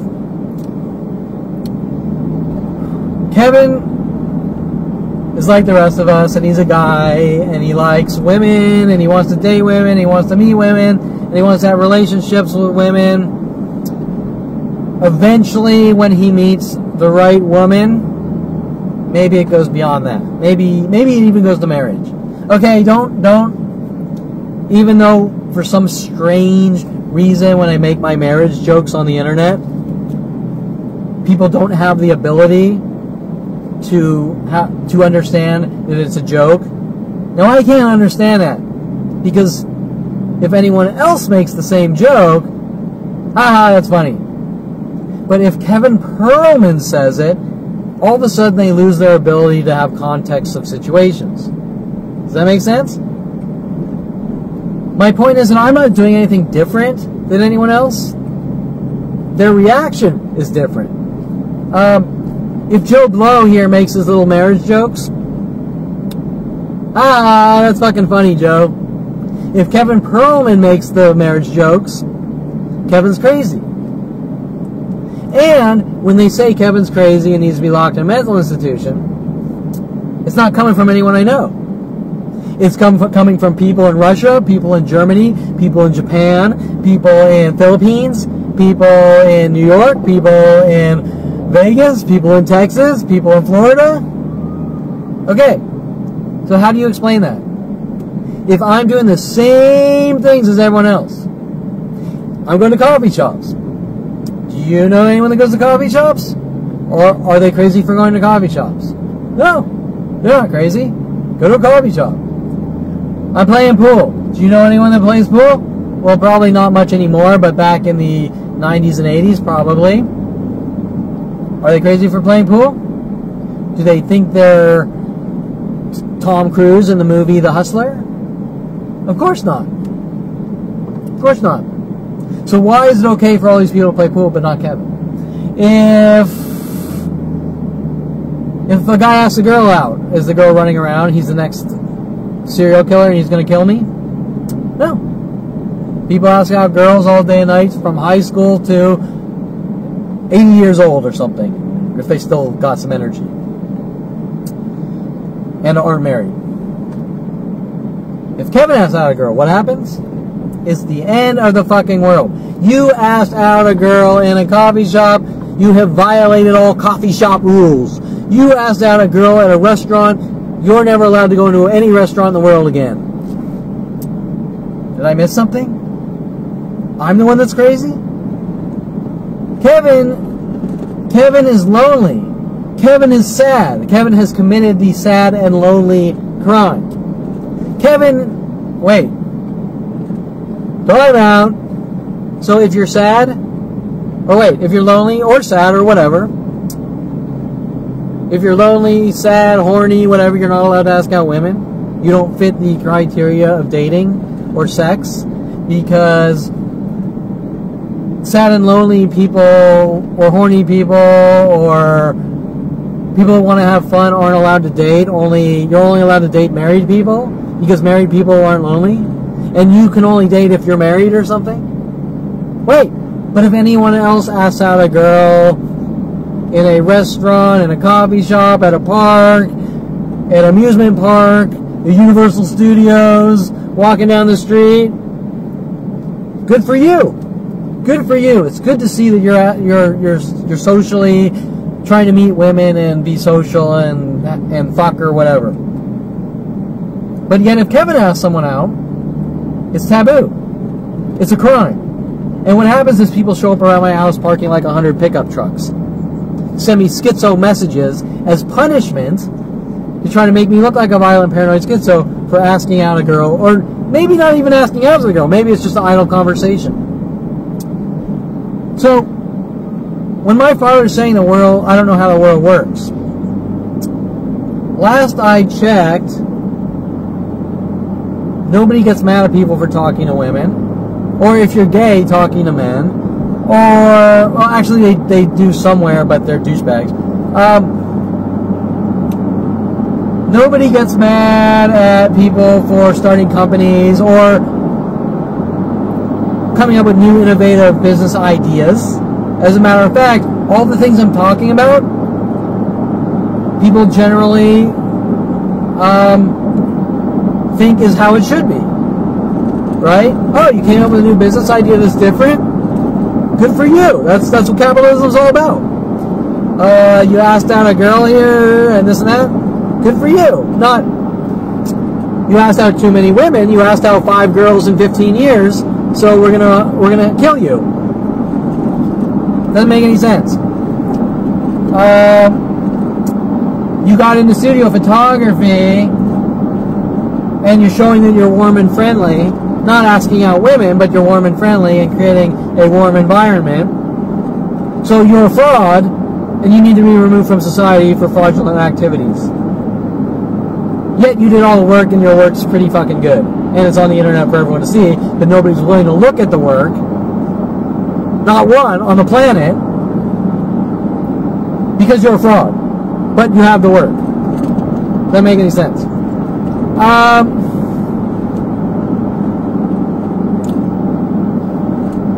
Okay, back to the point. Poisoning the well.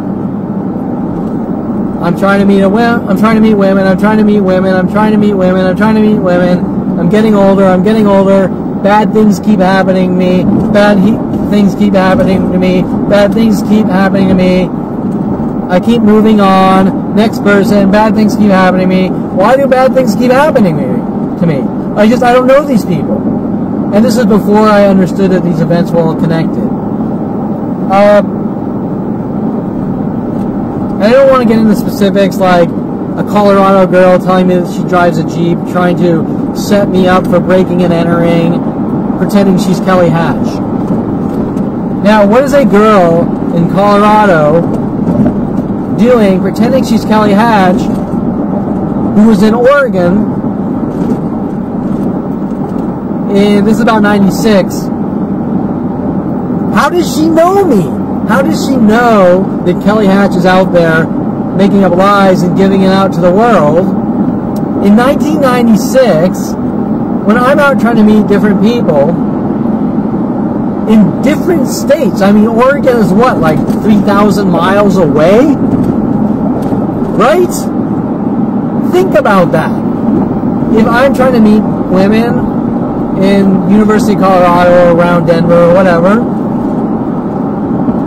and people are on the internet all over Colorado and they know about the most intricate NSA level digging to try to frame me to the world, And every stranger I meet is mad at me for things that don't exist. Not that it would matter, because I have the right to privacy, and if someone's following me around, poisoning a well, don't date Kevin because he's an axe murderer. Don't date Kevin because he's raped 100 women. Don't date Kevin because he's a criminal and this and that. That's illegal. That's highly illegal. On all levels. Especially civil, but probably criminal too. Okay.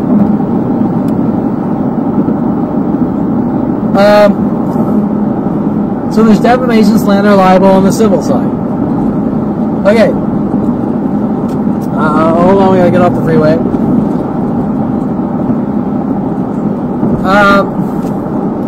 So, poisoning the well. Okay, so now let's say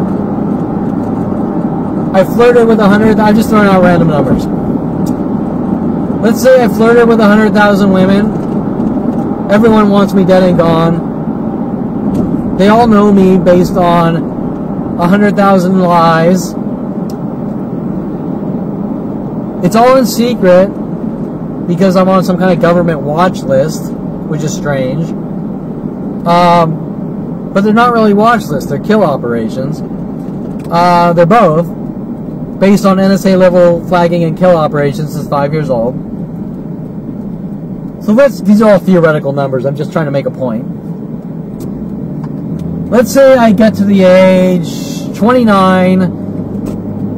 I've asked out 100,000 women. Everyone tried to set me up or frame me.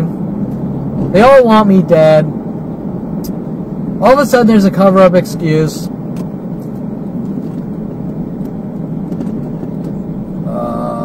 Sorry, I'm looking at the GPS trying to figure this out. All of a sudden there's a cover-up excuse. Kevin's crazy, has OCD because he keeps asking out women. Okay. But that's how it works. Aren't we trained hormonally or socially to keep asking out women, keep getting back up on the horse until you find a woman that wants to go out with you, right? And you date and you procreate and you have a family or whatever. But wait, if every girl you meet has been approached and told that you're the next Unabomber, you can't meet women, so you're going to keep asking out women, right? And then the more women you ask out, the angrier the government's going to get or your family's going to get for asking out women. And in the end, what happened? You did what you're supposed to do, but someone's mad at you. Okay. Now I'm not saying I asked out 100,000 women. I've talked to a lot of women. I've flirted with a lot of women. I've asked out some women. It didn't matter. Everything was disastrous because you couldn't get past the Kevin needs to die part. From strangers. Stranger after stranger in every state and country in the world. Okay, so now at 29, the government has to create the next lie. Kevin's crazy and he has OCD and he keeps asking out women. His mind spins. His mind races. He can't focus. Wrong. And then it changes. Kevin has to, the girl has to be perfect. Wrong. Hell, Kelly Hatch wasn't that good looking. I was totally head over heels for her, but she was fucking paid off by the government to have me killed.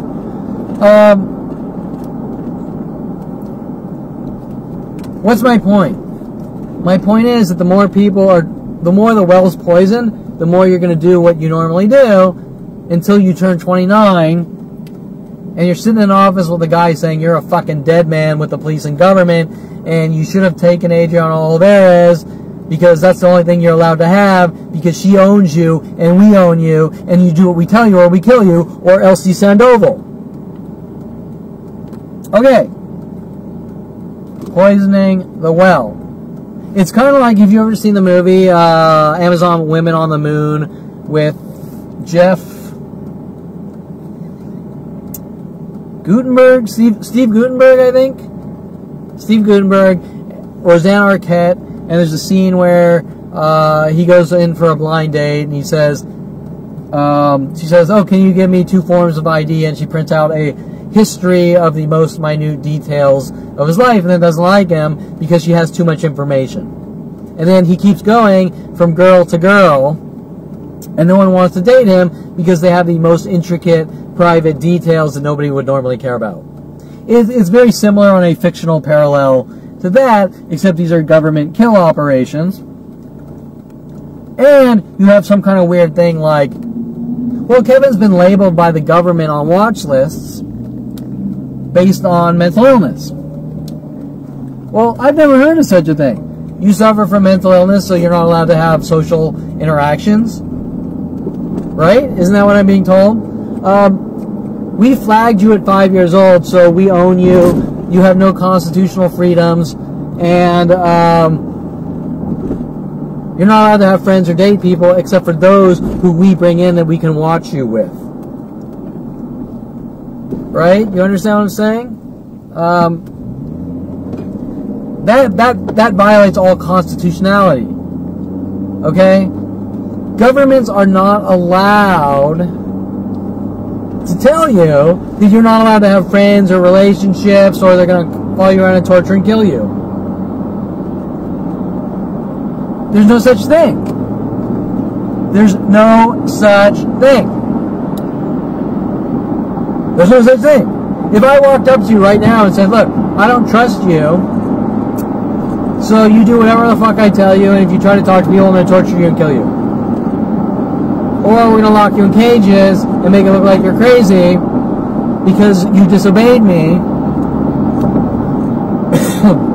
We're trying to go out and live your life. And what are you going to say? What's going on? What did I do? You know what you did. I don't know what I did. Can you tell me? No, I won't. But you have no freedoms. But I haven't done anything. I haven't been fucking arrested for, like, blowing 150 people away or anything. I'm talking in, that's what the guy would say. That's what I would say too. That's what I have said. I don't know what your fucking problem is. So how can you follow me around with a planet of people saying that I'm a criminal and need to be locked away or have no constitutional rights or protections for not doing anything wrong because you don't trust me? Key words, you don't trust me. Well, wouldn't you agree that the words, you don't trust me, really means I don't like you? Do you understand? Hate crime? Like Adolf Hitler? Adolf Hitler walks up to a Jew. This is a theoretical, an analogy. Adolf Hitler walks up to a Jew. I don't trust you, so I'm going to put you in a concentration camp, and then I'm going to take you to the showers and kill you. What did I do? Well, it's your fault because I don't trust you. Answer? Anyone out there? Answer? There's a translation. I don't trust you, I'm going to kill you means I don't like you. Because you know what? There's a lot of fucking people I don't trust. You don't see me trying to hunt them down and kill them. There's people on the news, off the news, in Congress and Senate. How many people out there don't like Donald Trump? There's probably a good 60% out there, right? Are they trying to hunt down and kill Donald Trump and say you have no freedoms? No. Okay. So, those constitutional laws or thought process is all the same. Nobody is allowed to kill Donald Trump, John F. Kennedy, Kevin Perlman, or anyone else because they don't like or trust them. It's all the same thing. Okay. And you're sure shit not allowed to follow people around whipping them to death saying, I'm not trying to kill you, I'm just trying to make blood fall out of your body so you go to a better place. And it's all for you, and I want you to have a good life. Okay, so my point is that everything that's happening is beyond any level of illegal. There's no such thing. There's no such thing as NSA watch lists. NSA watch lists. NSA watch lists. NSA watch lists for 5-year-olds with mental illnesses, whether they have it or not. There's no such fucking thing. There's just, I had a fucking 5-year-old, and I fucking want him dead and gone because he's not what I wanted. Okay? Period. There is no in between on that. Okay? Hell, I saw a guy at a store tonight. He was completely, like, retarded, but he could function. Was I following him around? You're on a fucking watch list. We're gonna kill you with worldwide support. Of course fucking not. I'm thinking, like, the guy's got enough fucking problems as it is. Leave him alone. Okay. So, poisoning the well, even though it doesn't make much sense, that's what's going on. So they're taking everything that's going on every level. They're poisoning the well, they're dirt digging and collecting the reactions, and then they're trying to use the reactions against me. Kevin can't meet women because someone's blasting out lies that he committed all these crimes, or he's crazy, or he did all these things. Therefore, I talk to more women, or I flirt with more women. Then it's Kevin's crazy because his mind's racing and he can't like one woman, or 100,000 other lies like that, or he's toying with them, or he's doing this, or he's doing that. The reality of the situation is you didn't date the girl we tried to force on you, so you did all these horrible things to her. We're gonna kill you.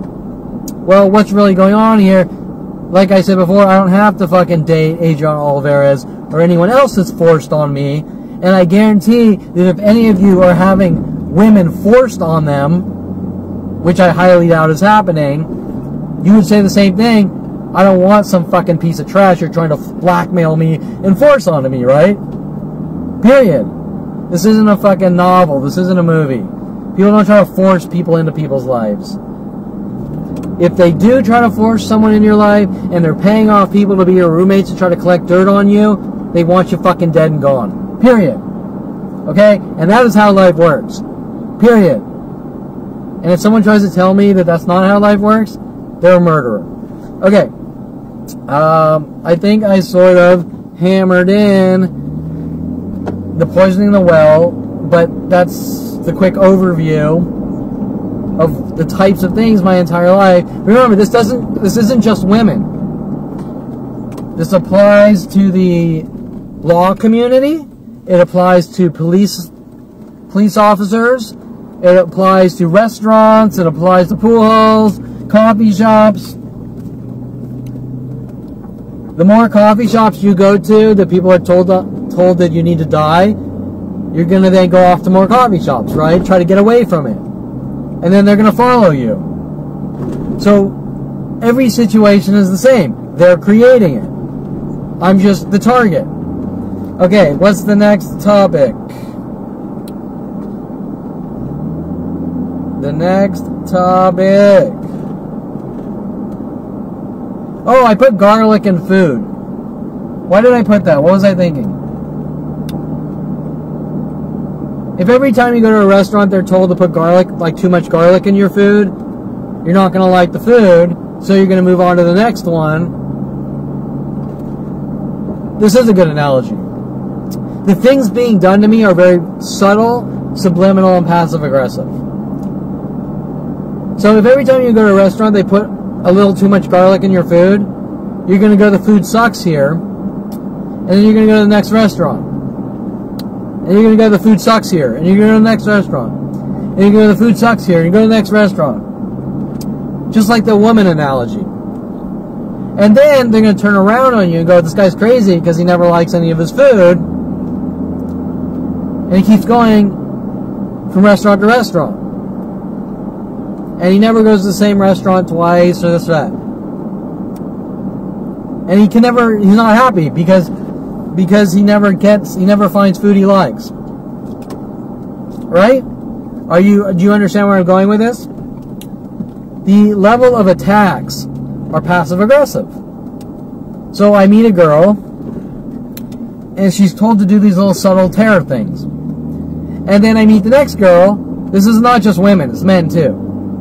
I meet the next person, and they're told to do little subtle terror things. I meet the next person, like earlier I mentioned the man tactic. If each person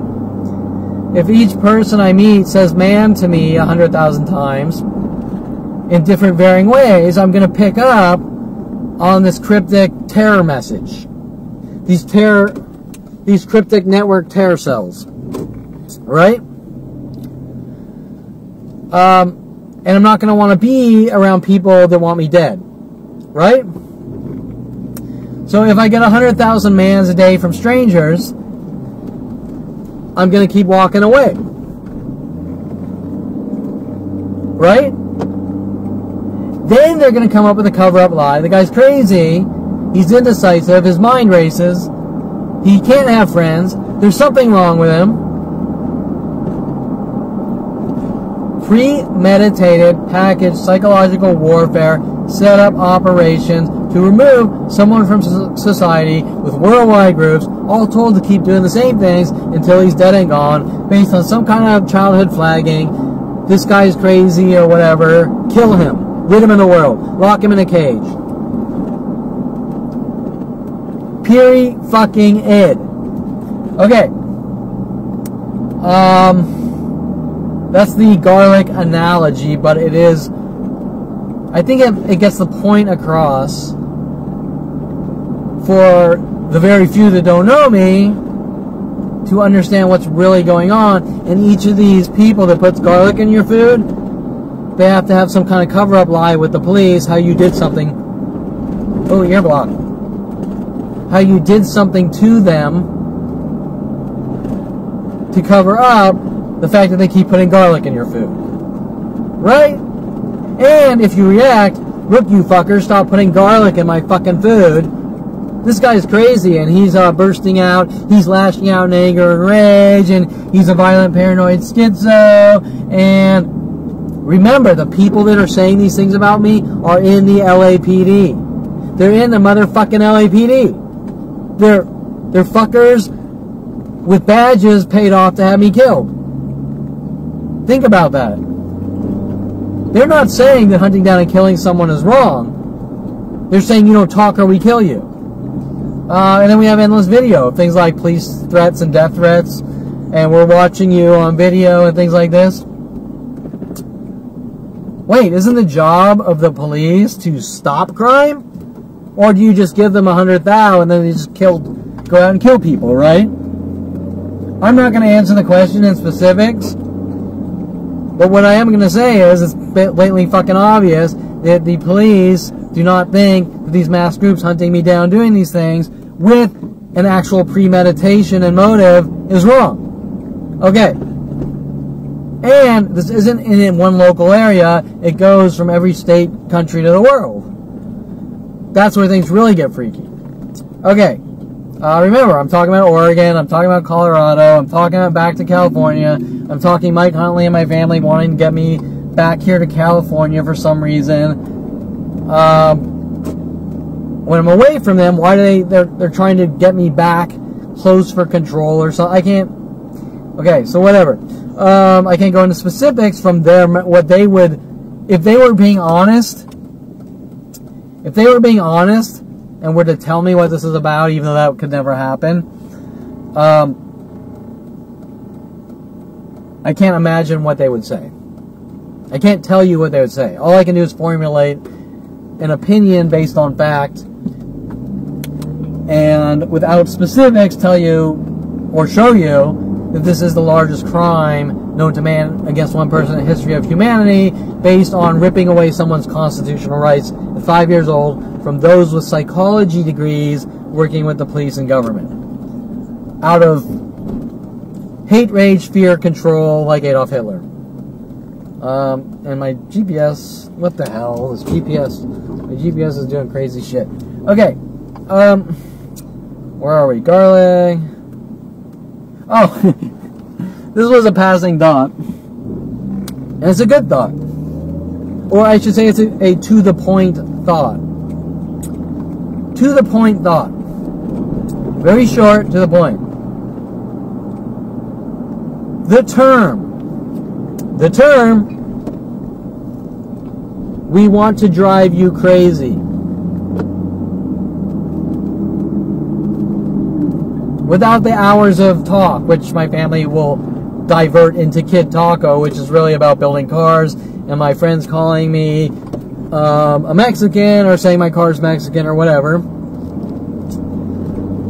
No, I'm not saying anything bad against Mexicans, and I didn't come up with the name. My friends came up with the name, just like they came up with Bucky for Brian Smith, based on his teeth. Brian Smith's teeth were really bad, so my friends called him Bucky. They called me Kid Taco. They didn't like my piece of shit car, and they called me... Wait. My friends called me Kid Taco because they didn't like my piece of shit car, and they called Brian Smith Bucky from his buck teeth.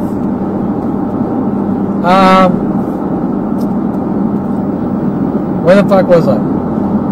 Drive. The term drive you or someone crazy. Need I say more? I mean, doesn't that just... Hey, Kevin, what's going on? Well, there's a worldwide campaign to drive me crazy and lock me away. I have a brother at 16. Me and my friends are going to put you in a mental institution. It actually starts at 5. But let's stick to the provable things. Jason and his friends and my friends are going to drive me crazy and put me in a mental institution. But yet Jason's friends and my friends are worldwide. How do you explain that? The police don't think it's wrong. They've witnessed it 100,000 times. They see it in front of all their police stations. They take part in it. But they don't think it's wrong. Okay. Is it legal to drive someone crazy and kill them or put them in mental institutions? Let's take all the fancy words. Let's stick to the fucking point. Right? Is my mind racing when I say that? Is it legal to drive someone crazy and rid them of the world? Okay, so there's really not much to talk about, and everything I'm talking about, or I should say there's really not that much to talk about with that term, but everything I'm talking about substantiates insane government operations with worldwide support to drive someone crazy, starting at 5 years old, to make them look crazy, to make them look like violent paranoid schizos, to write up falsified police statements saying that I attacked and mentally and physically battered Bailey Bernard when he assault and battered me and followed me home from the park on fucking record. Terrence Strogan, something like 5 to 10 times running up me before and after the arrests and right immediately after he called the cops claiming that I threatened to kill him and he's in danger of my life. All trying to drive me crazy to eradicate me because someone says that I suffer from mental illness or I'm crazy at 5 years old. Okay, let's analyze this. Kevin's 5 years old, he's crazy. Fuck it, Kevin's 10 years old, he's crazy. Fuck it, Kevin's 16-year-old, he's crazy. Fuck it, Kevin's 29 years old, he's crazy. Are you allowed to drive crazy people crazy to eradicate them? More importantly, if someone is crazy, are you allowed to eradicate them? Is crazy a crime? What is crazy? Is eating 5 bags of top ramen in 1 month crazy? Is parking your car backwards in your parking spot crazy? Is having more than one car crazy? Does that justify eradication or killing people? Of course not. Okay, now let's talk about real crazy. If someone has OCD and every time they come home they feel their clothing or something. If someone goes into the bathroom every night and checks for germs on their hands, do you have the right to kill them or eradicate them? Or lock them in jail cells or mental institutions? Of course not. No. Absolutely not. Okay. So, whether Kevin were to be crazy or not crazy is irrelevant. But more importantly, to ridding someone of the world. But more importantly, if someone is really crazy, why do you have to drive them crazy? Right? You understand where I'm going with that? If that person over there is violent, do you have to keep punching him in the face to prove he's violent? Isn't the act of punching someone in the face 100 times a day to get a reaction violent towards the person that you say is violent? Isn't that guy that's going to be punched in the face 100 times per day, every day of his life, if he reacts and starts punching back, Dr. Ronald Perlman, Kevin, you're not allowed to defend yourself. Mike Huntley, you're not allowed to defend yourself. Right? You understand? Okay? If someone is violent, you don't have to punch him in the face 100 times. If someone is passive-aggressive, you don't have to passive-aggressively provoke them 100 billion times. Because if that guy reacts, it's a reaction to your setups. What they're saying isn't true. If someone's violent, he's going to be violent on his own. Not while being attacked and mobbed to death. Okay, so the term drive Kevin crazy since 5 years old is the motive in a very clean-cut, short sentence. It doesn't sound realistic without the facts, but now that you have the facts and over 16 terabytes of video proof, there's nothing that can be said except this is insane, and the largest crime known to man is being committed against one man for now 42 years with a worldwide kill operation or extermination. Same thing. Okay. Rody Morales with police make money from crazy guy. Okay, this is kind of like a random passing thought. And you can analyze it how you want.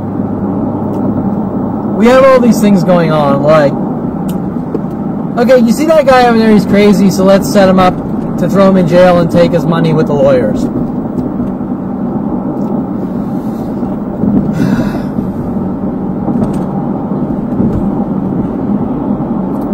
Sorry, you like the dramatic pause? Okay. Rody Morales working with my family, my father and Mike Huntley or the police working with my family and Mike Huntley, who wants me to come back from college so bad. They send Rody Morales after me to befriend me at the gym, which Mike Huntley wants me to sign up so bad.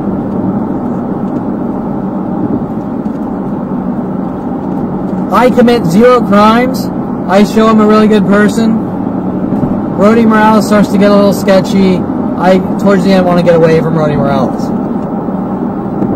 Rody Morales tries to plant a trash bag full of marijuana on me, working with the LAPD to try to set me up and frame me as a drug dealer. That tactic continues for a good, let's say 10 years of the police trying to make me look like a drug dealer. Why? Well, let's pick on the crazy guy who comes from a family of money. This way we can throw him in jail and take and divide all the money amongst the lawyers and police.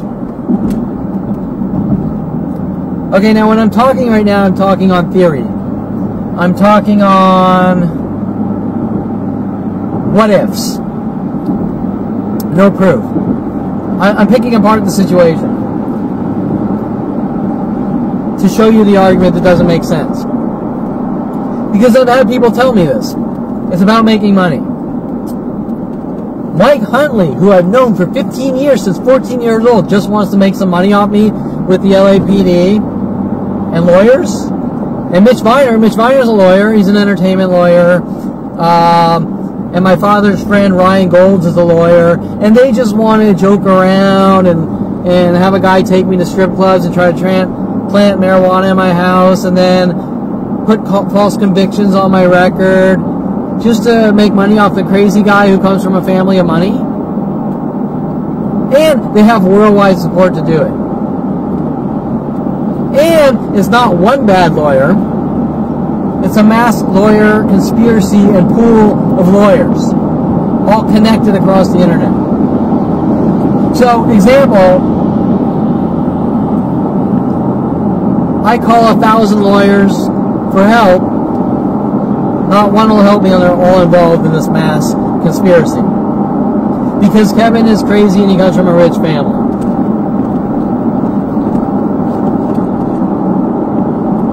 Well, shit, it doesn't really add up to me. Because let me tell you, if you have a lawyer and he goes on the internet or starts making phone calls, Kevin's crazy, everyone get together with me, torture, kill him, and make money off of him. It doesn't add up. It doesn't add up, right? If some lawyer wanted to make money off some kid from a rich family who they say is crazy, or a police officer, and it's worldwide, it's this worldwide con, I don't fucking think so. Okay? If there's a corrupt fucking cop on the take, maybe he knows a corrupt lawyer or two, but all of them worldwide, in every state and country, because he just wants to make some money off the guy they say is crazy who comes from a rich family?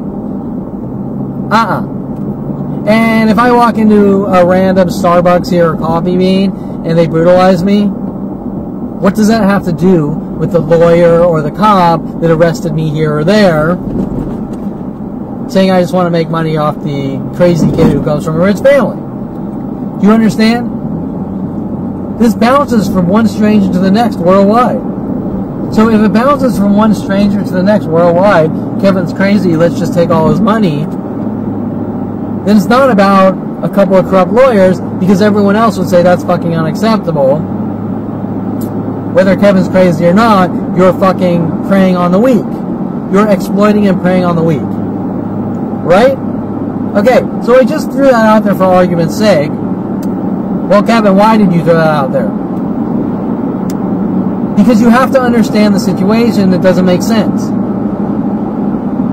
It's about something much bigger. What you say to these lawyers worldwide, or police officers worldwide, or psychology community worldwide, or congressmen, or Senate, has to be so strategic and planned out and calculated and based on something that has grown and evolved since 5 years old, is so complex that nobody wants to talk about or be honest. It has to open up doors to disturbing topics based on what's being done to not only me, but probably other people and children. Which is really, there's a translation, it's called child molesting. It's called child molesting, it's called child abuse, and it's called unheard of things done of government flagging to children and doing horrible things to children, and as they get older, it's just getting worse and worse for them. So, that's a cover-up, disinformation argument from strangers, and it parallels with some of the bullshit artists that follow me around telling me it's the Illuminati. Okay? I have actually had several people tell me that I'm being stalked by the Illuminati to try to make me look crazy or get me to say things that look crazy. Once again, trying to drive someone crazy and then cover it up that they're crazy, aka gang stalking. Or movies like gaslighting. We want to gaslight you to death. Get rid of you.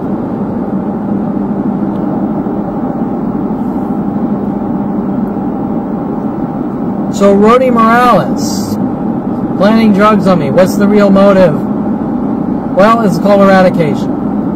Incarceration for life because someone didn't like or trust someone. Pre-crime, whatever the fuck you want to call it. We don't like you, you're gone. It's not based on anything factual. Okay. Father mad at me for having fun going to strip clubs and dance clubs or Hollywood or whatever. I think I touched that topic. I jumped order, so why is he mad? Well, I don't know. It's very strange. Like when I worked in his office for 14 years and they were hunting me down the whole time with mass groups and they're still trying to cover it all up, they would get mad that on my way home I would stop at like coffee shops or be social. And I would actually have conversations with them that didn't make any sense. And they'd be like, well, you know, if you want to be a responsible person in the workplace, you can't hang out at bars with your friends or anything on weekends or after work. Why? I'd have conversations with people saying that people don't change. So if you go to work in a suit, you can't go hang out with your friends and do fun things. Wait. If I'm a lawyer and 5 p.m. my friends say come to the bar for happy hour, I can't do that if I'm a lawyer. If I do IT, I can't hang out with my friends at the bar after or go to some dance clubs or do this because they don't mix. I've never fucking heard of anything like that. That's a fucking psychopath. They can't change. They can't, after work, take off the suit and put on some relaxing clothes and do something fun and relaxing. Bullshit. My father was actually trying to hammer into my brain that if you have a 9-to-5 job, after work, you can't, like, go to happy hour and relax. Bullshit. And I would be punished, and still am, for going out to public places after work and being a person. Because you're not allowed. If you're an entrepreneur, you're not allowed to go out and relax and meet people and be social. Bullshit. So what's their real reasoning?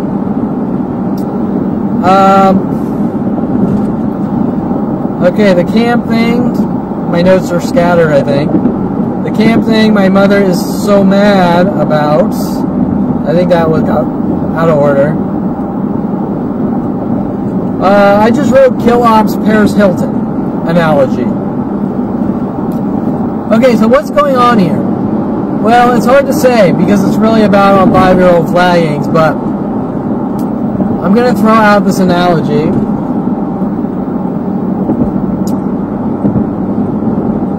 Okay, we have a family. We have Kevin Perlman. Let me rephrase that. We have a unheard of, super conservative, psychotic family. Everything has to be perfect. There is no such thing as perfect. Everyone's different. We all come from different places. The concept of perfect is a fictional thought unless you're talking about like engineering and tolerances. And there's still really no perfect. There's no such thing as perfect, really. There's be the best you could be, there's be a good person. There's no perfect. It doesn't exist. We have a family, they demand perfection. We have a family who has ideals, and these ideals don't exist. They're a figment of your imagination. They don't really exist. Being an entrepreneur that's not allowed to go out and hang out with his friends and have a fucking beer, there's no such thing as. Okay, so I don't know what fucking planet they came off of. It doesn't exist. This perfect thing in their head. Being the perfect child, being the perfect person, doesn't exist. There's being a good person. There's trying to stay out of trouble and trying to be a good person. Nothing, you can't control everything. It doesn't exist. There's no such thing as perfect. So where do they come up with these fucked up ideals? Yet, they're all psychotic murderers too. Talking about perfection. Okay.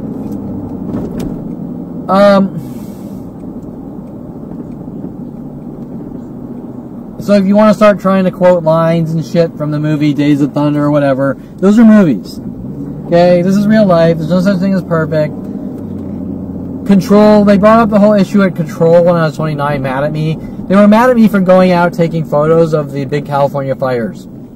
And psychiatrist Susan Donner was trying to make this some kind of public issue because some guy who's into photography is going out taking fire pictures. Yet everyone's out with their fucking cameras, and they're all standing around picking their ass, staring at flames, but she's nitpicking on stupid things, trying to make it into public policy and things that don't fucking matter.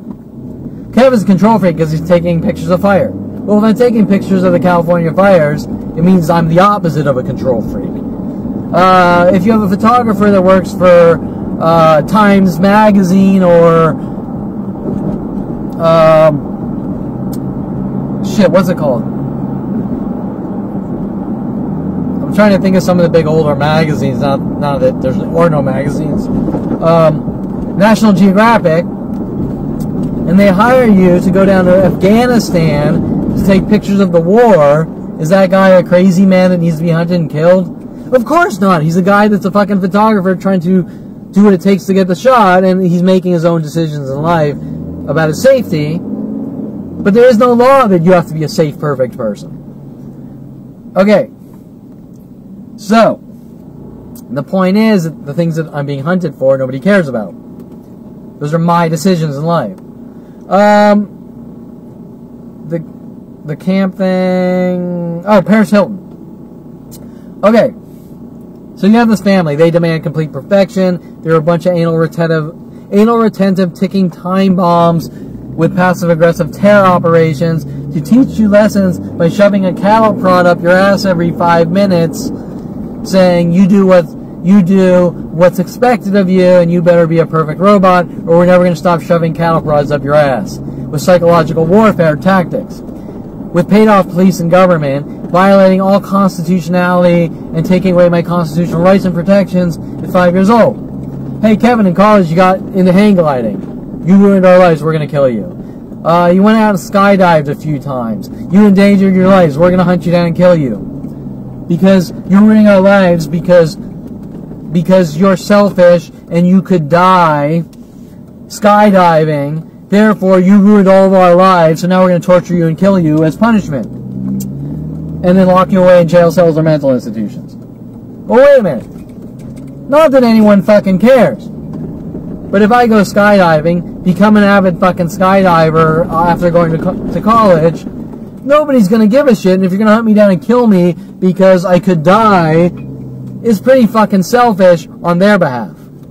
Now, we can have all sorts of philosophical debates, whether me endangering my life by getting into hang gliding or skydiving could mentally hurt the family if I die. But I'm not fucking living my life for my family. I'm living my life for me, especially if I don't have children.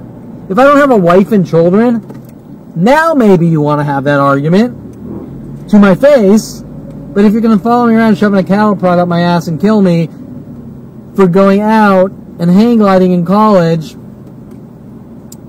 and going skydiving a couple times on tandems, whatever the fuck you call them, then that's selfish on the family's behalf, saying you do what we say or we kill you.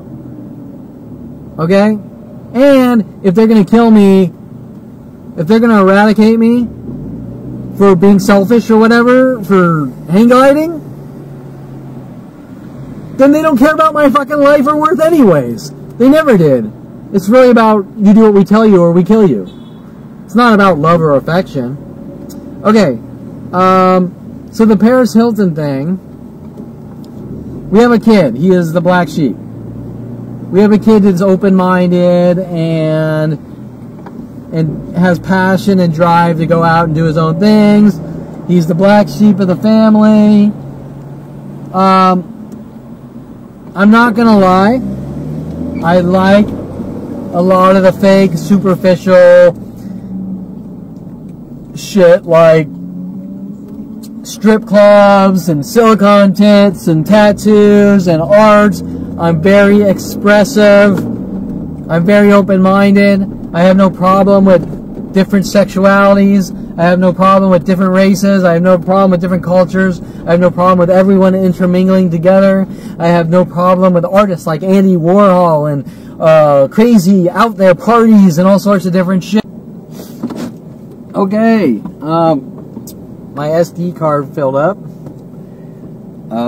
This is going to be a long one because I have this SD card, I have last week, probably 3/4 of an SD card, and this might be half an SD card. We're getting towards the bottom here. I've been going into details, which needs to be done, because when you have these people hunting you down with worldwide support on empty labels, for some reason these people worldwide have the ability to throw some empty label on me and there's worldwide support to kill me, and then the labels change hour by hour. Kevin's a white supremacist. There's a worldwide campaign to kill him. Kevin's an asshole. There's a worldwide campaign to kill him. Kevin is a thief. There's a worldwide campaign to kill him. Kevin's this. Kevin's that. Kevin that. But in any of these hundreds of thousands of things that I am or have done, there's not one legit argument. Not one person worldwide has ever questioned the validity of any of these hourly changing arguments. Not one. And it always says that. Okay, so you have to sort of question, what the fuck is going on? You have a worldwide campaign to kill someone where everyone blindly believes an hourly changing opinion. Doesn't make any sense. Okay, we'll get back to that. I want to finish up the Paris Hilton. Okay, hold on, I'm just routing my GPS. I wanted to finish up my Paris Hilton, or start it. Okay, so I was explaining my background. Remember, I'm not allowed to tell anyone who I am in life.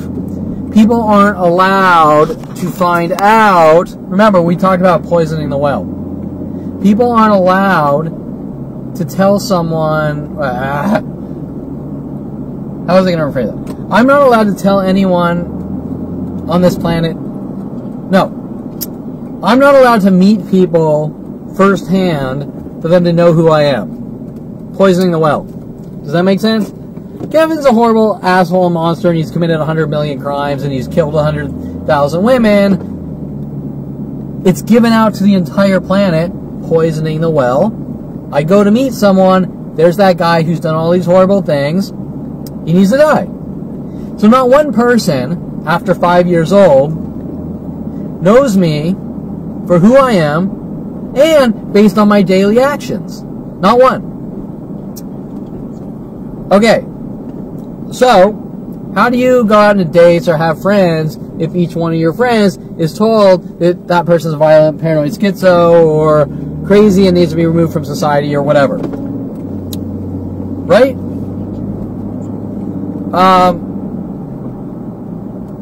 Now you're going to say, well, people talk. Sure, people talk. Your high school friends talk, your social circles talk. But if I go on a date with a girl and she's in a bad mood and she doesn't get her way in life, and she says, Kevin's an asshole and a murderer, and it goes worldwide instantly. Example, Aubrey Fisher, I tapped my foot by her, and there's a worldwide campaign to tap me to death for 6 years after that. That's just one of her tactics. For 6 years. Worldwide. Okay, so let's break it down. I meet a girl. She's already... No, I don't want to say I meet a girl. Aubrey Fisher is sent after me by Rody Morales with the LAPD. Rody Morales trying to plant trash bags full of marijuana on me.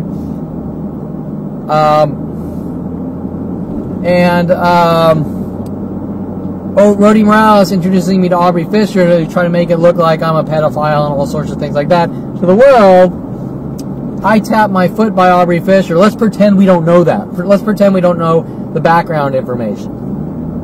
I meet Aubrey Fisher, I tap my foot by her, her life's destroyed because she doesn't like foot tappers.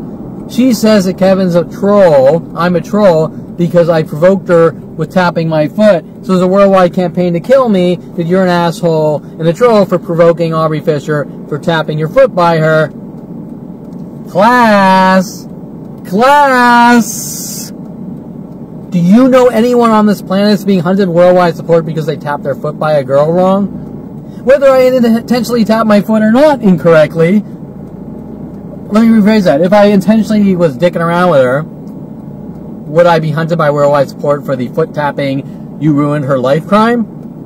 Of course fucking not. Does that qualify as that person's an asshole and needs to be hunted and killed by worldwide support? Of course not. Maybe Aubrey Fisher mouths off to a couple of her friends, and her friends go, you know, Kevin, you're a dick because of what you did. And I go, what did I do? And they go, well, you tapped your foot by Aubrey Fisher. And I go, are you fucking serious? There's a girl mad at me because I tapped my foot by her, and she's spazzing out over it? Maybe I'm gonna stay away from Aubrey Fisher. She doesn't sound fucking sane. Okay? Then there's a worldwide campaign to kill me because Kevin's an asshole, because Kevin ruined his life by tapping his foot by Aubrey Fisher. Do you honestly fucking think that this is about Kevin's an asshole and taps his foot by Aubrey? Okay, so anyways, right. Give me a fucking break. I'm also being hunted because litter fell off my shirt at 5 years old and I committed the litter crime, right? Ironically, this is the case. Something like that. Ironically. It's not really about fucking litter or tapping your foot. It's about government flagging and kill operations to sort of keep you in the dark and confused while they get what they want. And trying to make you think it's your fault. Okay, so we'll get back to the whole asshole thing after this. And this will sort of tie in with that. Because these people are being paid off. Okay, your friends don't try to plant trash bag full of marijuana in your house working with buddy-buddy with LAPD because you're an asshole or you're not an asshole. Let me fucking tell you. Something bigger is going on. Okay. Okay, so. Volume. Where are we? The Paris Hilton. We were talking about Paris Hilton. We were talking about who I am, that I accept everyone. You can tolerate, right? I mean, look, I'm not going to accept the abusive piece of trash that wants me dead around me, but I am going to accept people who are different and from all walks of life. But anyone that's harmful to me, I don't want to be around, right? I mean, I'm sure everyone will agree. You become a friend with someone, they're abusive, they're trying to boat anchor you, they're in some kind of jealous rage, which is very rare. You're like, fucking get me away from this person, right? You meet someone, they're just rude and annoying, don't want to be around them. Hell, you even meet someone that you feel uncomfortable around that's the nicest person known to man, you just might not want to be around him. You have that prerogative, I have that prerogative, we all have that prerogative, because if we didn't, our lives would be in danger on all sorts of different levels. From our mental health to people that didn't like us doing horrible things, like me, the more I try to get away from the people that want me dead, the more they come after me. Okay.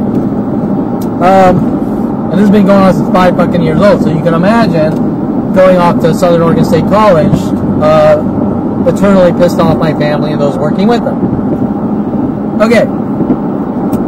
So, I let everyone in my life that I feel comfortable around, and I have no hate, rage, hostility towards anyone on any level. Even the trash, like Terrence Stroggins paid off to have me killed and followed from place to place and doing these things, I don't even really have hate towards them. I don't like them. I don't know them. I don't give a fucking... You know the little, when you wake up in the middle of the night, you got like a little saliva here or whatever? Like, that was last like Terrence Stroggins or Bailey Bernard or whoever, Aubrey Fisher. I don't really give a shit about you. You're nothing to me. Does that make sense? Like I just wipe you off and throw you in the toilet and flush you and like, don't think about it. Because you have nothing to nothing to contribute to my life in a positive way. You're just filth and trash, and you're annoying, and I don't have time for you. Now, Terrence Stroggins was contacted by Dincy to hunt me and stalk me and silence me, and like everyone else, they're trying to divert this into, look what Kevin's doing, and he's a public nuisance, he's a horrible person. Bull fucking shit. Terrence Stroggins alone was blackmailing me and trying to extort me out of money with the HOA. And then he tells me that my place is his place, and he tells me that after he calls the police saying his life's in danger. That I'm in his place. I'm sorry. Is your signature on the fucking deed to that house? Hello, did I miss something? Now, he's being paid off by LAPD to say these things because he wants to try to get me to go after him. Once again, who is Terrence Stroggins? Just the next person paid off to have me killed or eradicated. I don't fucking know who he is.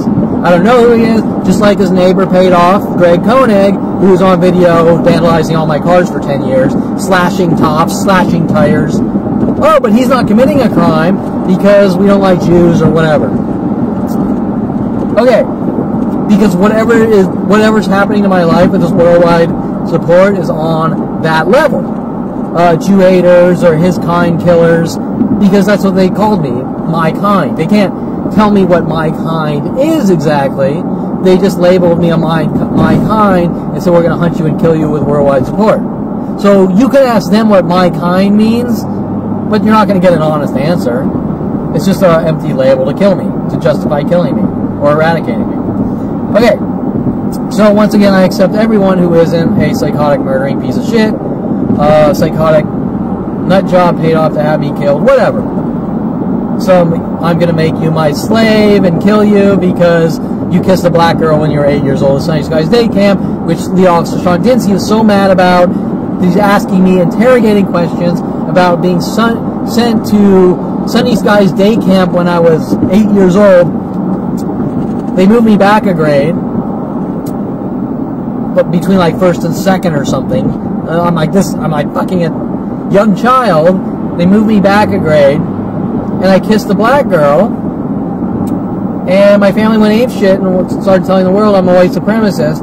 Well, when Dinsey arrested me, he was asking me questions about being put back in Sunny Skies Day Camp and special schools. Well, how would Dinsey have this information? I'm 47 years old.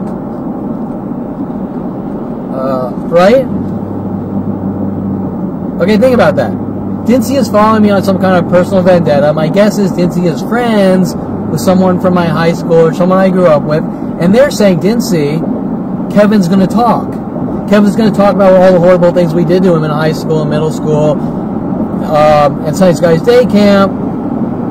So here's some money. Hunt down and eradicate Kevin and try to stop him from talking. Now remember, Dinsey is working with Jensen, and Jensen is actually paid off, working with people paid off, like Jen has paid off to have me killed. Okay, so it gets deeper and deeper the more you go down the rabbit hole. Everything is they're trying to cover up everything. From all the teachers they contacted to stalk me in colleges, from the students in colleges, from people like Brian Weaver, Tom Hoke in high school and middle school, everything. They're trying to cover up everything. All the horrific, unspeakable child abuse on unheard of methods, everything. They're trying to turn it around on me. Okay, so, back to the Paris Hilton analogy. Kevin is away from his family. Kevin is associating with people that his family doesn't understand. I'm not saying they're bad people. Some of the people I'm associating with could be on the more shady, are on the more shady side. Strippers, porn stars. I'm building adult websites. I'm doing studio photography for good-looking women, although I wouldn't really put a good-looking model in the same class as a porn star. They're kind of different things. Some get closer to that, some don't. I'm not saying they're bad people. Now remember, Mike Huntley says with some blackmail death threat at 29, don't associate with those people. Now, Mike Huntley, remember, is involved in introducing me at 16 to bounce for a couple of cheeseball bachelor parties with Melody the stripper, a Calabasas High, ex-Calabasas High student that became a stripper. What do you fucking do? I was never even friends with Melody. I did a few cheeseball parties, I did two cheeseball parties, and never really spoke to her again because we weren't really friends. And there is worldwide support that Kevin needs to die because when he was 16, he associated with a stripper and bounced at a couple cheeseball bachelor parties, which now looking back, I think were completely fake and staged. Because there were high school kids getting married. Think about it. Okay.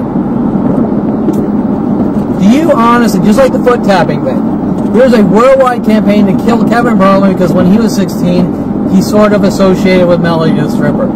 Then they're switching to music tactics. Now then it's about music and mental illness. Okay. Do you honestly fucking think, I'm 47 years old, you think that guy down here in LA is walking around, that Kevin Perlman guy, when he was 16, he bounced for a couple of bachelor parties for a stripper. If you're thinking like that, you need to go into a fucking mental institution, not me. First of all, most people would be like, cool. Second of all, who fucking cares? I mean, do you follow 16-year-olds around going, when you were 16, you went 80 and a 70. When you were 16 years old, you went 60 and a 55. I'm going to kill you. You're a horrible monster. Okay, if you're that anal fucking retentive, there's something really wrong with you. Seriously. If you're that anal retentive, you're a danger to people's lives. It's that fucking simple. If you're hunting down and trying to kill people for associating with a stripper at 16, you're a danger. The stripper's not the danger.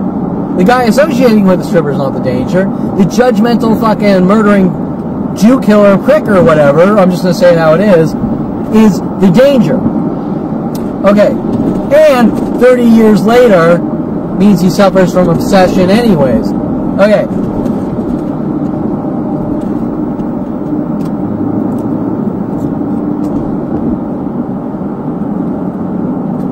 Chocolate shake. I'm sure that's an ice cream prime. Okay, so, and I'm trying to make everyone angry at me by ordering an ice cream shake. Okay, that would be their argument. It wouldn't make any sense. Okay. Point.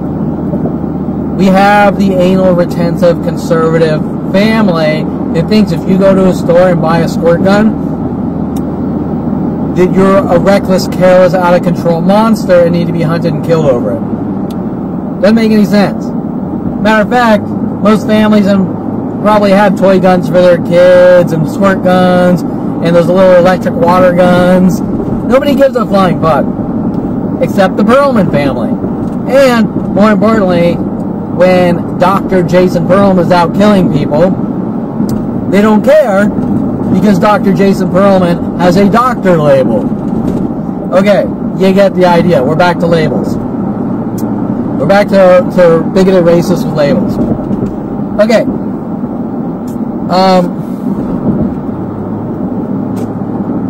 Okay, so maybe I'll just make this quick. What was the deal with the Hilton family was that you have this fairly conservative hotel chain family and their daughter is a little more on the risque side and she puts up a sex video and the family's vision comes,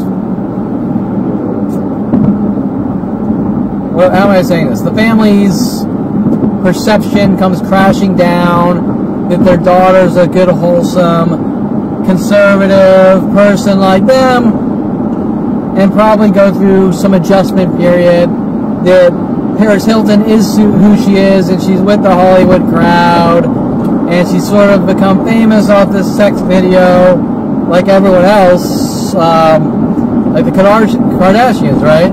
Kim Kardashian, I think. And the family's thinking like we're this conservative family and we have a hotel chain and blah, blah, blah. And it fucking sucks and they're probably just broken, what's the word I'm looking for? They're just totally, I don't want to say destroyed, but their perception is destroyed and they're in shock and they're upset over it and our poor wholesome girl is whatever, you know? Okay. Well, that's kind of synonymous with the Kevin Perlman scenario, except there's a big except here. The Hilton family didn't run around saying our daughter put up a sex video, we're going to hunt her down and kill her and lock her away in jail cells and mental institutions because she's crazy. As a matter of fact, most of the world embraced Paris Hilton and said, you know, that's her lifestyle and it's not really that big of a deal. Correct?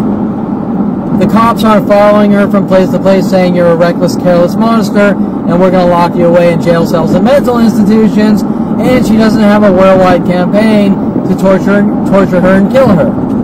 Correct? Okay. So, even though the situation from the standpoint is we have the black sheep, me, the black sheep of the family, and well, I'm more into more sexually open and more open-minded in different things, less of an anal retentive square. My family's way of dealing with it is eradication. You have to be who we tell you, or you're a dead man, or we're going to lock you away. Okay? So they're not the same situations. They're the same situations from the Kevin became famous, and I really want to say infamous, because my family has been blasting out every lie known to man with the police and government since 5 years old. I've committed every crime known to man, but yet I haven't done a fucking thing but be a really good person. Period. This is not about Hollywood. This is not about famous. This is not about publicity. It's not about making money. These are government flagging kill operations. I turned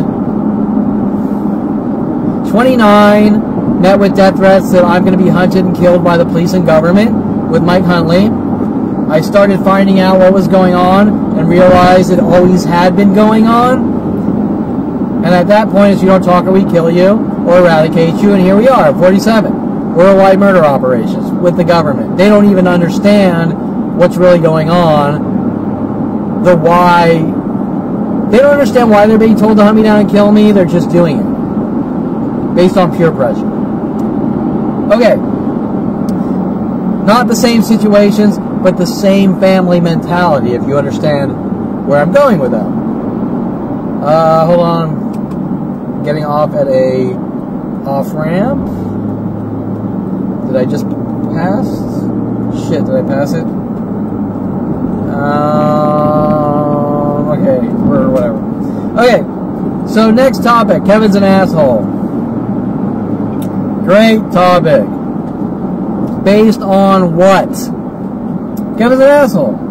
Based on what? Because someone didn't get their way in life? I'm an asshole to Adriana because Adriana was paid off to thug, terrorize, torture, and blackmail me into a relationship and dictate my life. So I'm an asshole. I need to be hunted and killed and die.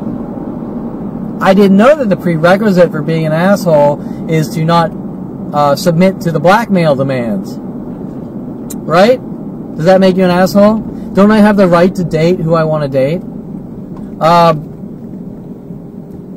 Example, if Mike Huntley really thought I was an asshole, do you think he would have invested 15 years to be my friend and start 6-year companies with me?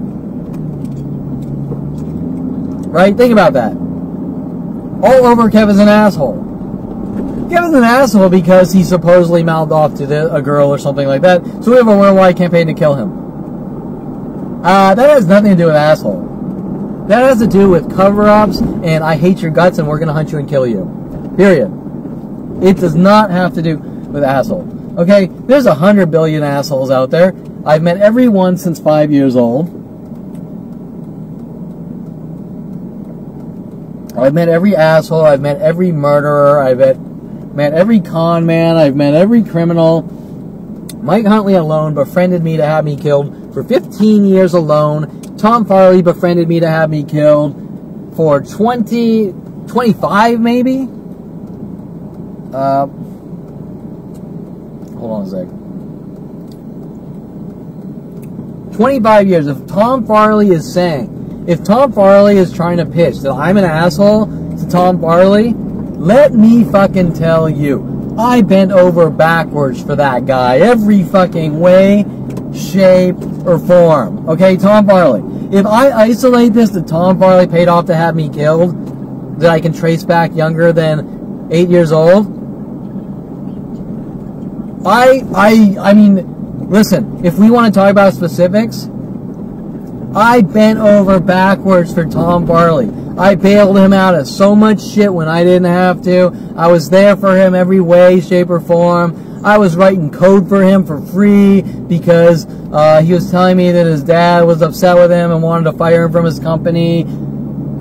Oh, wait, so are you saying that if I spend the time out of my days to write web database codes for my friend because he doesn't have the ability to get along with people, that I'm an asshole for it? Because what? Because I helped him too much? So I'm an asshole? Right? Okay. So if we break down everything with Tom Farley alone, Mike Huntley, Paul Humphrey, I'm the opposite of an asshole. Okay. Now, I've had these interrogating questions about me being an asshole. Class, have any of you ever been an asshole? Because in Kevin Perlman's life, if you deviate from perfection, you're now in the asshole category and hunted with billions of government dollars with the Congress, Senate, and psychology community.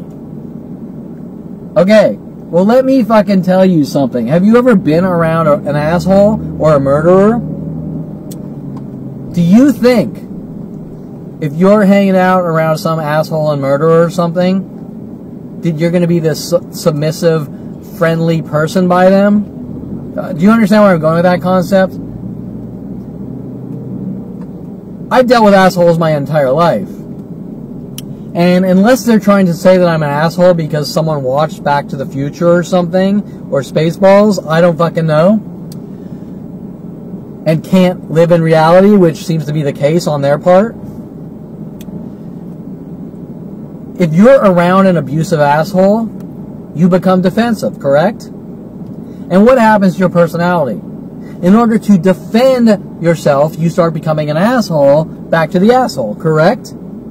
Okay, well, I'm told, remember, Mike Huntley's words and my father's is, Kevin, you're not allowed to defend yourself. And so much so that when I find out my family's hunting me down for eradication to lock me in jail cells, mental institutions, I'm not even allowed to tell anyone in a friendly way. I'm not even allowed to hand you a card going, look, you know, you need to read the truth. Or I'm an asshole.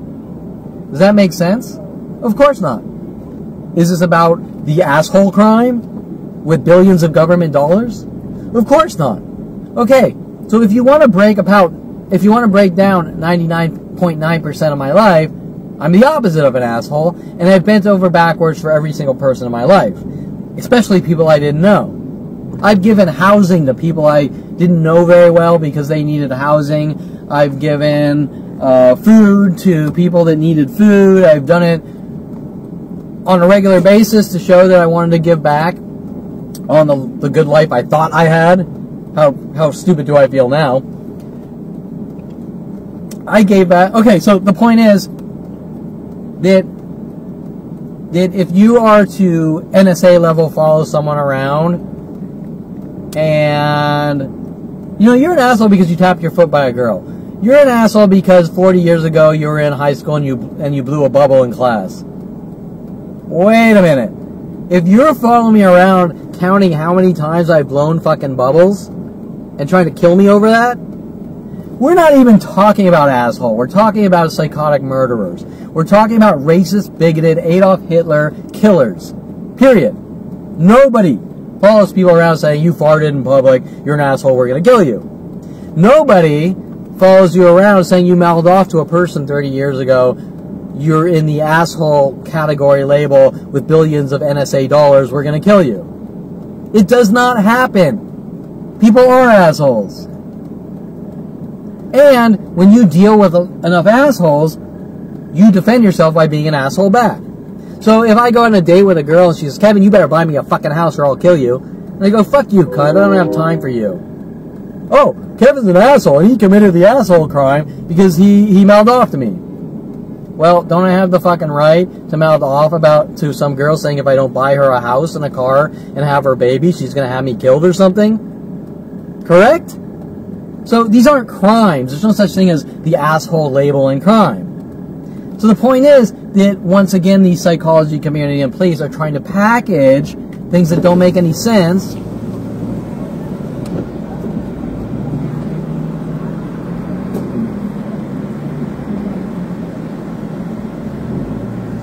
as crimes justifiable by death, mental institutions, or jail, or incarceration for life.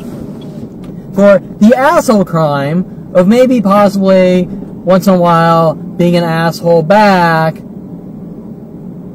to your worldwide conspiring murder operations. Okay, now, if you want to ask me, Kevin, have you ever been an asshole to someone?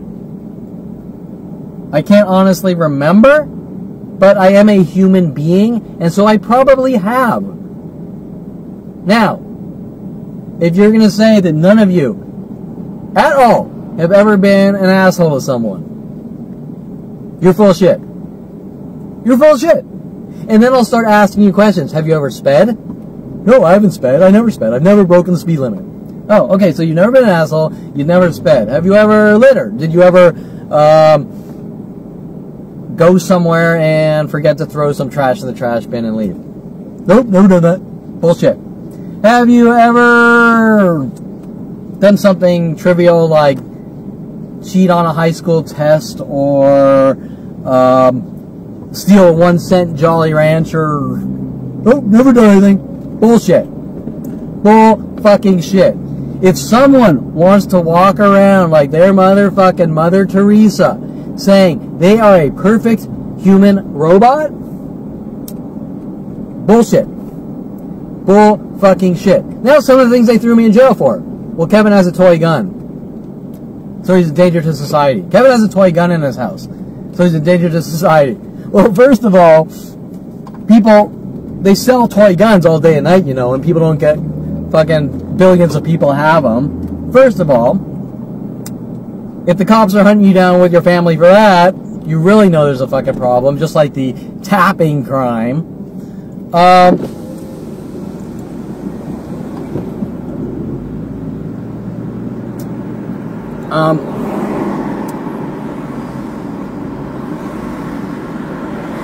Where was I going?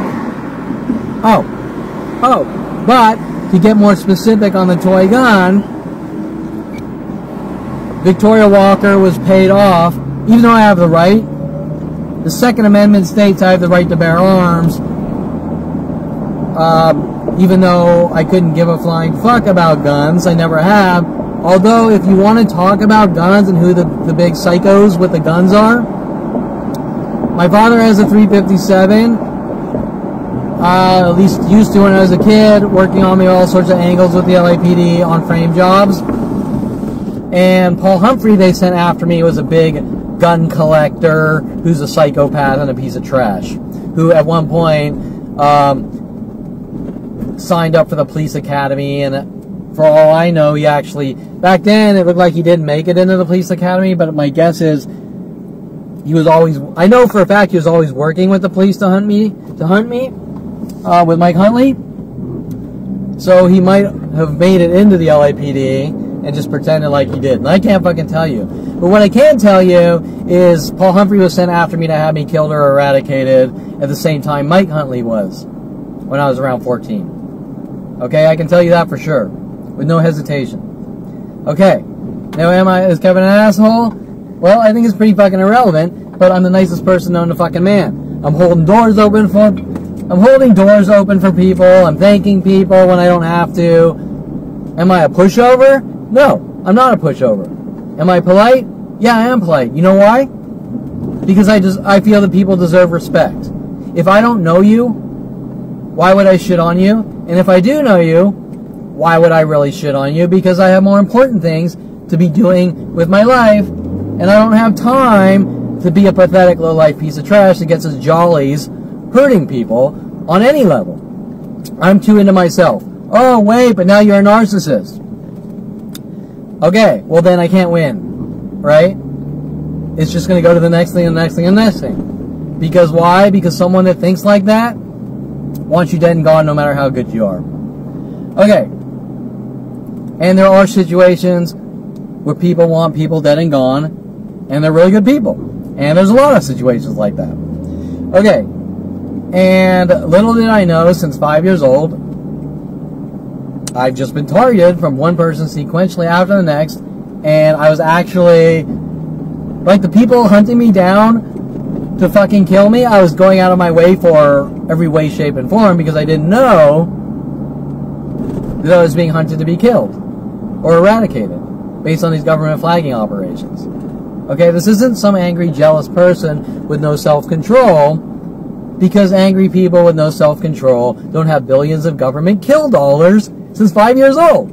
They don't have the ability to pay off police officers and juries and judges and Congress and Senate and the entire psychology community and the entire law organization worldwide judicial system worldwide, they don't have that technology unless it's NSA level kill tools developed around 5 years old around you, and they worked on you for 47 years. Ta-da! Here we are. 47 worldwide kill operations. I can assure you it is not because some girl or person's feelings were hurt. Okay? Period. Okay, so the Kevin is an asshole tactic is the same as all the other tactics. It's just an empty label based on the possibility of a single event somewhere down the 47-year timeline saying what? You are not allowed to be a human being. Example, if you're dating a girl and she's fucking scratching your eyeballs out with her nails and you throw her to the ground, in my life, she didn't do anything wrong, and because you threw a girl to the ground who is ripping your fucking eyeballs out, and you have an eye socket, you have an eyeball hanging out of the socket, ligaments, and blood spraying everywhere, you're an asshole because you threw a girl off you who was actually literally ripping the eyeball out of your socket, even though this never happened. I'm just giving you a fictitious analogy. Every single situation I've ever been in for 47 years, not almost every, if there's any type of situation arising, even on the slightest of trivial, it's because some person or girl did not get their way. They did not get their way. Maybe a stripper made $500 off you, but she really wants $1,000, so you're a dead man. Maybe Adriana Oliveras, with your father's help, was demanding a relationship and kids and a family, and you saw the signs that she's a fucking murderer. So you said, I'm not interested, and was very nice and tried to introduce her to other people. I think that's a pretty chivalrous response. Like, look, I'm not interested in you, but you can still hang around as a friend. And, here, meet Paul Humphrey, maybe go on a date, meet Tom Farley, and Tom Farley dated her for like a year, and he said weird shit like, she's yours. I was like, what the fuck are you talking about?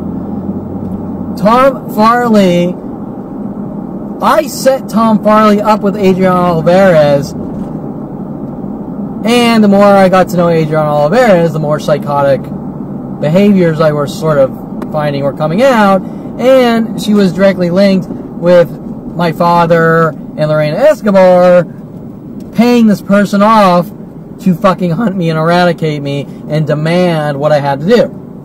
Okay, so you're going to say, well, Kevin, because you didn't shit on Adriana Oliveras, because I let her in my life even though I didn't want to date her, and I introduced her to my friends so that she wouldn't be all alone, makes me an asshole. Yet, when she didn't get her way, she was running around with worldwide support to have me killed, and my father. All because my father wanted to set up these blackmail relationships. You date this girl or else, or we kill you. And you're not allowed to meet other people out of our little bubble, our control operations. So we're going to give disinformation to the world with the police and government and kill you and eradicate you or lock you away in jail cells or mental institutions. Now, I don't fucking know anyone that says that if you don't date who I tell you to fucking date, marry them, and have kids, that you're an asshole and you need to die. I don't know anyone. Unless maybe the medieval times with you're in a kingdom or something. Well, this is 2019. Okay? Where we have constitutional protections.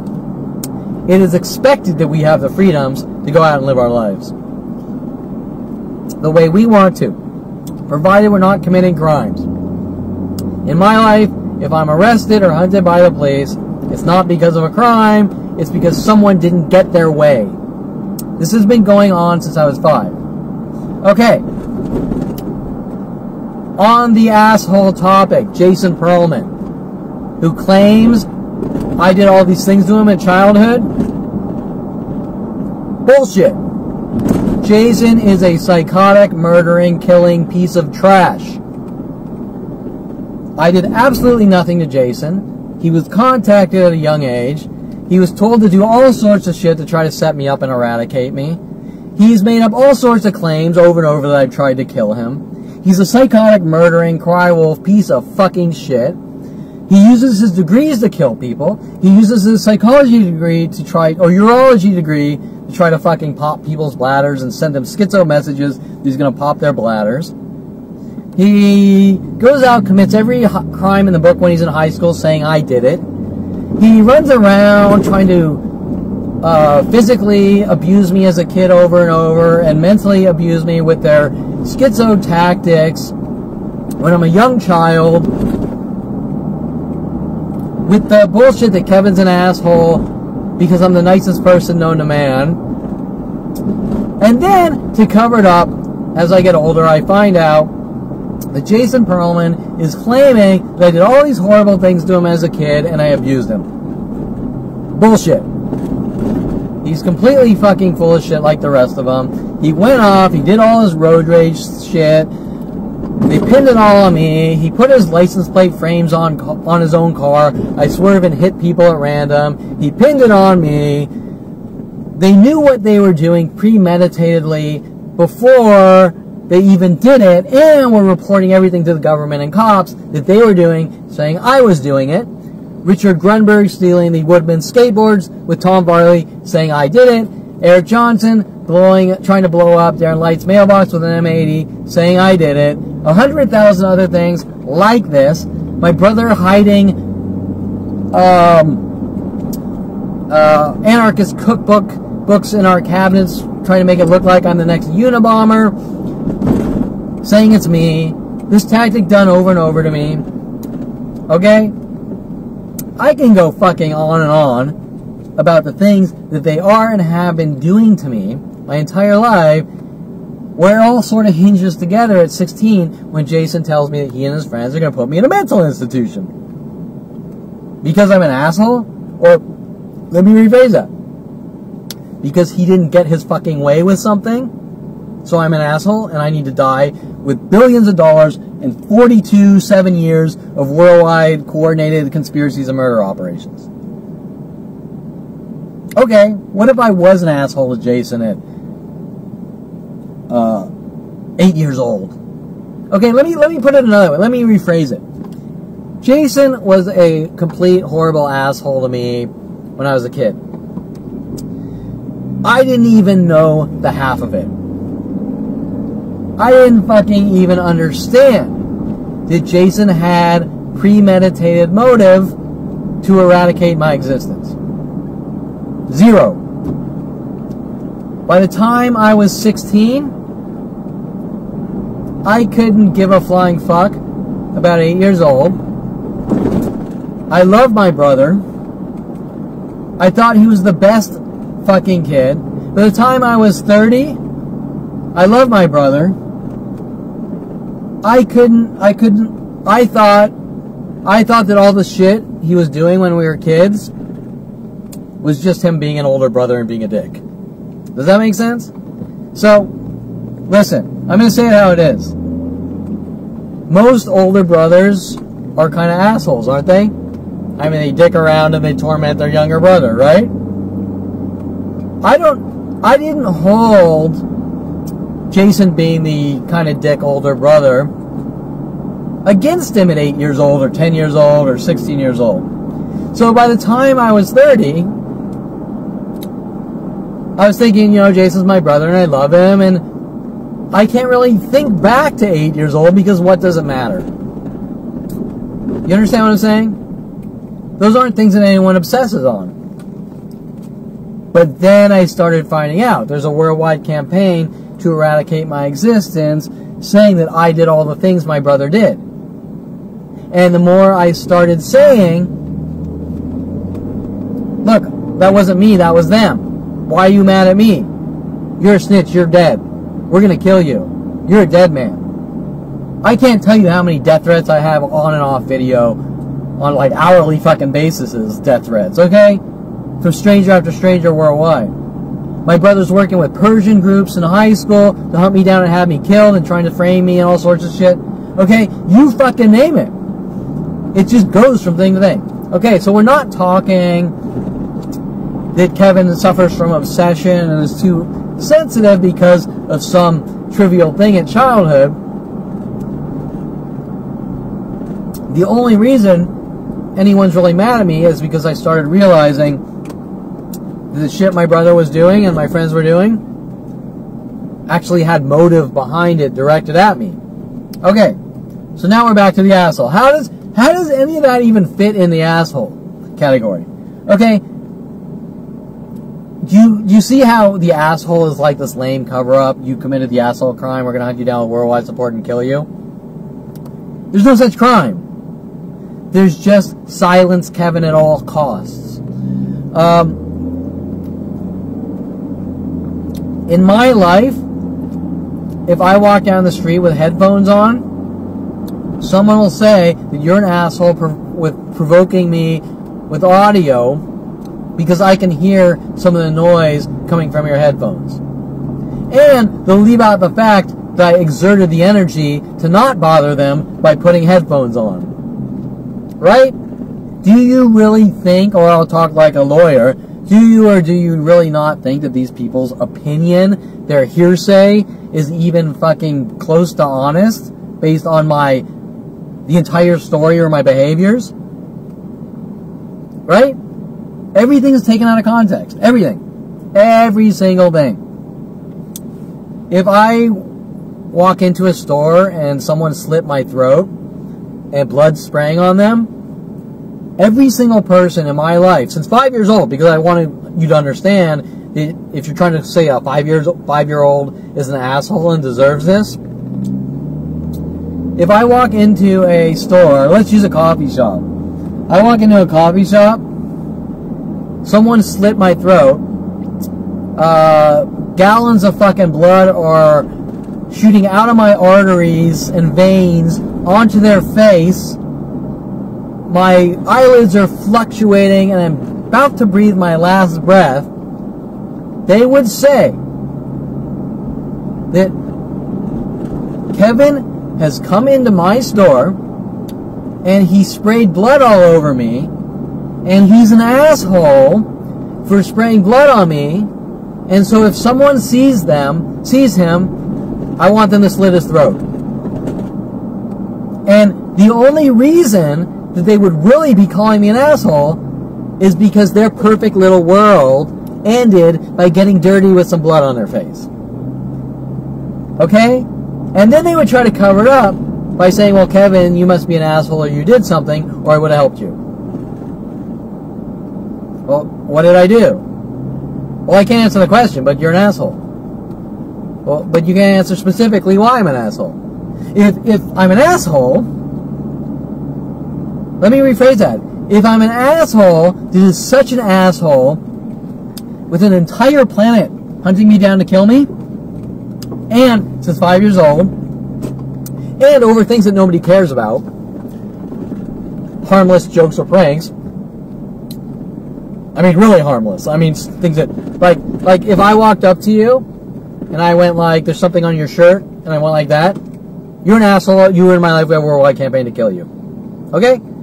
If I'm being hunted to be killed since 5 years old for the asshole crime, worldwide, an entire fucking planet, billions of government dollars. Billions. Teachers, professors, every person I've ever known, every student. I've been the nicest person known to man, unless it's someone's perception. But if it's their perception, then it means they have to be told something, and the well had to have been poisoned. Everything. My teacher Quigley telling me to punch Paul Schaefer. No, I won't do it.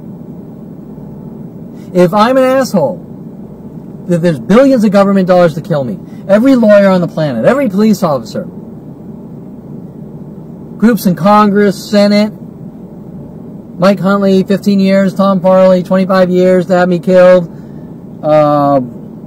Tim Thompson, 10 years, I got strippers following me from place to place, 20, 30 years, don't know them. Never talked to him, don't know him. Strippers porn stars like Jada Fire following me to coffee shops, trying to get me to go after her. saying I hate black people, I'm a white supremacist, and me calling the bluff and seeing that her reactions actually were intended to hunt me with the government and these mass groups worldwide since 5 years old. If I'm an asshole, that there's a worldwide campaign to kill me, trying to stop me from making it look like I went to college, things like this, trying to stop to make it look like I have an education and a degree.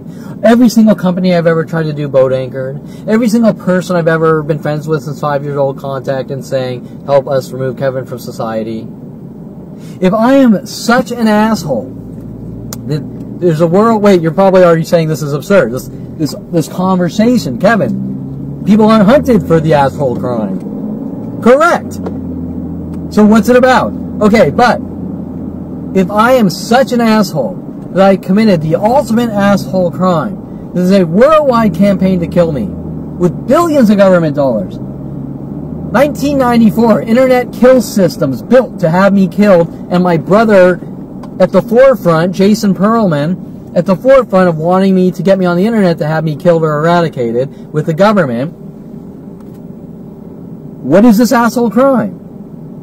I mean, if you have invested $100 billion to kill someone, NSA level operations, you gotta have an argument, right? Did I sleep with the wife of the NSA director or something? Did I miss something? Right? I've totally missed it. Okay, so now let's trace it to Jason. Jason Perlman says I'm an asshole? I'm just sort of speculating.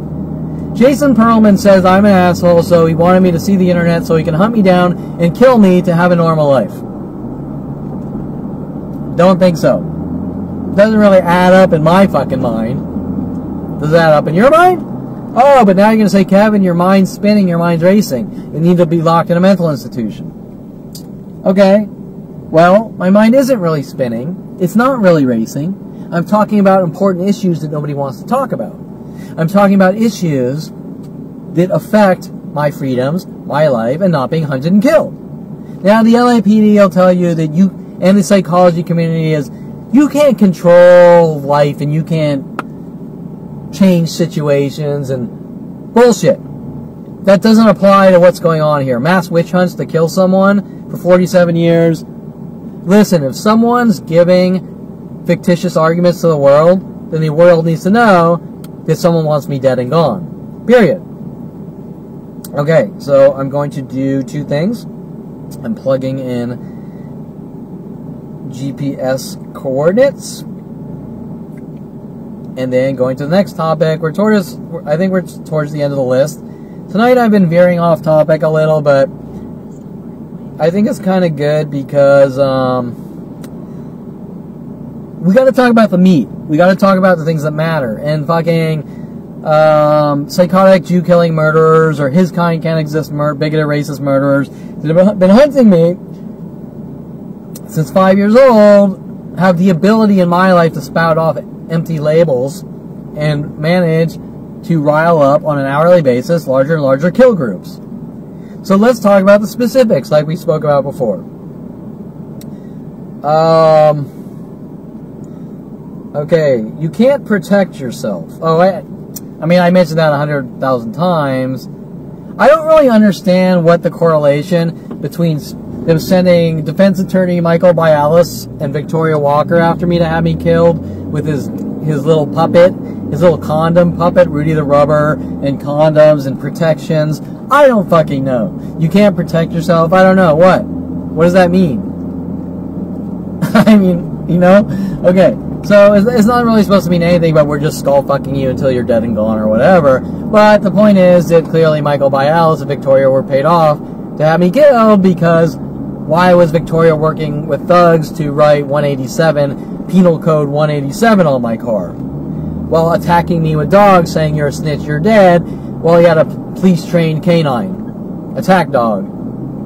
You answer that question because I would love to know that once again, if Michael Bialis and Victoria Walker are claiming that I'm an asshole, wait, didn't he come to me asking me to rebuild Rudy the Rubber website for him for free? Let me ask you a question. How many assholes do you know they're introduced to a friend, supposedly, and you rewrite their website for free? Does your common asshole rewrite your website for free for you? Is that in the list of asshole crimes? Michael Bialis, I rewrote Michael Bialis' website, Rudy the Rubber website, for free. For free. And at the point that I told Michael Bialis, now I knew Michael Bialis for maybe a couple of years. And there's a point where I told Michael Bialis, Michael, look, I'm not getting paid to do the Rudy the Rubber website, so I don't have time for it. I'm sorry. Okay. So now, Michael Bialis, that's when Michael Bialis changed. Michael Bialis was no longer my friend after I stopped doing free work for him. Okay, now I wasn't doing the Rudy the website like 9 to 5 or anything, but it was on and off for a couple of years, kind of some small updates or whatever. I also kind of made a CG version character of his little condom puppet, so he didn't have to stand behind a desk with his little puppet, looking like a little ass puppet. Okay, now I'm an asshole.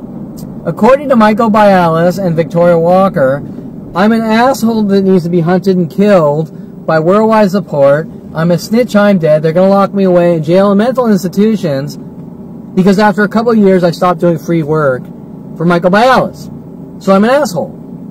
Then he tries to change up the argument that because his friend Shane originally wrote the website, I took over because I could do it better. These aren't my decisions.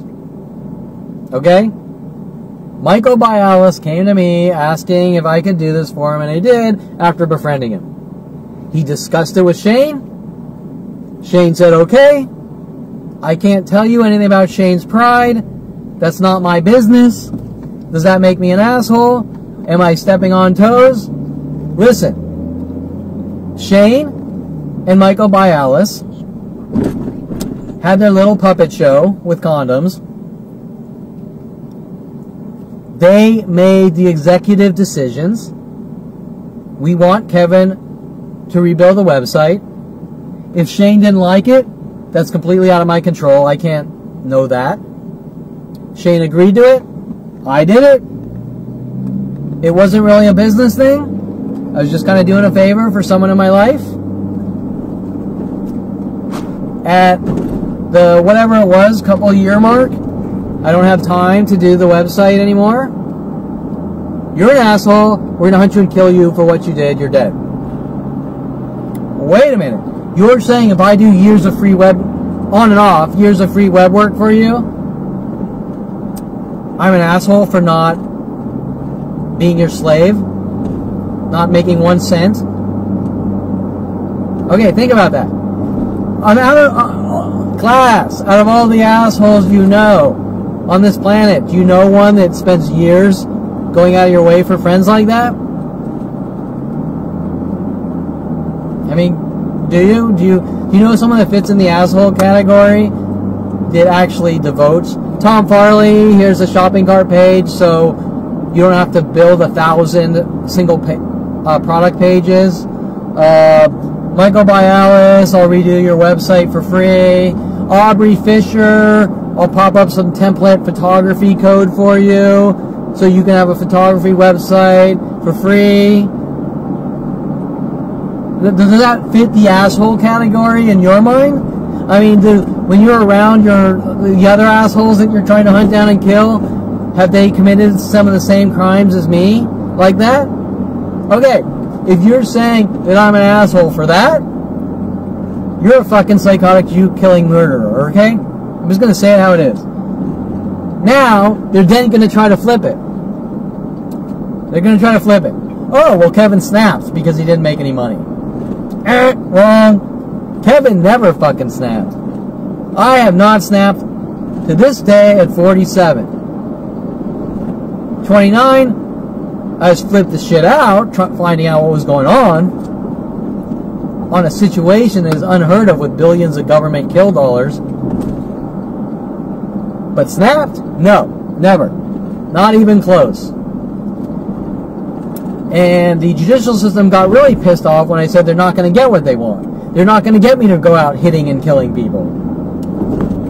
Okay? They got pissed off from that statement. What does that tell you? Okay, so I have not snapped then, I have not snapped now. I just understand the situation that they didn't want me knowing. I've been threatened pretty much all day and night to be killed for 18 years after finding out. I've been thugged by every psychiatrist, lawyer, police officer, and almost every person on the planet for finding out at 29 there's a worldwide campaign to kill me for no reason at all. They cannot tell me specifically what it's about. Nothing specific. Vague bullshit. Just switches from vague bullshit. You're a criminal, but I can't tell you why. You're an asshole, but I can't tell you why. You're a murderer, but we have no crime scene. You're reckless, out of control, but I can't tell you why. When you don't get your way, you're a horrible monster. Based on what? When, right? There's nothing specific ever on any level. Ever. So, and then it all comes down to, Kevin's a litterer. We hunted Kevin down for 42 years for being a litterer. Right? I mean, of course they don't want it looking that way. And what is a litterer? Once again, we have the asshole crime, we have the litter crime. So when I was 10, did I litter? So they followed me around. We're watching you, Perlman, because when you were 10, you left a Coke can on the street. I don't fucking know, right? Okay, so all these things are the same. It's just the template just changes from thing to thing. So they're trying to cover it all up. Kevin's a public nuisance. The more I expose them, the more they try to cover it up. You name it. It just goes from thing to thing. The more I talk about my earlier life, the angrier they get. Well, why do you care if I talk about my personal life? If I'm fucking crazy, then go live your life. Let me talk about my fucking life. I have the right to talk about my life. Okay, so, talk about what this really is. It's a way of hunting and killing a 5-year-old and getting the world to all help. I mean, I basically said this 100,000 different ways, but I think it kind of needs to be hammered into your heads. What this is really about is creating chaos. It's creating chaos, just like my brother's favorite band, Roger Waters' Radio Chaos. It's about... Okay, it's about figuring out how to eradicate someone in such a way that you can get away with it. Interesting wording, since my father's partner, Dennis Ainbinder's kid, Stephen Ainbinder, somehow was associated with this book with the Menendez, How to Kill Someone and Get Away with It, and my brother was closer to Stephen Ainbinder and Lorena Escobar. I can't really go into anything specific on that, but it is kind of interesting that there's a worldwide campaign to kill me and do it in a way that someone can get away with it, just like the title of that book. And they start in on me at a very young age, and things are done. And so that was that's relating to the Menendez killings. Obviously, I'm much younger than the Menendez. I think they went to Calabasas High at one point with me. Not with me. They're much older. But I think they go to like Beverly Hills or something after, and that's when, whatever. Okay, I don't want to go too deep in that. What I do want to say is it's interesting. There's a worldwide campaign to have me killed with full government support, and do it, and psychology community, and do it in such a way that someone can get away with it. I mean, that wording definitely fits that book. I'm not saying anything specific, because I have no specific proof or anything of anything. It seems very out there like my brother saw the name of the book and said, let's do that to Kevin. I can't fucking tell you. Okay. The point, though, the point I'm getting at is there's a worldwide campaign to torture me with psychological warfare while the police say no crime has been committed.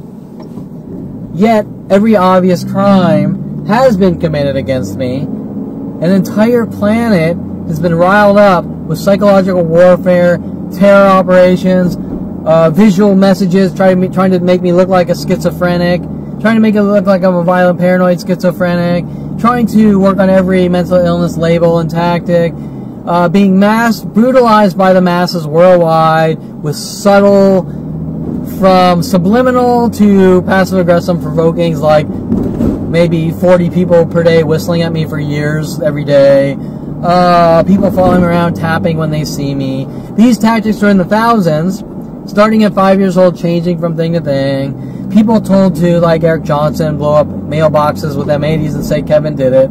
Kevin's a crazy man.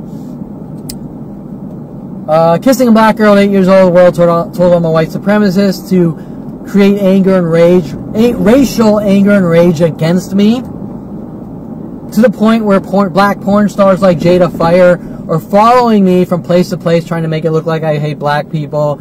Porn stars like Vanessa Blue, black porn stars like Vanessa Blue, following me from place to place, or Coffee Bean, trying to make it look like I hate black people. Porn stars following me to public places, trying to provoke me, not just provoke me, trying to get reactions, say I hate porn stars and this and that. All based on trying to create worldwide chaos, anger, and rage at one man to brutalize him to the death where he blows his fucking brains out or something really bad happens to him and he reacts and gets put in cages, mental institutions, based on the original message at 16, me and my friends are going to lock you in a mental institute. Me and my friends are going to, it wasn't said that clearly, but me and my friends are going to put you in a mental institution. It was me and my friends put a teacher in a mental institution. We have a bug in your room, Radio Chaos, and we have a bug in your room, and we're listening to everything you do on the radio to try to flip me into a state of paranoia. So I go running to my mom, saying, Mommy, Jason has a bug in my room, to try to make me look crazy, try to make me say things that look crazy. I don't think he really had a bug in my room. Mike Huntley, Paul Humphrey, then told to befriend me with their VW Beetles, and it getting really bad. It had always been going on since 5 years old, but getting really bad since then. Now, just so you understand some specifics,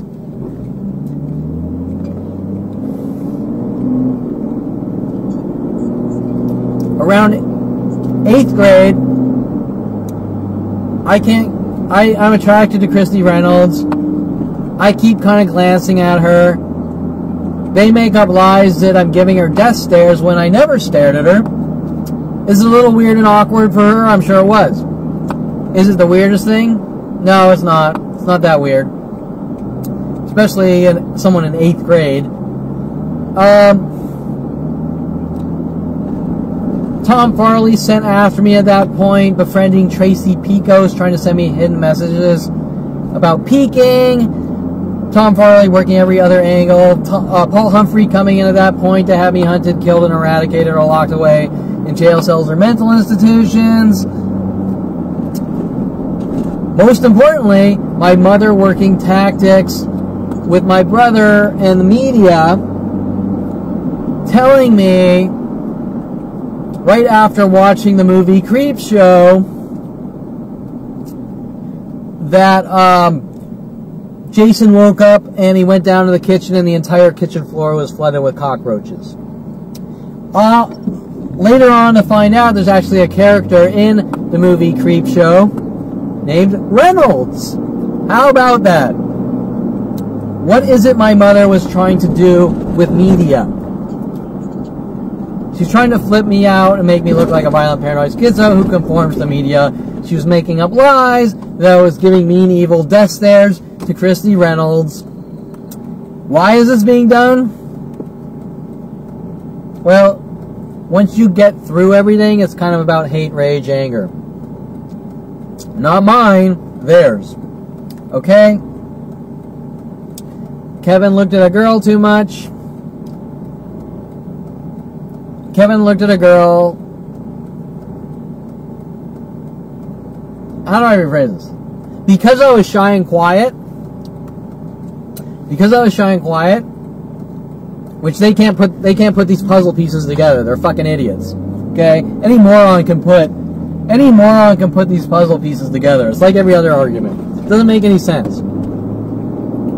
Oh. Because Kevin didn't walk up to a girl and be Rico Suave and say all the right things, he was shy, quiet, and attracted to Christy Reynolds, but didn't know what to say. Kevin is a murderer that needs to be hunted with worldwide support. So we're going to send him hidden messages from the movie Creepshow. We're going to send him 100,000 other hidden messages from songs and movies. We're going to have his friends send him hidden messages. Kevin needs to go into a mental institution. And then it's finally all summed up that Kevin's an asshole because he didn't ask out Christy Reynolds in 8th grade. In 8th grade. In 8th grade. In 8th grade. In 8th grade. How many fucking people in 8th grade are held standards to the President of the fucking United States of America? Okay. Where I come from, that's fucking child abuse. They can't ask any fucking questions. They can't deal with situations. I see something that I don't like, I don't understand, and they go out and they fucking kill everything in sight because they don't understand it. It's the same thing as fucking Adolf Hitler. Period. Now, what is it? I was an asshole with Christy Reynolds because I was shy and didn't ask her out? I mean, if that isn't the most pathetic, cover-up, kill-his-kind argument, I don't know what is. You can only fucking you can only polish a turd so many fucking different ways. It's always going to be a fucking turd. Period. Okay. So I just wanted to expand on that a little. I think we're towards the end here. Oh! Kevin can't see himself. Kevin can't see himself. Kevin's a horrible monster. Kevin's done 100,000 horrific things. Not one person can be specific about any of them. And Kevin can't see himself as a horrible murdering monster. You don't see some premeditation of that one? What did I do? I'm not going to tell you. You're a dead man. Because you know what you did. Hey, world! If Kevin asks you what he did, don't tell him. If Kevin asks you what this is about, don't tell him because we're going to try to show him himself. And it doesn't matter what we tell Kevin, he can't see himself, so he's not going to change. Okay, wait a minute. If I walk up to a stranger and I'm the nicest motherfucker known to man, which I have been to everyone for 47 years, and someone is poisoning the well, I've never met them or seen them, and they say Kevin's a horrible monster, we have to kill him because he'll never change because he can't see himself. Well, don't you see a certain set of premeditated strategies? Isn't life supposed to be you meet people and they learn who you are based on who you are? If someone is poisoning the well, and they're doing it worldwide, and they're doing it since 5 years old, that's what you call premeditation. That's strategic. Okay? If I contact every lawyer on the planet and say you killed 100,000 people, and then I follow you and try to kill you, what do you think the real reasoning would be that I would contact all the lawyers? Because I want you fucking dead and gone. Well, this starts at 5 being done to me. Okay, so when Tom Farley and Mike Huntley are following me from state to state, notifying worldwide groups to kill me, and saying no matter what Kevin tells you, he can't see himself, kill him, and he did all these horrible things, but we can't be specific about one of them, what do you think the motive is? It's not about me. It's about someone killing someone they don't like, and I'm the target. Okay, so nobody runs around. Think about that. Class, how many people do you know on this planet that people are running around with their psychology degrees?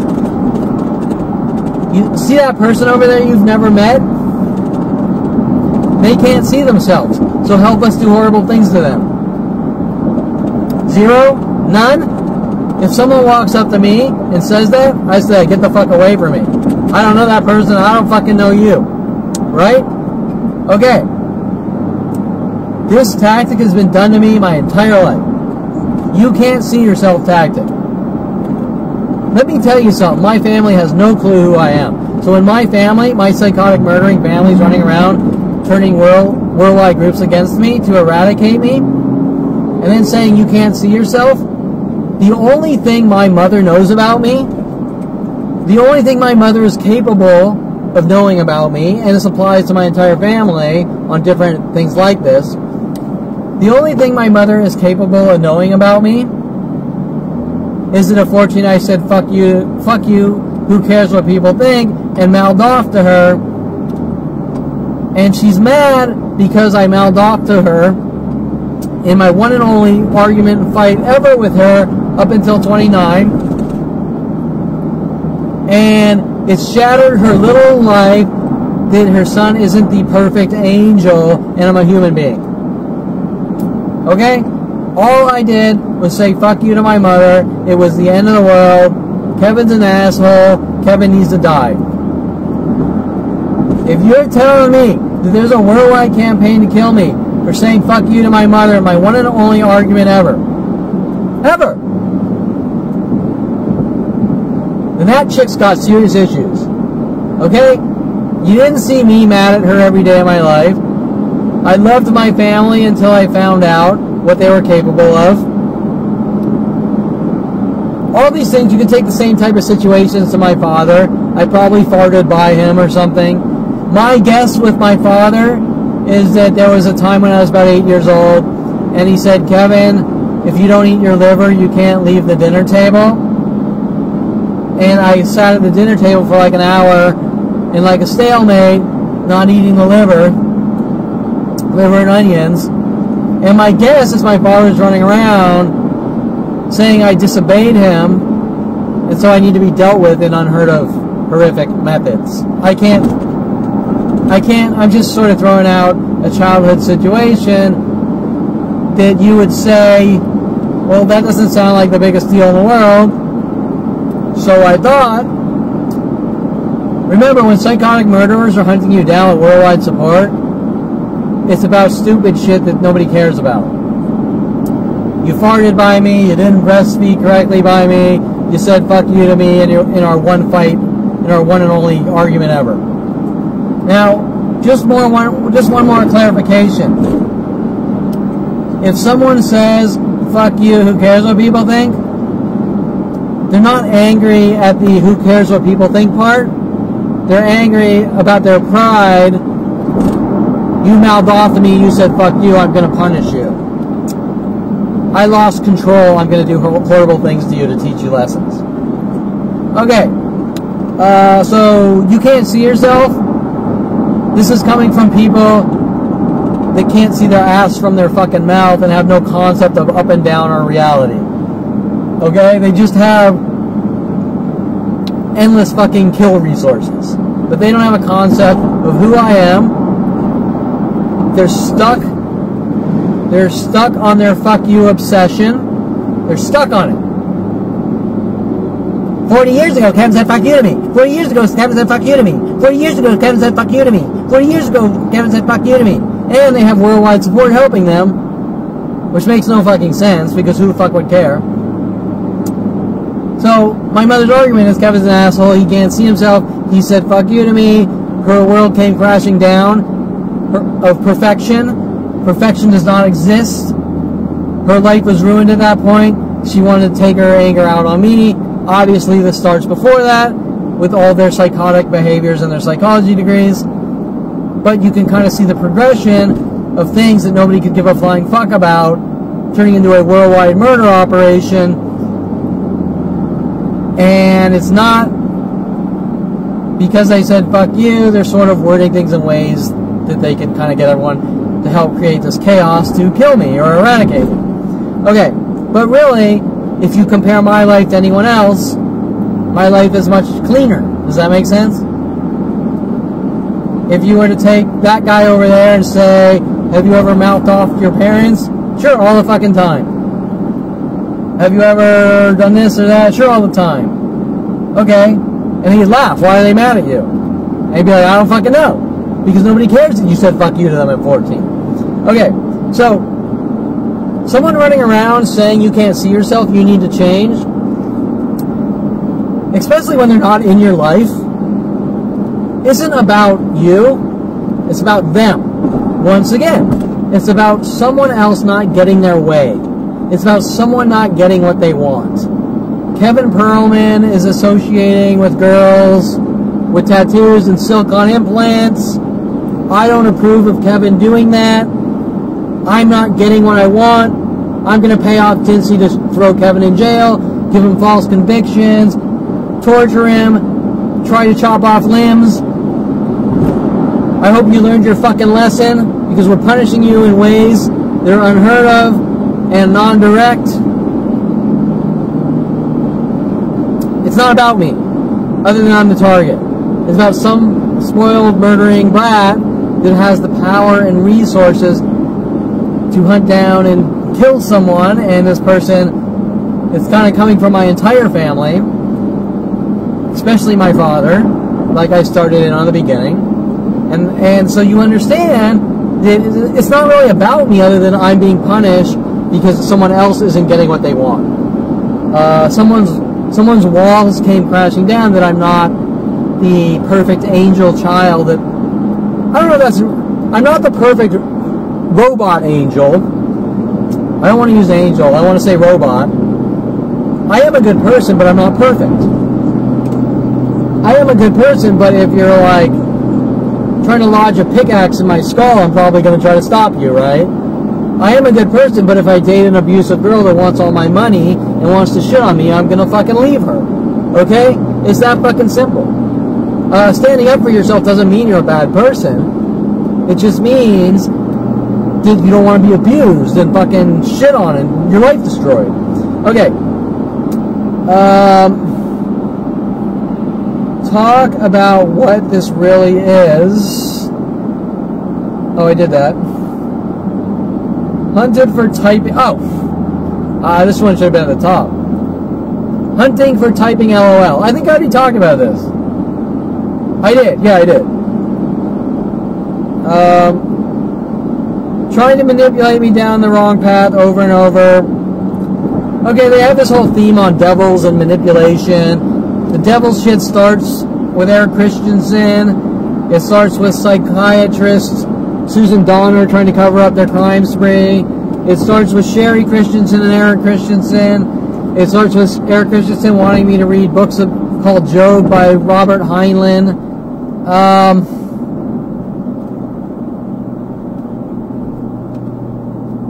I'm trying to see if I can trace the devil angel shit to any younger than Eric Christensen at 21 at University or Southern Oregon State College. I thought something came to mind the other day where at a little younger they were working some tactics, but I lost that thought. So needless to say, they've been working on me with their bullshit about devils, angels, Illuminati, trying to make me look crazy. Now remember, this isn't just my brother and his friends. These are worldwide strangers all working together. Trying to take me to movies like Da Vinci Code and trying to sort of make it look like I conform to media. With some of my abusive father's office employees told to try to set me up and frame me. Now remember, they all play the asshole. If you find out what they're doing and try to say something, you're an asshole. They're allowed to torture and kill you. If you say something, you're an asshole, need to die. Doesn't make much sense. Okay, where are we? We're getting towards the end here.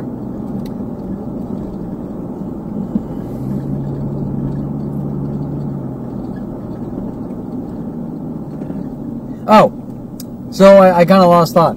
So my mother, my friends, my father, they all try to manipulate me into doing irreversible things to destroy my life. These are people that say they love me. At one point, my father told me that I should tattoo eyebrows, fake eyebrows on my here. Why do you think my father wanted me to, a guy, tattoo fake eyebrows on his fucking... My mother, we talked about the college thing, trying to manipulating me back from college and telling the entire judicial system that I'm on the run and I'm faking graduating and I followed Jason to University of Colorado. After manipulating me back, they then started contacting lawyers saying I did something wrong at University of Colorado, I don't remember, to stop the lawyers from helping me. All these things are based on we're trying to manipulate you down the wrong path. There's something my father and some people were working on. Some tactic my father and people were working on with Brian Smith that my friends call Bucky because of his teeth. Maybe they were making him a lie that I pushed Bucky off the cliff and that's why they called him Bucky when it's about his teeth. Just like they call me Kid Taco and then they try to divert it that I can't stop talking when it was about building cars. Okay, so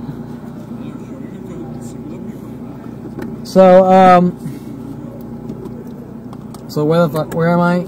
Okay, so the point is that these are people in my life trying to manipulate me down the roads of destruction. Okay, and at one point, there were hints or something about me pushing Bucky. Or doing something to Bucky, Brian Smith. And in the movie Bucky Larson, which there's all these references, they try to sort of make it look like I conform to media. Obviously, whatever his name is, the dude, nobody grows in my cockshade, maybe is supposed to represent me being an asshole or something, even though I have nothing to do with that movie or Fight Club or any other movie. They're just tactics to try to make me look crazy. My father is like hinting that I pushed someone or somebody. There were several hints about me pushing someone or something like that. My father mentioning something about pushing me to help me or whatever. I explained on another video that if I really did push Brian Smith off the roof of my father's DeSoto house on Avenue San Luis with the little rooftop thing, the rooftop balcony, if I really did that, Brian Smith would be a bloody pulp of bone fragments on concrete because the swimming pool was not underneath the roof. The swimming pool was this way in a gated area and there was just a concrete ground with a barbecue grill. So if my father is trying to make it look like these movies are actually real to the people watching them about me, which seems to be the case, or they're just trying to make it look like I'm crazy and conform to media, I can't tell you.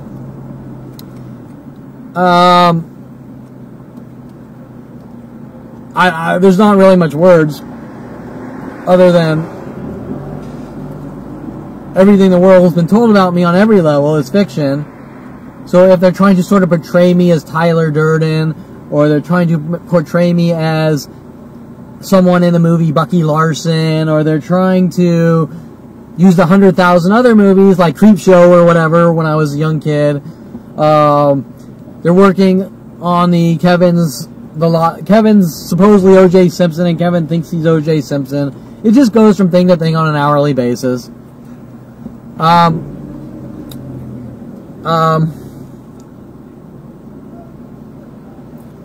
It seems what's happening is they make up their fiction to the world, and then they kind of write their screenplays around their perception of me based on defamation and slander. And then you sort of have to question what the paranoid schizo tactics are really about. why are they doing all this? Why are they exerting all this energy in the first place, right? Well, it's obviously to make me look crazy, to remove me from society on a government billion-dollar agenda, contacting everyone on the planet saying, rid the sky of the world, and then they're making up cover-up lies. He can't see himself. Well, let me tell you, I've been punished for being the nicest motherfucking person known to man. I've been punished in unheard of methods that 99% of the world would blow their fucking brains out before or after the fact. Okay, and it still goes on all day and night, 24/7, so now they're working on post-traumatic stress angles. Okay, the last entries. Angry food service emailing me at 2:33, which is how this all starts. Wait, does that... I don't know where I was going with that one. These are daily types of things. I'm going to skip to the very last one. And I'm fucking exhausted, by the way. Kevin needs attention tactic. Kevin needs attention tactic. So we're going to lock him away in a cage for his entire life where he can't have any attention, he can't have any friends, he can't have any relationships, he can't associate with people, he can't work with people who make money because Kevin needs attention. I wish there was someone here where I could be like, class, any questions about that? What are your thoughts on that? Kevin needs attention. Don't we all need attention? Isn't that part of the human behavior? Is to need attention? Isn't human behavior, societies and groups all kind of getting along and finding common interests? I mean, even a fucking Colombian drug lord, even though I'm not a drug dealer, needs attention, right? He meets women, he screws women every night, he has one crazy wife, I don't fucking know. Okay, so my point is that everyone needs attention. I mean, what kind of sick fuck runs around? What kind of sick fuck runs around saying, see that person? They need attention. So we're going to hunt them and kill him. We talked about the lonely thing. Kevin Perlman is guilty of the lonely crime, and he needs attention, so every person on the planet hunt him down, torture, and kill him. Okay, so every girl I meet has to be married, and I have to punch him in the face and slap him because I don't want to give any attention, and I don't want to let them know that I like them, and then I'm a good person, right? Wait a minute. All these fucking coffee jockeys are dating each other.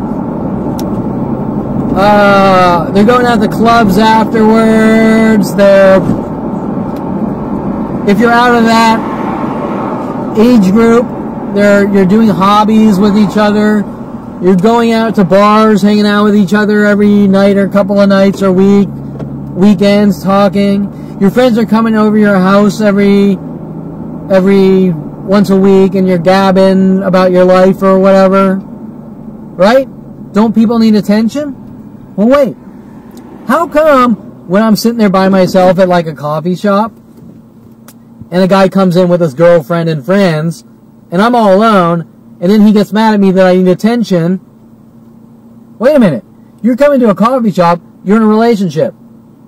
Well, isn't a relationship attention? If you're dating a girl and you see her all day and night, or married, don't you need attention? Because why are you dating a girl you're married to or going on dates if you're not lonely? That's how it starts. You're lonely, so you want to meet a girl. Then, okay, camera stop recording. Okay, so what I was saying was, lonely is part of the human genetics, and it's like a sign that you're supposed to be with people. Pain is part of the human genetics, and it says when I don't like something and it hurts, react to stop the pain. Okay? Pain, loneliness, isolation, they're all bad things. There's a reason why human genetics, if God designed us, then God wanted us to be around people. And not just one person. If that guy comes in, he's with his girlfriend or wife, and he has friends with him, and he's talking about lonely, well, if I'm by myself, how am I trying to put this? If he's with people, then in order to cure his loneliness, he has people around him. Does that make sense? So you can't go to some guy that's all by himself going, we don't want you here, you're lonely. Lonely is how we all are. And let me tell you something, there's a lot of married fuckers out there that are even more lonely than the fucking people that are actually alone. You can't walk around. Once again, we're talking about I committed the asshole crime. I've also committed the lonely crime. So the point I'm making is people don't talk that way. They don't... Kevin needs attention. Well, what does that mean? Kevin needs attention. Somehow I jumped from attention to lonely. Okay, attention. I'm just trying to load my app. Attention. Okay, same thing. We all need attention. Your girlfriend's always over your house. Your friends are with you when you show up to harass me. He needs attention. He needs his friends there. He needs his friends with him. If I go to a bar, all the people that need attention are together talking to each other because they don't want to be alone all the time. If an artist makes a painting, it's because he loves to paint, and then he wants people to see his art because people see his art to make money, but it's not always just about money, it's also about recognition, right? Well, Kevin Perlman's not allowed to show his art to anyone because Kevin needs attention. Well, what's the point of making fucking art if nobody's allowed to see it? What's the point? I'm trying to think of some good analogies.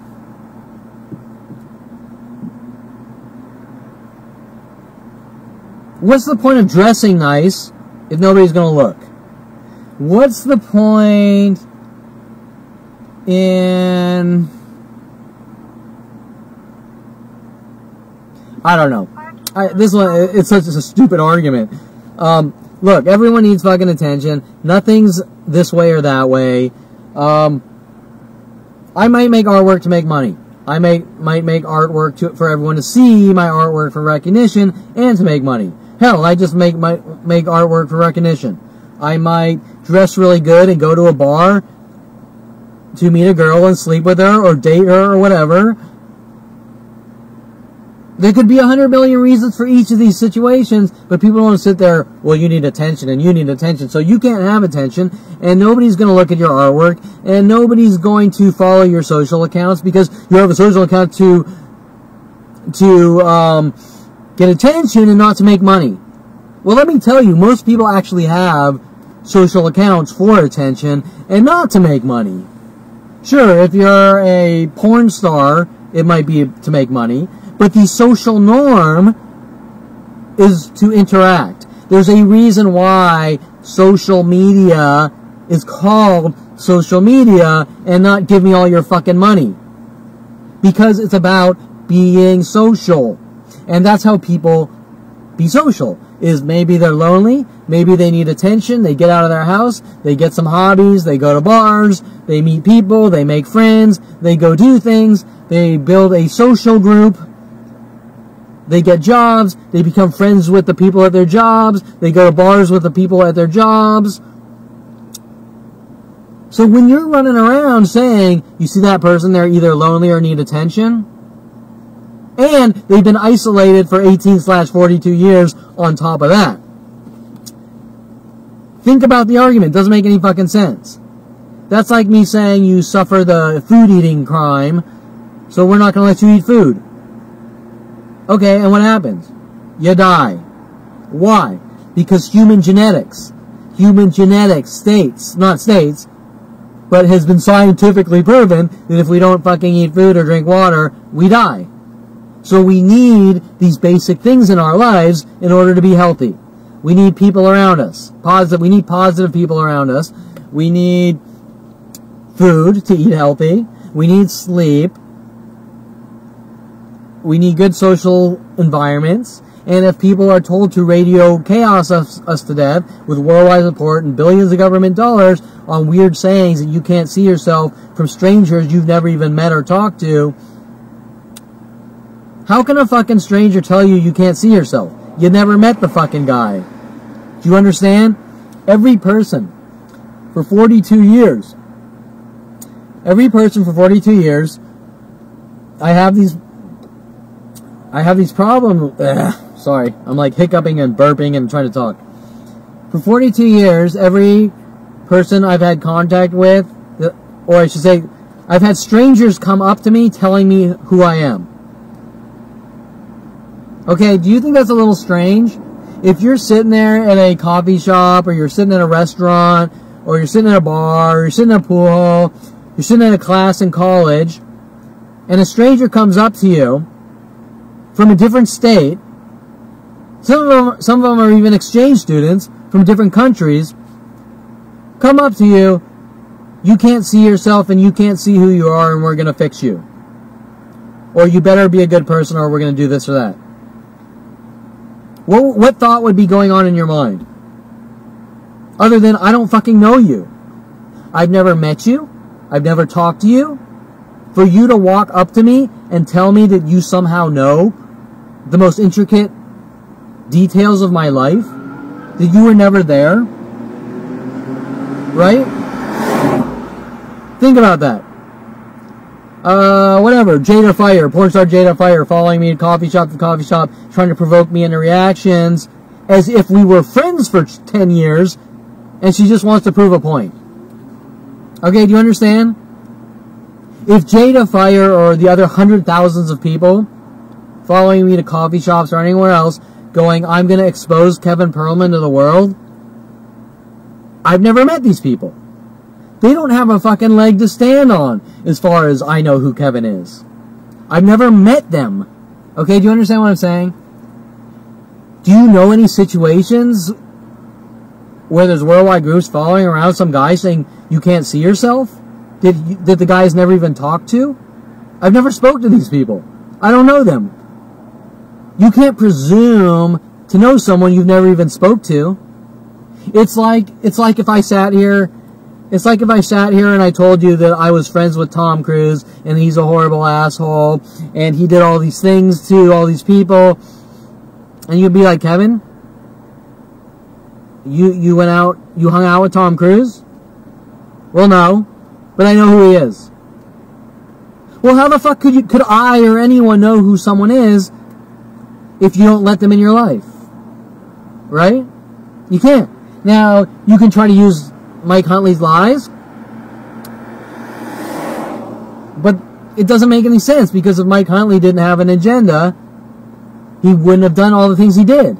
And I watched him firsthand. I watched him lie and lie and lie. Okay? If you're a good person, you don't try to weasel into people's lives to expose them and rid them of the world.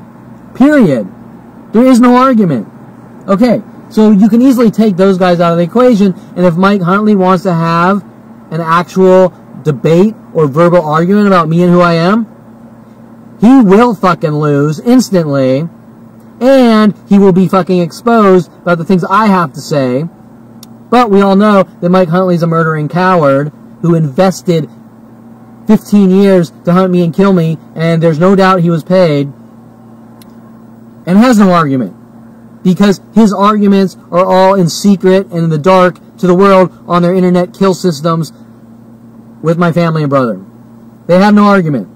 If it's not to my face, and I'm not allowed to defend myself, they have no argument.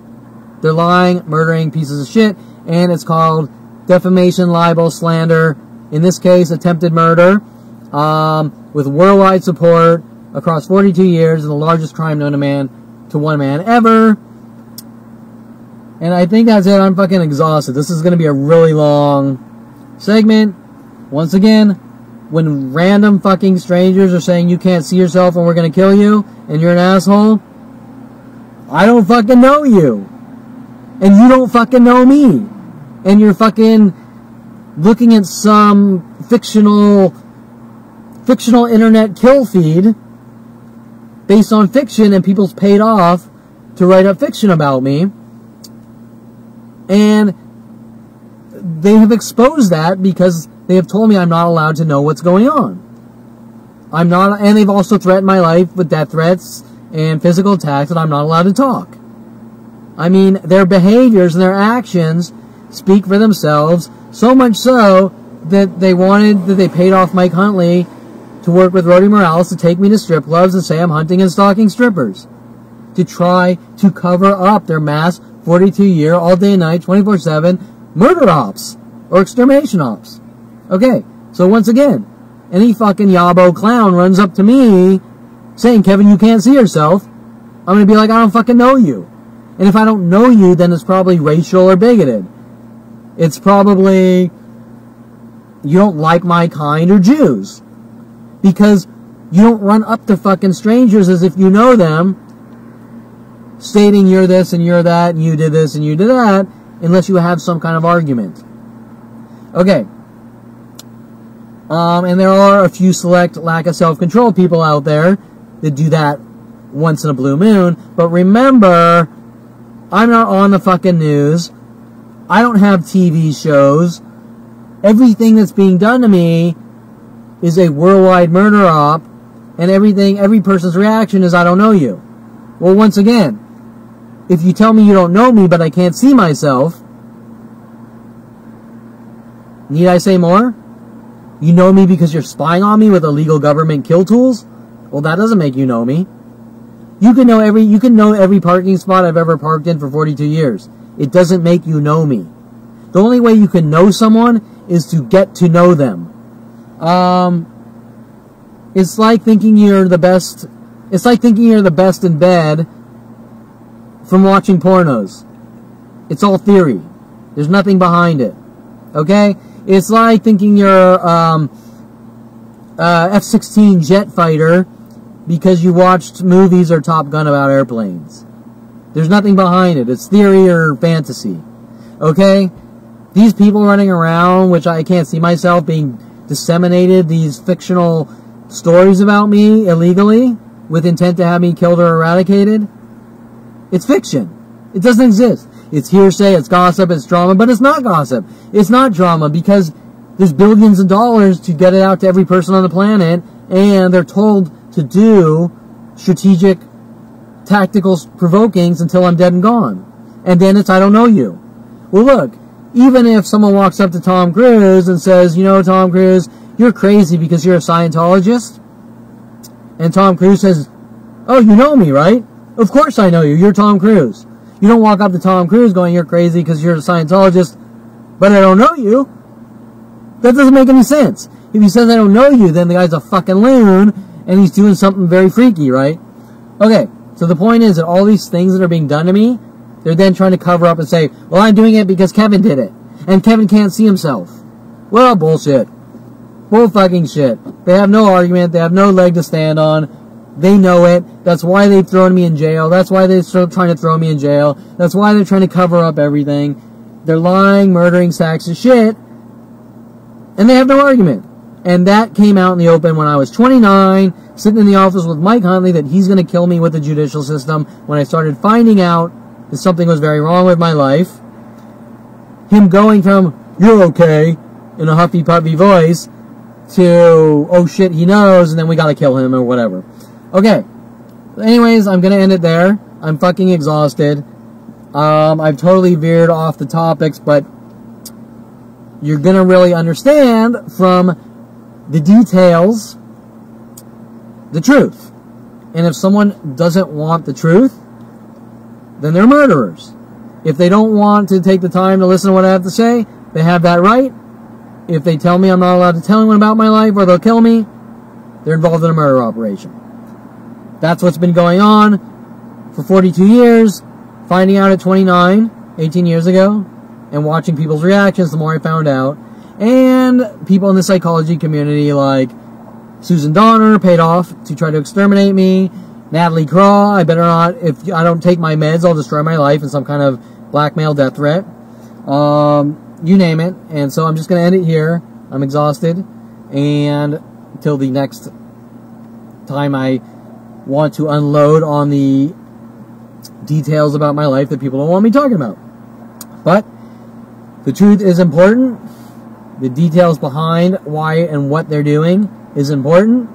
Life normally isn't based on broad, empty labels. You're an asshole. You committed the asshole crime. We're going to kill you with worldwide support. You're a criminal. I can't tell you why. You're a murderer. You're a murderer. I can't show you a crime scene. You're, whatever. We're all supposed to be free until we do something horrific. And they have not been able to prove any of that, but they have finally got so desperate that they've fabricated all sorts of police charges and paid off lawyers to try to make me look crazy on the stand and all sorts of things with endless proof of these operations.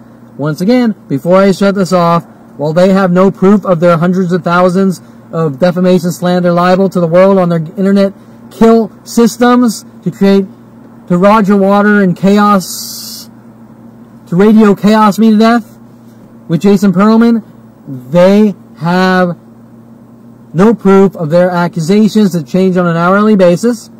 I have endless proof of worldwide murder operations that go on throughout my entire life and still go on today.